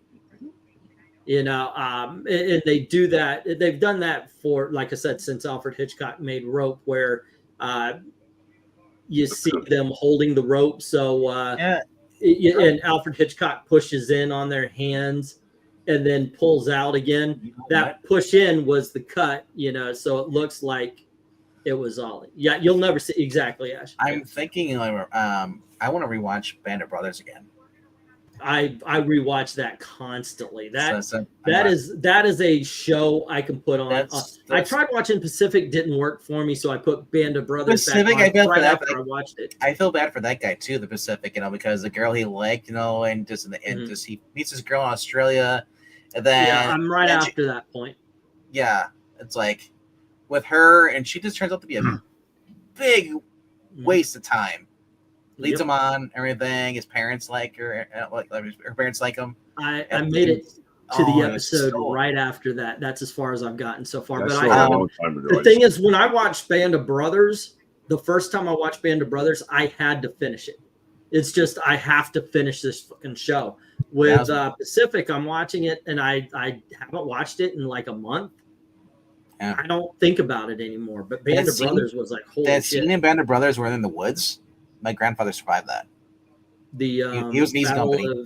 Battle of Badoon or something like that. What it was, where they were sitting there and like they, you know, and yeah, the splinters flying everywhere. Like that was my grandfather. He's like, yeah, he's like, yeah, that's. Oh, my dad, by the way, my dad watched Platoon, and he thought it was good, but he was like, I don't remember us being drug using killers. You So know, but the thing is, he watched Hamburger Hill, and he went, "That's what I went through." And I was like, holy fuck! Have you seen Hamburger Hill? No. That movie is brutal with its violence. Yeah, Wimpy defeats everybody who goes over there, right? Hamburger. Yeah. I'll just eat the fucking hill. Yes. No. Guys, I'm gonna check out. I'm gonna try to get sleep before the stuff I'm taking wears off and my tooth starts. Yeah, go ahead, man. Yeah, you have a good one, man. I'll see you tomorrow. Enjoy the conversation. I'll see you guys soon. Take care. I gotta ask though, because I always get confused. Casualty of War and Platoon. Which one is Michael J. Fox? Casualty of War. Okay. Nope. Oh. There we go. All right. Watching Birdman was exhausting and not in a good way. I like that movie. That's one that I watched. I've never went back to it. I don't feel the need to. Great Michael Keaton performance, but it was okay. It was good. It's just I guess it's one of those movies. We saw it. Did you watch a Sandra Bullock movie? I think it was called Bird something. It was I don't know if it was Sandra Bullock. Bird Box, the one where they're yeah. blind. Yeah, I saw that. And then you got Quiet Place, which is like the opposite. Quiet Place. I at first I was like, oh, like this. Like I'm not sure what to make of this, but I was like, I actually liked it. There's only one thing that I didn't like because like I love the whole entire cast, so you know what I'm talking about. It's like when that happens at the end, it's just like, are you freaking kidding me? It was useless. It was useless because you see all throughout the movie they run to wherever the sound is. He could have thrown anything, and the monsters would have gone over there. I'm trying not to spoil it. I'm sorry, I spoiled it. I actually like the new one that took place in the city. It was the one before it, Quiet Place Day One. Oh, the series. The problem though, and this is the problem I have with the entire series. There's no way the Earth would be taken over, and Quiet Place Day One actually proved it because I was thinking as soon as the humans find out that it's sound they're attracted to, they would do something like get into a football stadium with a big ass sound system, all the sound in the world in the middle of the stadium, and they would drag all the monsters into the middle of that stadium, and then they would napalm the mother in hell out of it. As soon as we discovered that they're attracted by sound, we would have attracted them by sound to somewhere where we could destroy them. That is it. Where there's more of us than there are than them on this planet, so they wouldn't have taken it over that quick. Yeah. You know, you remember that thing. So I go back to the Darkest Hour with Emil Hirsch. That was pretty good. The little energy ball things and stuff. I'm like, how's that? I always think about it, it's like that's just a popcorn movie. Basically. Yeah, it's a B movie, but it's still entertaining. Yeah, they can be. But I kept thinking about Austin. What's up? I kept thinking like how there's no way that would, you know. But I thought of two, and I remember, but it could be because of the shaky cam, because I'm not a big fan of those types of movies. It was, Yeah. Okay, yeah. One was Blair Witch Project. I saw that Oh, once, I hate probably never that. watch it again. And, the Blair Witch was awesome for what it was. I mean, I was 27 when it came, maybe 30. But it was brand new. We never saw anything like it. Yeah, So it was a new concept. watching it, it was really cool. Going back to it, it was boring as fuck. And then you get movies. Then you got the movie like, was it Quarantine, and the news reporters go into the apartment building. That movie scared the fuck out of me when I saw it in theaters, yeah. and it was like, holy shit. I was thinking there was that other movie with the shaky cam too, Cloverfield. Remember when that was? It was marketed for that movie, and then it was like the thing I had a problem with Cloverfield, and then it wasn't just that one. It was a whole bunch before. Now I understand if something bad happens, run your ass off. But what I thought was weird is that there would be some scenes where big monster tentacle, I'm running backwards apparently because the camera is still on it, on the monster. You know, it's the, no, you would be seeing the camera go back and forth as somebody was running. So the Blair Witch kind of like unnerved me a little bit because where I live, there's a lot of woods, and I kept thinking I'm like I don't care. It doesn't have to be a witch. I'm thinking like. I live right in House Corrections, and they have a well-known stated fact that they have the worst security there, so people get out all the time. You know, I don't want to be in the woods, middle of the woods, or around stuff in this head because, like, you know, it's been like that way since even the '60s. You know, my mom grew up in this area, and she said like they had property, and they always had escaped prisoners squatting in their land. You know, so you always carried a gun on your hip when you're outside. Because you ever know who was, you know. You know, another thing about the Cloverfield that like every one of those movies like felt totally different from the previous one. It was like totally. Yeah. I liked the second one the best. I think a lot of people did, but. Was that the one with the multiverse concept? It was like a totally different. No, that's the one with John Goodman. Oh. Where they're in the bunker. That was my favorite of them. Okay. Yeah, how many freaking Cloverfields are there? 3. I feel like there's like 6 by now. Like the Wrong Turns. It's like they just keep putting more and more out. Oh yeah, Wrong Turn has been done. And then there's what?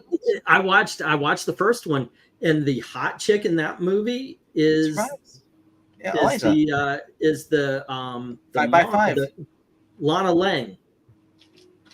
Oh, the hot chick in the hot chick in Wrong Turn, the first one, is Lana Lang in Superman and Lois. I remember thinking, "Holy shit, that girl was hot," and it turns out it's Lana Lang. I was like, "Oh, okay, I remember." Was Lana but yeah, I liked the second one. The third one was okay. The one with they're in the spaceship and such. Yeah, it was fine. I've definitely had some scout campouts where I thought I was being watched. Dude, I said like so. Yeah, like it's Emmanuel Tricky or whatever. Yeah. Mm-hmm. I can't remember how to pronounce her last name. So yeah, she was in the Wrong Turns, the first one. Yep. No, she was in the first one. She's the one that gets the axe to the face, and you see her face on top of it, and then you see the body falling below. Yeah. Yeah, that was like a Jason kill right there. Yeah, like because I remember that is like, hey, like 2 people survive at the end. Like the girl, the hot girl, she survives. Elijah Dushku. And then every movie after that, everyone dies. Yeah. Speaking of which, you know, a movie that did that kind of pissed me off. I used to confuse them. There's one called The Descent and one called The Cave that had kind of similar concepts. Okay, yeah. The Descent was the girls going in, and it was like Colmini or something like that. Or it was the Mole Man, the Moleids. Yeah, in the middle of the woods with those creatures, and then like she survives the whole movie, and then like what the second one, the first 5 minutes, like she gets off to it. I'm like, I hate it when they do that. And the cave, the original ending has her imagining herself escaping, but she ends up dying in the cave. Yeah, there was one Wrong Turn I was watching. Is like the guy he's in jail. First of all, she's blind. He's like, "Come on, we're gonna mount your titties on the wall." I was like, "What the fuck am I watching?" After that, I just stopped watching now because I think that was number 5. Because my buddies are like, "Come on, you gotta watch this." I'm like, "No, I watched. I couldn't get through them anymore. It was just like they just got worse and worse. There was one of the ski resorts. I think that was number 3, where the girls survive only to on a snowmobile to be decapitated by the barbed wire. Yeah, you watch more than I did. I did not. Well, I wasn't by myself. through all this. I was at parties where Oh, so, yeah. it's what you do. You watch like stupid movies like that, and I was just like, after a while, I was just like, dude, I was like, these movies are just horrible. And then they're like, let's reboot this in 2020. They rebooted it in 2019. I was gonna say, Venk, but did you ever see a movie called Ghost Ship? By any chance? Yes. I've heard of it. Never watched The it. beginning I of that love was Ghost wild. Ship. Ghost watched Ship is 13 one of my Ghosts. favorite bad movies. There are a yeah. lot of bad movies I like, and Ghost Ship is definitely. The beginning of that movie is messed up, man. I was like, what the? Oh, with the Rager, the wire. I'm that talking- goes through. Rager, I was talking about the Wrong Turn movies. Yeah. I I expected. think, I think it everybody is to number just- 2, actually, number 2 or 3 of a ski resort, and then the deformed, like inbred Southerners. Actually, no. Actually, I take it back. One of them were actually from like North Virginia, somewhere over there. Like they get mutated because like apparently the paper mill wherever it's a town over there was like they're dumping chemicals into the water. So then the family was drinking the water. They started going like just insane and just But like Yeah. there's a scene in one of them like they started filleting a guy while he's like they cut him up and they're putting on a grill. I'm like what am I watching here? It was the point where I was just like I can't. It's just becoming too campy and gross. I think I saw the third. I didn't see the fourth one of the Wrong Turn movies, but there was another old movie that had a very similar description to what you just described. I think it was from the 70s or the 80s where this guy and his family, maybe it was early 2000s. Shit, now I can't remember the date, but this guy had a family, and there's something in the water in the town, and his like his wife gets sick, and then his son and his wife tries to kill him at one point. She like puts her down the basement. The color purple. Huh? Was it a farmer? Yeah. The color purple. Or no, there was one of them. It was something like that. There was like the farmer, meteorites or something like that. I thought the color purple had Whoopi Goldberg in it or something. No, there was a remake. There was a remake of that movie called something like that, purple or something like that, or color. You're talking about the Nick Cage film that came out. Yeah, that was a remake of the original one. Oh, you talking about Stormlords? I think the Crazies is closer to what he's describing because that was kind of like a zombie film where everybody just went nuts and started. They did. Well, yeah, that's the problem. They made. I was going to ask you which one are you talking about because there's two different ones with the. No, it's not the Crazy. I know. I seen the Crazy. Oh, yeah, that's a. There's an asteroid, like a meteorite hit, and the guy's crops, and then the guys they were eating the crops, and yeah. Crazy, and then the like kid. That. Yeah, but I can't remember the name of the movie, but it's like I think it's was that from the 80s or 90s or something. I think it's meteorite. Actually, that's meteor. Yeah, it was just a strange movie. It wasn't bad though. Oh, yeah. 1988. Is that one? Oh, not meteorite. It's something else. Oh, what was it? Meteorite or poison in the water or something. Yeah. Horror movie. The crazy, both of them were. I like the Timothy Oliphant, the remake as well. Why they remade The Color Purple, I'll never know. The original is well, they did a stage show, so they didn't remake the movie Color Purple. They did a movie adaptation of the stage play. So it's kind of The Color Out of Space. That was Rhaegar. That's a movie we're thinking of. So the Color Purple isn't exactly a remake of the movie. It's more of the stage. It's kind of like Little Shop of Horrors. Little Shop of Horrors is not a remake of the Roger Corman film. It's a remake or an original movie based on the stage play. MK, was John Schneider in it? He might have been. Possibly. I think he was young. If he was, he was the guy checking the water. Was he like? Was it? The Curse? I think so. He might have survived, if I'm not mistaken. Is it The Curse with Will Wheaton, Claude Atkins? Will Wheaton. Yes. Will Wheaton. Yes. 1987, The Curse. Meteorite lands near his family farm in Tennessee. The son of the struggling farmer. That's it. Whatever the movie. I saw that on TV once, and I was like, "What the heck is this?" Yeah, it's kind of like what? So they did. Yeah, I remember they made a remake of that too. I think that's the one Nick Cage movie. Oh, did they? They did a remake of that? The Color Out of Space. It was just Color mentioned Color to Space. us in the Yeah, chat. yeah, Color Space. Yeah. And a purple meteorite. Yeah, thank you. I was like, I know it's like I couldn't remember the the purple. Like what? Oh, I was like, I don't watch Whoopi Goldberg movies, so that is news to me if that's a color purple. Yeah. Back in the 80s, you didn't know how nuts she would become. There was actually a couple of good Whoopi Goldberg movies. That was Color Purple, by the way, she killed. She is, say what you will about what she thinks in her politics and how she is and now. Back in the day, if she wanted to turn on the talent, she could.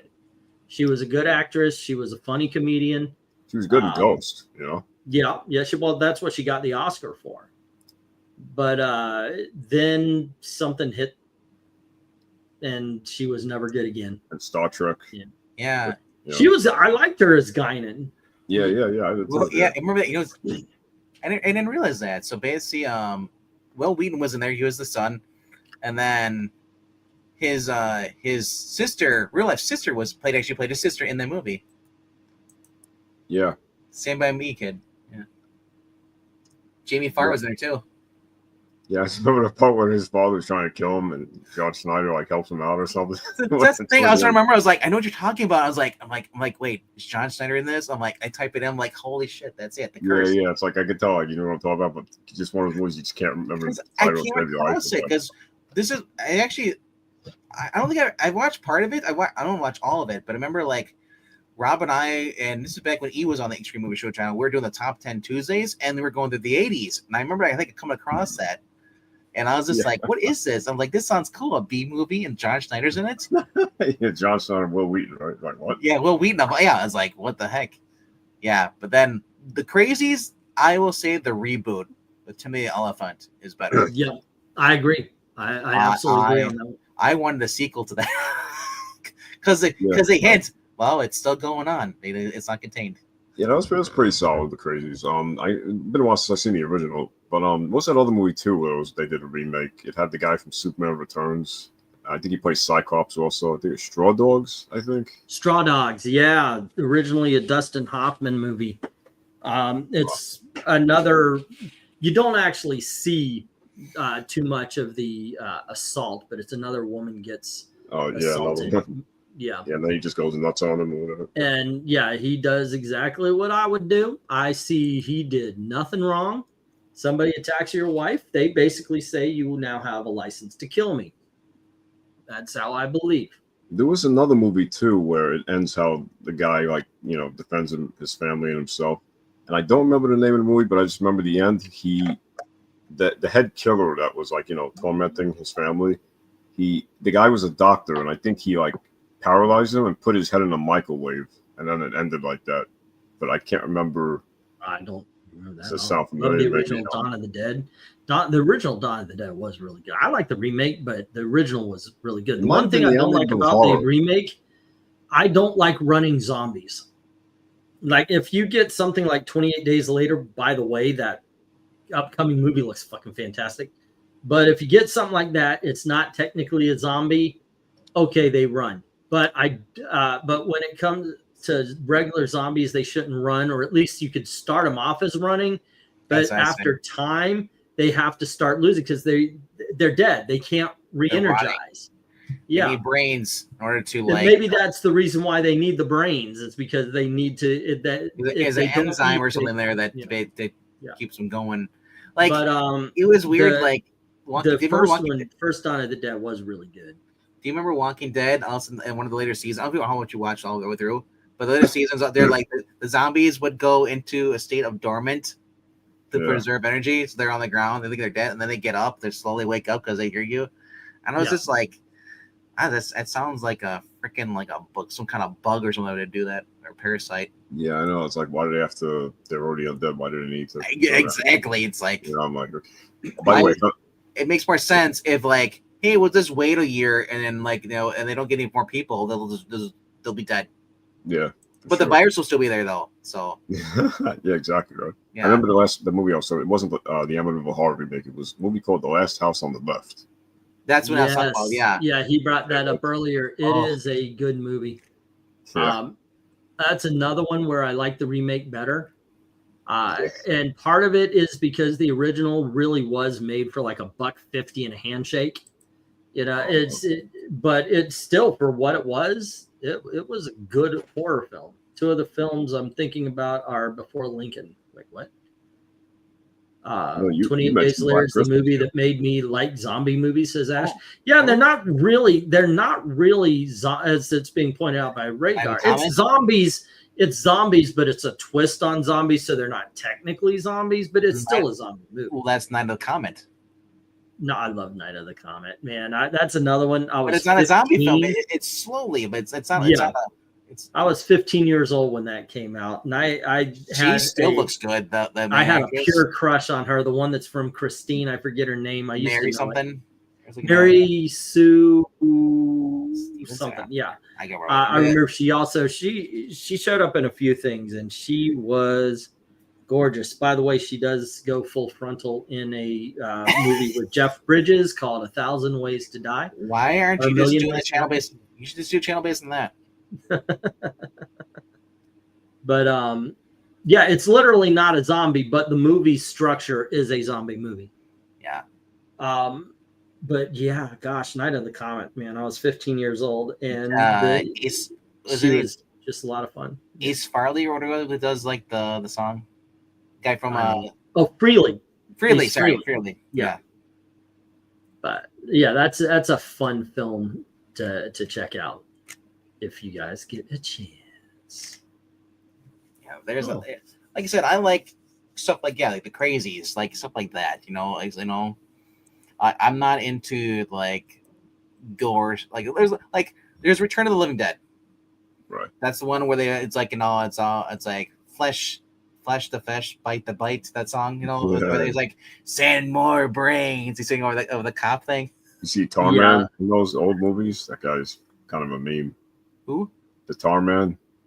Oh yeah. Brains. Yeah, he's like brains. It's so disgusting looking. I've never seen it. It's like, I wonder if you've seen Zack Snyder's, what was the remake that he did? Was it a remake or a sequel actually? With Dawn of the Dead was a remake. It was a remake. 2004. Yeah, a lot of people like that movie. I thought it was kind of cool. It was all right. It wasn't too gory. We should remake V. Yeah, for a second time. Do a remake of the remake. Yeah, Ash didn't like the one movie that I always see people talk about, but I only saw it as a kid, so I forgot a lot. A movie called War Games, I think, with this kid. Yeah, that is a very good film. It is not a modern day movie. It is such a classic film.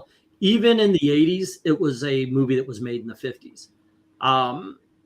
Because it's all about the tension. It's all about the character. This is not an action film. This is about a kid he's a hacker. Matt goodness gracious, Ferris Bueller. Anyway, he's a hacker, and he hacks into like NORAD.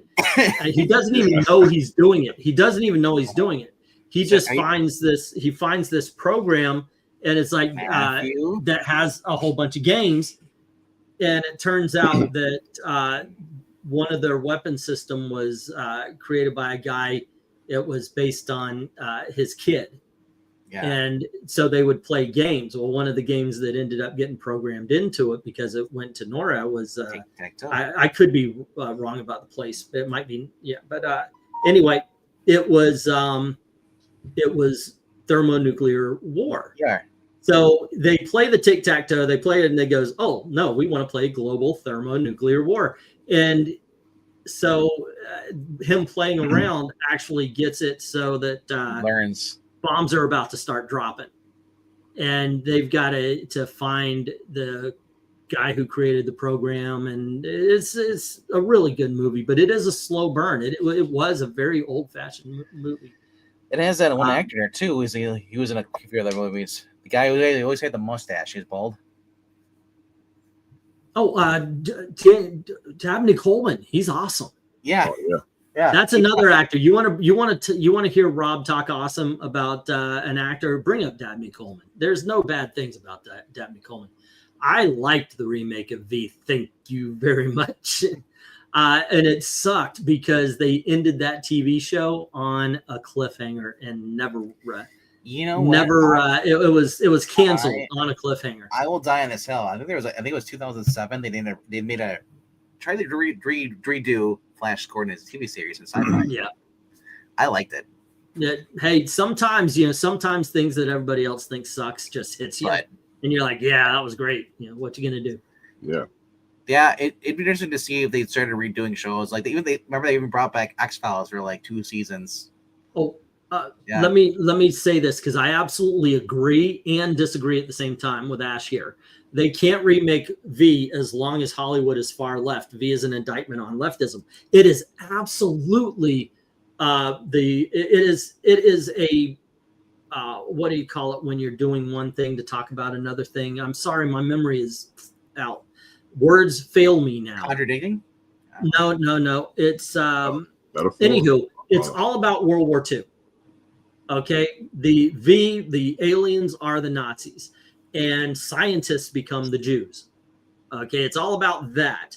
But the thing is, and this is why they would remake it, Ash, because they see themselves as the scientists. They see the leftists in Hollywood see themselves as the hero, all the while they're trying to be exactly like the aliens. Yep. So they would make it, and they would do exactly the same thing, thinking that you, me, and every other person that voted for Trump are actually the evil ones. And it would be allegory. Thank you, Rhaegar. And it would absolutely be the opposite of that, but they would be happily going along. This is the way it is. When you said V for a split second, I thought he was referring to V for Vendetta. Exactly. I've heard people argue, it's a right wing, it's an left alien, wing. It's an alien show. I know it's on Prime. Yeah, I bought it off of Prime for like $5 one time. I don't think it's that expensive. It's funny you bring up V for Vendetta because I saw it at my comic book store today. They had the set of V for Vendetta. Nice. Austin saying, you know what's a movie I watched that my peers scoff at? The Incredible Hulk. That was the only MCU movie I hadn't seen before Phase 4. When I stopped, I expected to be Matt or plain bad. I liked that movie. That was a good movie. Better than Mark Buffalo. Yeah. Mark Ruffalo. Yeah. Oh, yeah. Ed Norton is 10 times the actor of. Ed Norton could play me, and I wouldn't know. I wouldn't know if I were him or he was me. Dude, I want the Norton cut. I want to see what they would have done with Norton. Yeah, and I do agree with this. The Hulk in that movie was a hell of a lot more powerful than what they made the Hulk. And I'm not talking about Professor Hulk, but he never seemed to have that, like you said, raw power. He is correct. The original V is a retelling of the rise of the Nazi power in Germany, illustrating how people sold out their neighbors and sided with the enemy. It's a great social comedy. It really is. And people are doing that, and they're willing to do that now. It amazes me how many cops, how many police officers are willing to destroy somebody's civil rights and what because the mayor told them to. And yeah. So Austin, you read that movie like the Incredible Hulk. What an insult it is! They bring back the leader. But they're like, come on, I'm like, frick back, bring me back Norton. Shiitake mushrooms. I just got a sign that says temperatures to drop. It is already 15 degrees with a feels like of -16. Sure. Wow. You go from one extreme to another, huh? With the it is 1.6 degrees outside by me. Really? This is fucking ridiculous. Yeah. And you can't really see it on your own if you can. It's oh wow. Jeez. Oh man. It says right. Okay. It's 74 my room now. It says 14 degrees. Yeah. Feels like -16. I gotta feel this in my Florida gear. It was 72 in San Diego, I'm sure. I think you had to put a jacket on. It's a little cold there. It's just dipping on the 60s, right, Ash? Yeah. So get this. Today, the temperature, because it's like bipolar in New York. Pretty much, it went from 54 degrees, right? Now it's like 36. That's supposed to drop to like 30, and then tomorrow night's going to be 22. So it went from it's going to go from 60 to 20 in the 20s in like 3 days. So that shit bites. So I mean, that is actually it. That bit me. You know, it's like funny? As soon as it hit me, it was like frostbite. I'm sorry. So no, I live away from the lake, so as you get close, Lake Michigan is such huge lake. It is actually warmer by the lake right now. In Mitchell, it is like it's right by the lake. It's 8 degrees. I'm 7 degrees colder as I get away from the lake. That is ridiculous. Their wind chill right now is -11, so mine probably is -15 where I am. I like the fact that we got some snow. I'm still romanticizing snow. It's beautiful. I just pictured back Today. Sorry.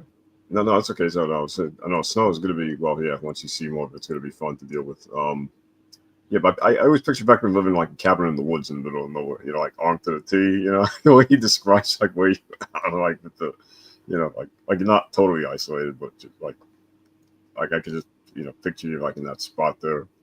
30 in Western New York. And what's it by you, Kay? You're like me? Yeah, no, I was saying, get this, guys. Early today it was 54 outside, right? Almost 60. Now it's 36, but tomorrow night it's going to be in like the low 20s. Well, yeah, tomorrow's high is 13 for me. But again, I'm 7 degrees colder than that. I'm thinking that we're definitely going to the movies or something. We're not going out tomorrow. We have to go pick up our checks from the flea market, but yeah. Tomorrow's high for me is going to be 6.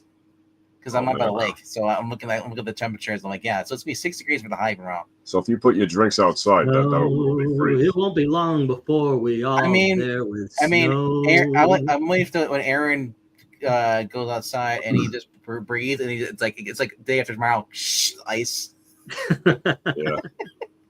Because literally, like this isn't even that cold. We've had it where the wind chills are -30. Yeah, we're gonna get rain too. We had rain yesterday. And the high is -50 wind chill. I think I'm gonna do an auction on Friday. We're gonna talk to everybody tomorrow and see what we can do, and we'll do an auction on Friday and Saturday. Friday might be. I'll still keep up the Christmas stuff on Saturday, and Friday will be. Trade paperbacks and stuff like that, and to help out. And it'll be, I'm going to run it like a charity. I have to run it like a charity. I'm going to pop up a GoFundMe, but more than the GoFundMe, we need it into the coffers now so we could get it done. What is it? When will I learn the important lesson that if I comment song lyrics, he will sing as a rule? Hey, why not? Right? That's why you do it. That's a movie I haven't seen yet this year, but I will. Snow. I want to wash my hands, my face, and hair with snow. It's from White Christmas. You guys ever seen one called Fans Challenge? Yes. Have you seen Darryl at all? Which one? A movie called Darryl. I think it's a very good movie. Oh yeah. That's a long time. I saw it once 30 years ago though. I couldn't tell you too much. That's where Lucas Haas plays the robot kid or something. Yeah. He's like a robot. Yeah. I saw that. Human and all this stuff. Yeah, pretty good movie. It's a NOAF challenge with donkeys with shoes on. Yeah, white Christmas. White. How'd that girl say it? White people. Yeah. Oh, the Hawk Tour girl, whatever. Oh, by the way. Oh. God bless everybody who fell for the fact that they might have thought she had some sort of substance because she made a sucking dick joke. But it amazes me, like people are, oh my gosh, she was not the hero of the world we thought she would be. So here's the thing. They're investing a base of a girl who said, who is at fault? Everybody who, it's like I said before, the only people who are dumber than AOC are the people who voted for her. It's the same thing. The only people who are dumber than the hot twa girl is the people who fell for her. That was it. I mean, she makes a joke about sucking dick, and people think that she's good for financial advice. That's ridiculous. I'm just trying to figure out how that stupid little viral clip made her all this. Jill would be EF freaking Hutton. Because guys, okay, the reason why, because there's a lot of depravity where guys are simps. Yeah. I told that joke with Gail right here. She's like, "I'll cut it out." I love you. I used to get the joke where VENKMAN, when people would first meet me, they're like, "Oh, you sound like the Chocolate Rain guy." I'm like, "Who the hell is this Chocolate Rain guy?" I'm like, Chocolate Rain. I don't. What? That sounds like something, especially Under the Bridge. What are you talking about, bro? Huh? Chocolate Rain, Under the No, Bridge. oh, you never heard that guy? This guy, some guy. I think he's an Indian guy. He says a Chocolate Rain. If you Google it, he went viral like many years ago. And he's like, "Chocolate Rain, Chocolate Rain." I mean, if you want I don't know. viral songs, there's the one that we use for Eric and AE when they're singing. There's also the guy with the flute, and all that, or it goes whoop, whoop, like all those clips I gave him. Like a lot of stuff that goes viral. There is like Big Justice and like the Boom or these guys. They're called the Costco guys, the family. Wait, are you talking about this guy with the flute?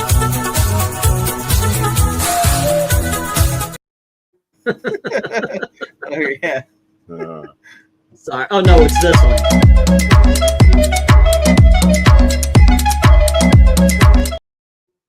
Can you do like? Woo?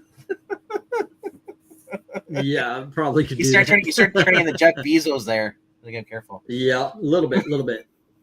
If anyone likes westerns, I highly recommend Horizon and American Saga. Yeah. By the way, you have someone who seconds and thirds that recommendation, right? Dude, I saw that day one. Awesome movie. I wish I saw it on the big screen. That was when we were in the middle of the move. But so that was a holy movie. shit. That's a movie that I previewed on the gray area sites, Yeah. the Yellow Holes, and I saw that first 10 minutes with the kids, and I saw what happened. I was like, dude, I need to go watch this. Yeah, you need to see it on the big screen. Yeah, because I was like, wish. I haven't. When's the last time you saw a movie like that? You know, it's not going to do it. I would love for that to win. I said this about Wicked, and I still stand by it. I would like one of either that or Horizon to win Best Picture this year. Horizon, no chance at all. But I want a big movie again to win, and not a movie based on we agree with its politics. You know, I saw it on HBO. It's an amazing film. It really is. And it made $2.50. And the guy asked for a refund. It was just, you know, it's ridiculous how little money a great film like that made. But yeah. Yeah, honestly, I look at Horizon American Saga as like it's doing the same amount of popularity as the Mark Millar books. They're solid, they're great, but for some reason the people are so trained to, I'm gonna get maybe Spider-Man. Why? Yeah, you know the characters, therefore you're gonna follow. This has been a mindset of people forever and a day. You got to break yourself out of it. You got to break yourself out of the mindset of I like this character, therefore I'm always going to love the book. I was getting scared. You're like you're gonna play another clip there. Like he's getting what is he doing? There clicking and stuff. I'm like, is he setting up a clip? Oh, I was going to, and then I decided not to. You know what? You're right. I should be playing another clip here. Who cares? Let's see what. It would be bad if I have to trim out 4.5.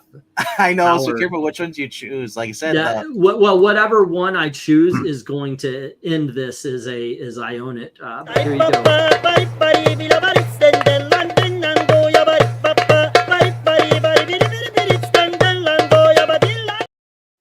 That was Eric during his career as an Indian drummer. Yeah, and not American Indian. Obviously. That's what he was hanging out. You're talking about that was him hanging out with Cat Turd. No. You know, I was thinking it would be hilarious if you were able to put Eric's face on the Shuffle Struffle kid from whatever it's called. I think RDB would do that with me first because I'm the fatter one, but yeah. I don't think I am actually. But. You know, if I did do that, it'd be where he's dancing on that kids show where I was in the 80s. There was like some kids Incorporated, I think it was, or something like that. Kids Incorporated. I think he was on that. Yeah. He was basically like hitting on girls in his song. I'll post it later. I think I vaguely remember that show, but I don't even remember much about it. It's title. It's probably a good thing. Remember that other show?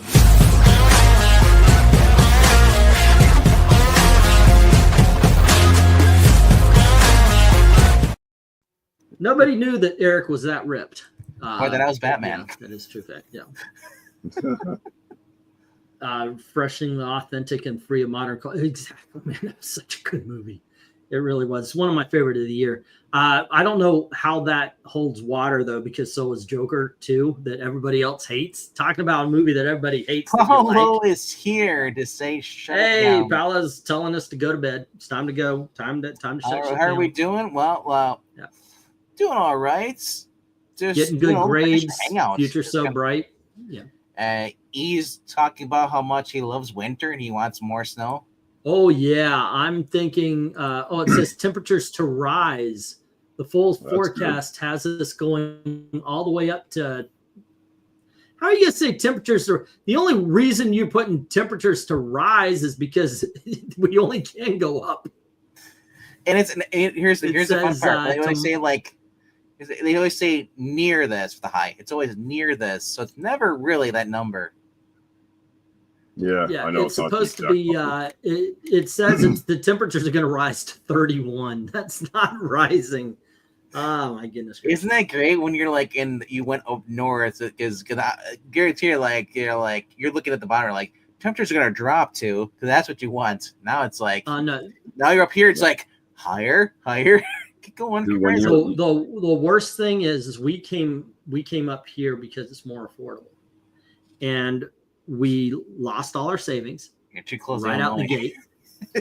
We lost all our savings right out the gate, and then we had 2 devastating months of underperforming as far as income, and we have not gotten back. And it's anytime I do something, okay, now we're gonna get.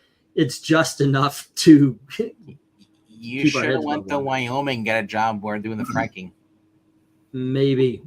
My first thought was let's go to West Virginia because it's cheaper and it's isolated and but Gail was afraid that there's no jobs there. Well, didn't turn out great for here, but Gail, she does her best. She did her best, and when she was looking around for stuff,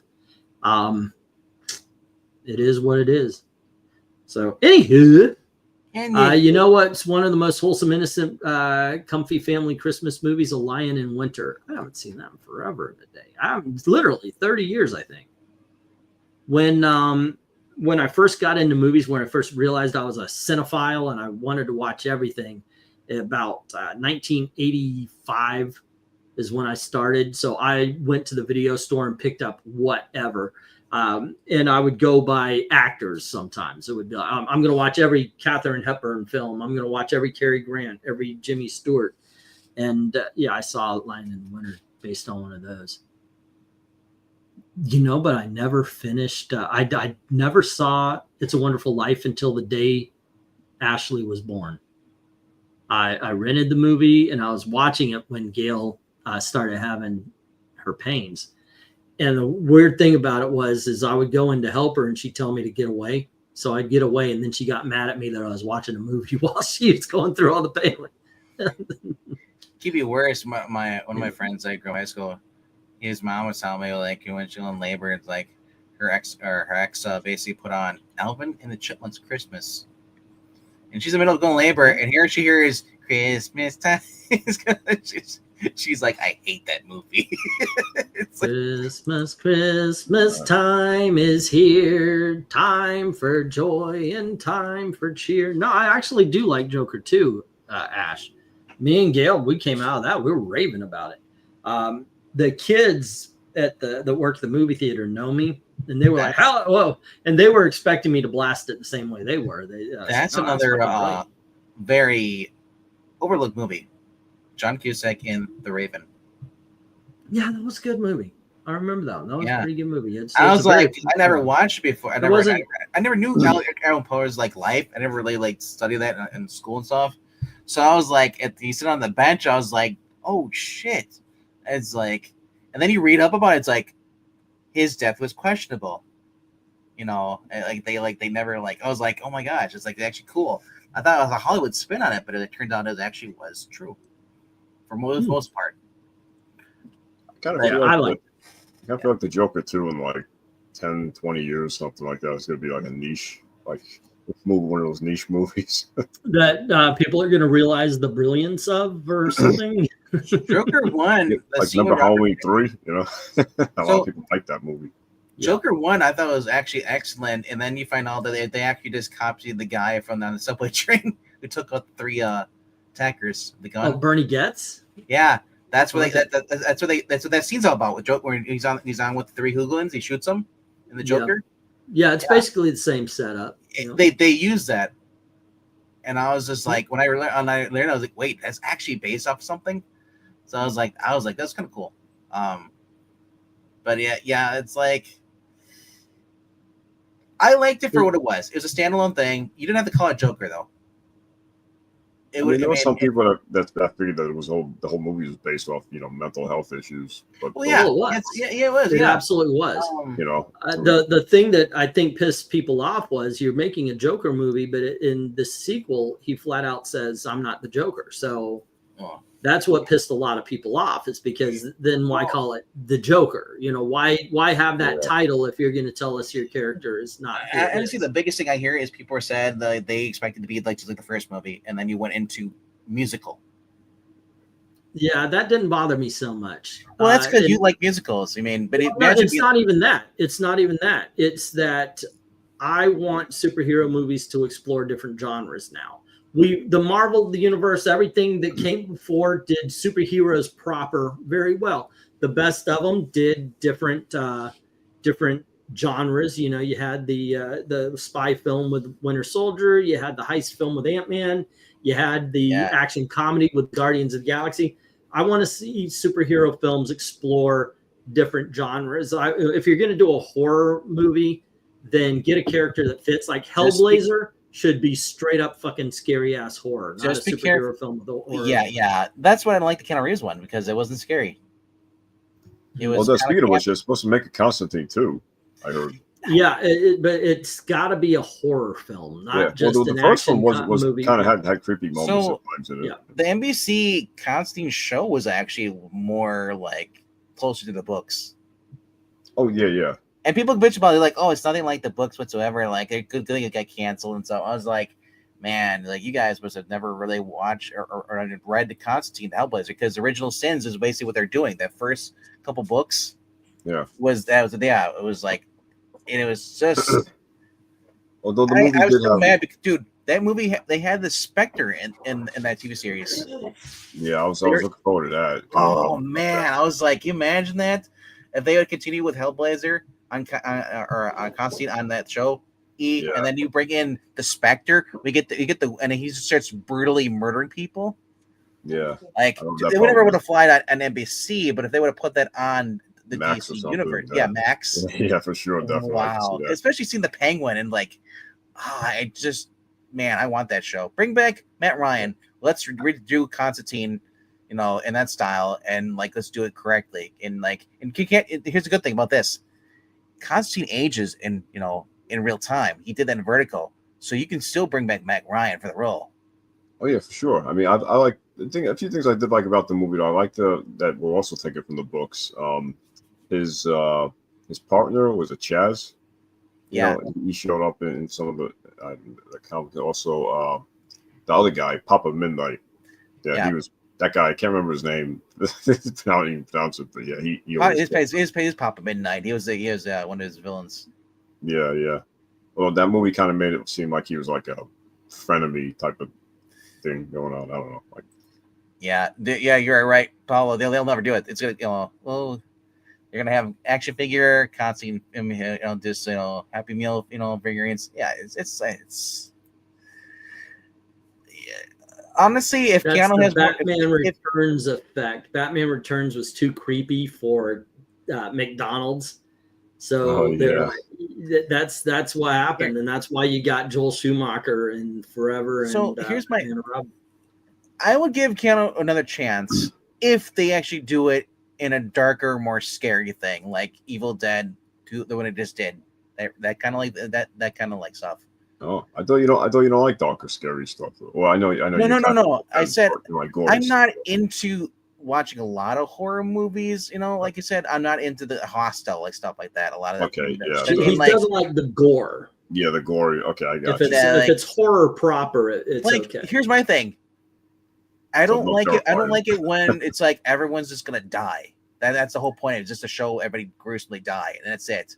It's like, well, great. I don't need to watch this movie. I can just turn on the news and learn about kids being killed by stray bullets from criminals, gangsters or down in Milwaukee and stuff. Like, I don't need. I don't like that. And I always told Rob, I'm more into the happy endings because it just seems like everyone's so bitter and angry. I wanted something positive, But I understand, the creative freedom. People want to create little horror movies, sure, but like, man, how many freaking ghost stories can you have? What was that one? That was there was one they did like so many sequels to it. Paranormal Activity. Oh yeah. Like, it became a joke. Like there's so many of them. I'm like, why are people? I didn't get the people going to watch the new one. It's like after a while, like they run out of ideas. Yeah, sometimes that's a problem. Sometimes with something, like is successful, they'll tend to go a little too far with it. Like look at the Sharknado movies, like like they did 5 or 6 of those or something. And like the first two. Right, I want a good story, But if the whole point is to people to watch people die, that's just not for me. That's like if that's the whole thing, you're not gonna have at least somebody defeat the villain, So you probably so that's one reason why you probably not the slashers. I'm not, Michael Myers, Jason, Chucky, because they're always trying to stop them. Here's the problem with Michael Myers. Either he's a guy in a mask that's mentally, has screw loose and can't survive 6 rounds to the chest. I'm sorry, or he's a demon. Yeah, well, the latter like is choose. That last Blumhouse trilogy though was just as a Halloween fan. Yeah. A lot of people say we don't talk about that, At least Jason from the get-go. Jason from the get-go was like it was like a demonic supernatural thing, from the second movie, I think it was, Well, Michael originally was too. I mean, the first movie he gets shot like point blank 6 times, stabbed, and then falls off but then they kept changing it, and like I still laugh though because the one I like the most out of all the whole movies is the one with Paul Rudd, because I just love his reaction. Like Michael comes out of the room and he's like, it's the classic Paul Rudd. You get it every episode movie does that. Whenever he gets shocked, he's like the same expression. Well, it's like that was the one that was the worst of all of them. That was where he's a druid. He's a druid or something like that. He's like first baby. Like they sacrifice and stuff, and just like I just love it because Paul Rudd is just like hits it with the pipe. He's like, stay down. Because it's like everything. Jason never gets shot in the first movie. This is true fact. Yeah, Jason does. No, it's his mom in the first movie. Yeah, Jason's a mama's boy, not technically. Yeah, but I mean, but you see him at the end though. He reaches out of the water, at the end. But like I said, if it's supernatural, that's one thing. But if it's a guy in a suit and they're just like it's like what was the remake? Friday the 13th. He gets thrown in the wood chipper. Like I don't know if they ever made a sequel after that one, the reboot. Not yet. You mean what? Yeah. Okay. Because the reboot was in 2000, early 2000s. And it had I forgot who the main girl was, but you had a guy and a girl. Daniel Panabaker was in it. Yeah. And then you had a final guy and a final girl. Usually it's only this one person. Yeah. They both survived him in like that barn machine or whatever. Yeah, he got pulled into the chipper, the big giant wood chipper. Like, and I was just like, I'm like, if they made a second one and he somehow like survived, and then they come to like, oh, Jason's just a guy in a suit. That was one and done because that franchise is like a licensing hell every time. They were supposed to make this one like remake of it or something, but turned out like the guy ahead of it was like a pedophile or something. So that pushed everything back, and now they're supposed to. They had problems with the rights. Like the writer of the first one said that he owned it because of something that was left on a contract or off of a contract or something. Yeah. So they haven't been able to do anything with the IP. Yeah, they had solved something though with the rights, and then the guy that was in charge got busted for something like I don't know, being linked to it, and then they got deleted. there's supposed to be a series still in the works, but I don't know what's going on with it now. It just seems like that's a cursed IP at this point, you know, like it can't get off the ground, you know. Yeah.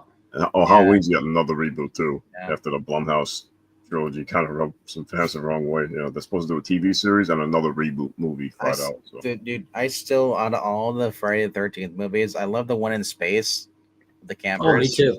Yeah, but I also I've liked that one since it first came out. I still like the reboot because like Jason just throws the axe. Yeah, he was more. You know, the reboot.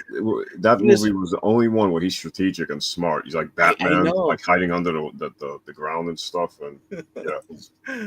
Oh yeah. Yeah, Kevin Bacon. Yeah. I love that. Go ahead. What? Sorry, what were you saying? No. I was just gonna say that I love how Kevin Bacon gets screwed in the movie. yeah. The turtle. That is hilarious. And he's like that's the thing too. Is like, how do people like not like?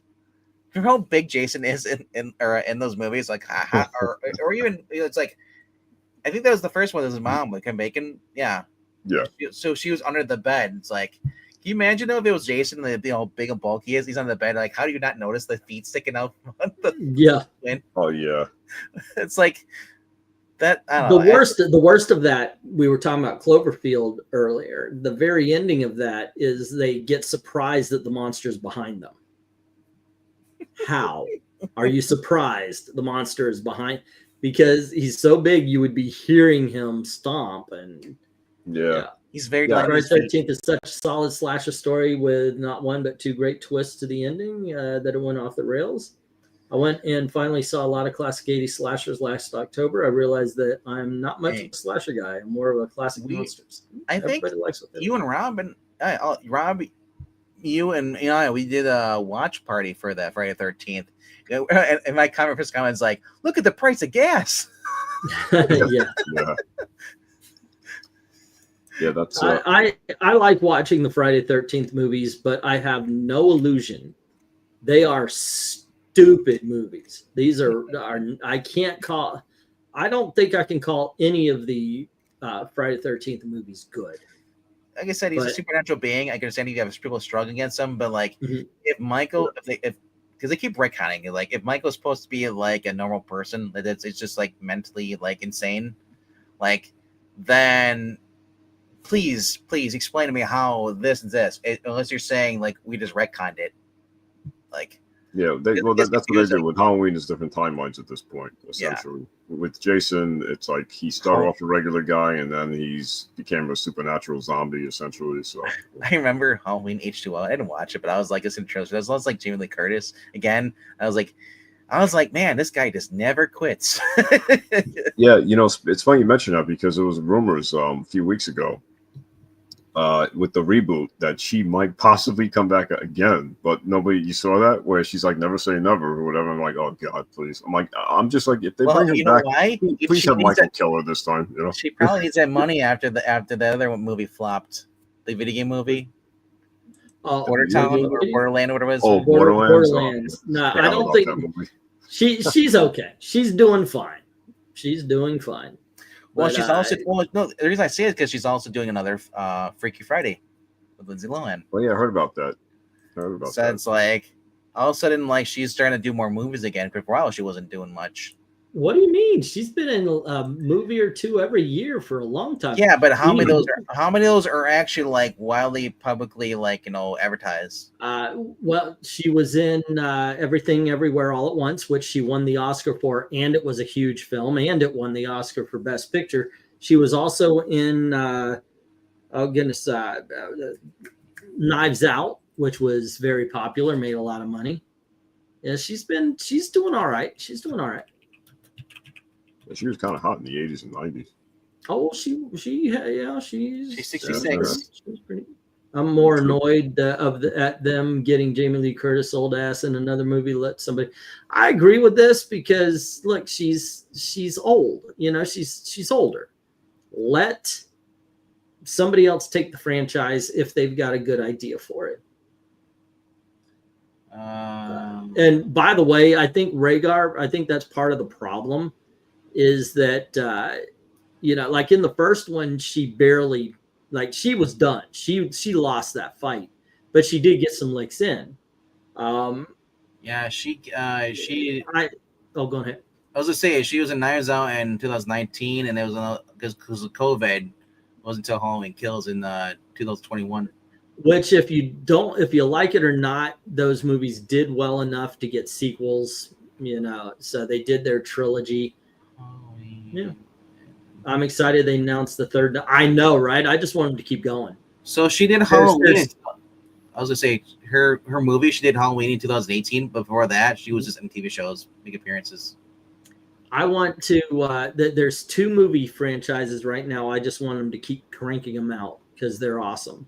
That one is the Knives Out, whatever you want to call it, IP series, whatever. Yeah. And the other one is the Perot movies.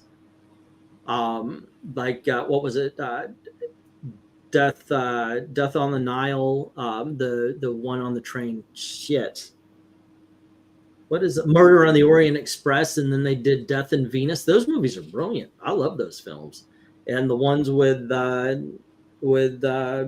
the Glass Onion, and that was really good too. Everyone liked Ryan Johnson till they were programmed not to. Exactly. You know what? Yeah. All it takes is a couple. Nobody likes Ryan Johnson on Star Wars. That's what they mean, but people won't say that. But Knives Out was good. Glass Onion was good. Wasn't as good as Knives Out, but it was still good. Anyway, gang, I am sunsetting, so I'm going to drop off. If you guys want to hang out. Oh, I'm sorry. Do you need your beauty sleep, princess? That is exactly. I'm sunsetting. Go put my dress on. I was just going to ask you which was the better movie, Batman Begins or the Batman, but okay, I guess we can the Batman. Oh, let me think about the Batman. I love Batman Begins. Argue about that. Batman Begins. I did like the whole thing with the rooftop and the car and all that stuff. You know, it's like that whole thing. Yeah, that was pretty. But cool. I love that. Like somebody made a meme of that, and it's like we go to. It's like a meme. It's like when you go put on a movie that you like, but your girlfriend doesn't. He's like, and you try to keep yourself together. Like Rachel. He's like, wake up. He's like 200 because you're trying to watch a movie. Your significant other falls asleep, so they use that clip. It's like, yeah. I like them both though. This isn't I don't watch it. I don't watch this because this was made. I still like Batman from 1989, and compared to what we've seen, it kind of looks cheesy, and but it's okay. It is what it is for its time. I love the Batman '66 movie. It was great for its time for what it was trying to do. I have come around on Batman and Robin because I hook it up to the 1966 movie. I realized that was what he was trying to make. The whole entire trilogy. I still like the Dark Knight. The Dark Knight. Heath Ledger. Yeah. Well, that's one of, if not the best. That ever made. Kind of like, yeah. That man have a responsibility for what he did. Don't take that from him. He ain't a saint. He deserves no one's admiration. I mean, out of all the movies that come out of the Batman movies, even Keaton, I like the Batman. I like the Heath Ledger one, Joker one. Yeah, Ash thinks that the Batman. I can see this point. I mean, if you're going to argue with me that the Nolan films were better than the Matt Reeves film, it's not a Nolan film. He's still Batman. I can't argue that. I mean, and especially it's your opinion, and everybody's got I still compare. But I think both of them are well enough that you can argue either side. I still compare the Nolan trilogy to the Tobey Maguire Spider-Man trilogy. Both, which one had the worst third movie? Now, I will argue one thing. Rhaegar saying me disliking a guy for winning Star Wars and talking trash to the audience. I'm being programmed. Yeah, obviously, I mean, if that's the way you feel, that's the way they feel, and there's argument for that as well. I would say it's more Kathleen Kennedy that destroyed Star Wars by allowing this. Directors can be reined in, even if they're named directors, and she didn't do it. She let him do whatever the fuck, and he went ahead and did whatever the fuck. And I disagree with it. There was a quote recently, and it was by J.J. Abrams, and he says, we should have had a plan when we were making Star Wars, which tells you right away whose fault it was, and it was Kathleen Kennedy's. You know what I like about Dark Knight Rises is that it's so easy to do the brain voice. Yes, it was the most annoying brain voice. I was born into the darkness. Yeah. Yeah, Like that's what that movie gave us. Was the brain Do you voice. feel in control? Yeah, Yes, I was watching that clip the I other keep day. reminding myself that you guys aren't talking about the Batman 2004 cartoon. I grew up with the Batman. Oh yeah. That actually is a good show too. I like that. Yeah, it was a good one. And then The Brave and the Bold. The Brave and the Bold was like better than Spider-Man 3. That is a true fact there too. They came out around the same time, I think. Yeah. No. Dark Knight Rises came out at the same time as one of the Spider-Man movies. Probably It was, Spider-Man but 2. it was no, I Garfield, think wasn't it? it was the Mill guy. What was his name again? Doing well for himself. He just did that movie with Pew. What is his goddamn name? Garfield. Garfield. Yeah, Andrew Garfield. Yeah, as I said, yeah, that was the second. That was the other one. Spider-Man 3 is my nostalgic blind spot. I still love it despite the many flaws. I prefer it over I'm Dark still Knight Returns. pissed that we did not get a proper Green Goblin mask they were going to use in the first movie. That would have been awesome. I know Face that paint. that audio animatronic mask they show But we've then seen the online. third movie, the third movie was supposed to like tie into like, or fourth was supposed to be like Mysterio. Oh yeah. And instead, we get the only Mysterio we get is the one that was in the crappy movie. The Garfield, yeah. Hey, whoa! I like that Mysterio. That was done well. I don't like him being. I don't want him like. Oh, I'm the way they portrayed him. I would have portrayed him just being like he was in the cartoon show or in the comic books. I didn't like him being like treated by Nick Fury. Oh, he's a hero. Are you fucking kidding me, Nick Fury? How stupid are you? I like the well, it wasn't Nick Fury. It was the Skrull. Remember? But no, I like the fact that they used the drones. Well, the Skrull is a retcon. That's how they changed it. I like the way they used the drones in that movie. I liked him. But see, I always thought Mysterio was a ridiculous kind of villain, but that movie showed me how Mysterio could be dangerous, and I appreciated that. I liked him in the animated series, the '90s one. That Mysterio was badass. More so than the comic books.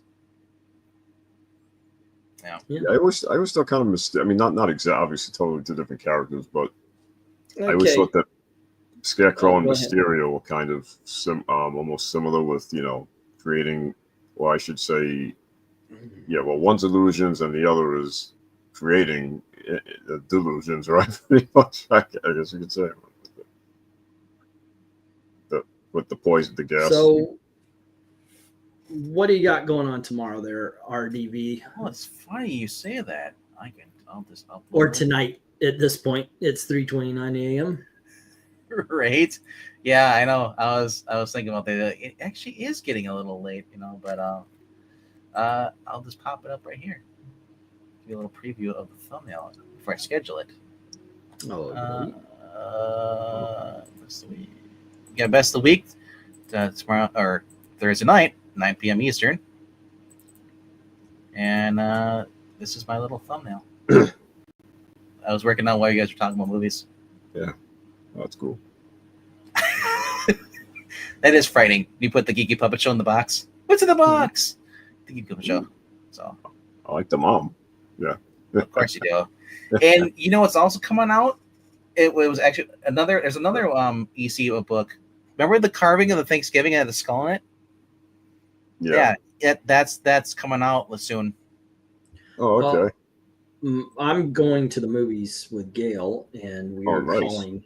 We're calling. Obviously, we're going. Well, you get 3 a week, and 2 of them for me are tomorrow. I'm going in the afternoon to see a movie called Werewolves. Oh yeah, I heard it. I've seen that. And it didn't even crack the top 10. So I said, Gail, if you want to see that movie, we got to see it tomorrow because I ain't gonna be here on Thursday. Wait, they're training you how to collect employment? Oh, okay. And then I'm going. Then I'll drop her off, and at 9 o'clock I'm going back out to see Craven the Hunter. So Hopefully, there's a good movie somewhere in there. Isn't that other movie come out soon? The Bob Dole movie? That Bob Dylan's coming out Bob like Dylan, on or very near Like Christmas. that. I told Gail, I said, we got a decision to make: Bob Dylan or Nosferatu. Yeah. If they It's ever not make a Bob Bob Dylan movie, I'm so pissed because they should have had it be It's at my Norm Macdonald. turn for a movie. Yes. No, like if they ever were gonna make a Bob Dylan movie, you had to have it as Norm Macdonald back when he was alive, and being Bob Dole. That would have been great. If you're not Gonna go see It's a Wonderful Life in theaters. It's gonna be great. Bob Dylan, damn it! I want to see. I think they've got White Christmas coming in my theater next week. You know, I've been watching more SNL stuff, like former cast members like Dana Carvey and stuff, and just David Spade, and they're talking about it was one of the, I don't know if it's still on shows anymore. It was called Lights Out with David Spade. They were talking to Dana Carvey and talking about how they originally were doing the Ross Perot bit. It wasn't supposed to be Dana Carvey. It was supposed to be David Spade. But at the last minute they said like, no, okay, like, because he was already doing Bush Senior, and they're like, okay, no, here you got. He's like it's hilarious. He's like, Dan's like, here I look over. Here's the most sad, depressed looking Ross Perot, David Spade, in the all in makeup, and just said, you know what, you can't play ball with us. I'm gonna take your role now. It's like, yeah, it's like, Dana Carvey is a very good mimic. So yeah, I know, but I mean, like, because it was just like you said, like David Spade was all in the makeup and dressing and all the wardrobe on, and it's like you come show up and it's like, and they tell you, it's like, go sit in the corner, Dave. About the movies, he is a masochist. Yeah. Craven the Spider-Man-less Hunter. They haven't been the greatest of movies. I mean, Madam Web was so wonderful. It was absolutely. I mean, when you talk about Horizon, I'm almost embarrassed for you that you did not bring up the greatness that is Madam Web. Talking about great films, it has to be. So that's the question too. It said like, will Madam Web make more money than? No, Craven? I think Craven. First of all, Craven the Hunter is during a holiday season, so it's got that at least going for it. But I'll tell you what, I'm looking at the. I just made a reservation, and I just for fun I went through all of the times. There's only 3 or 4. They've got it in like 2 different theaters, but there's only 3 or 4 people per theater every time. So here's my wow. So I watched the trailer at least about once, so I don't really know the story. But here's my prediction: that the movie could go Russell Crowe. Let me check Saturday. Russell Crowe is the father. He gets killed, and it's a revenge story. Only to find out at the end that Russell Crowe is the bad guy. He needs to fight his own father. Okay, Saturday in the afternoon, 1 o'clock. 2 people. Let's see, Saturday, because Saturday's a movie day, man. Let me go all the way up to 8 o'clock. See if anybody is. Saturday you got an auction, bro. No, I'm not going to go see the movie. I'm checking to see how this movie is doing. 6:15. Everybody's off work. 4 people. Which will make more money, the auction or the auction or that movie? Yeah, that would be nice if I could make at least $1 million. Let's see, where is it? Sydney Sweeney, Barbara, please, or Power Girl. One of the two. 9:15 Saturday night, the big night, and it's empty. Oh, I mean, this movie for pre-sales, this movie is sucking. Oh, I was gonna say maybe the weekend. You know, you never know. Some people may be craving to see it. It could be kick-ass. You know, MK, that was so craven. I need to go. Horrible joke, I know. That was so bad. That was so. That's so craven. That was so bad. What about the Craven or the Kick-Ass? You know, I don't know, whatever. All righty, kids. You got Cravens for Craven? Barring the first reaction, yeah, my characters in huge movies. Madam Web will be make more money than Horizon, unfortunately. The first appearance of Madam Web? I don't know. Thank you. Oh, go ahead. Sorry. He was just asking if we ever did the first appearance of Madam Web. I think it was a main Spider-Man, wasn't it? But in the comic, yeah. But was it Eric Larson era? No. It was far before. It was in the early 80s, maybe late 70s. Yeah, I don't think I have.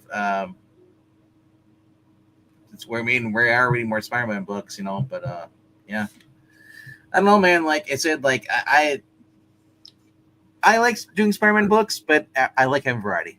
That's why we're doing a lot of Christmas stuff this for the whole month. Ashley, you talking about Luke? What's his name? Wilson, right? Luke Wilson was in. Luke Wilson shows up, and then who was the other guy? Will something? The guy who was with them is the father. Yeah. I don't know. They're both Will Smith. really good. Anyway, guys, this is the 4th time I'm trying to end this. You guys have a great time. Don't forget to check out the stuff that he's got prepared for you on Thursday. You didn't start this. I know, right? Sure. Oh, I was good.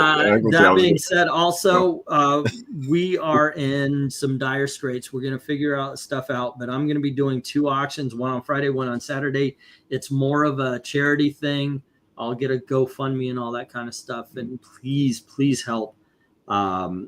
And get some comics, get some trades. And I'm selling my stuff. I'm not just getting stuff. It's going to be things that I actually care about. So yeah, please help.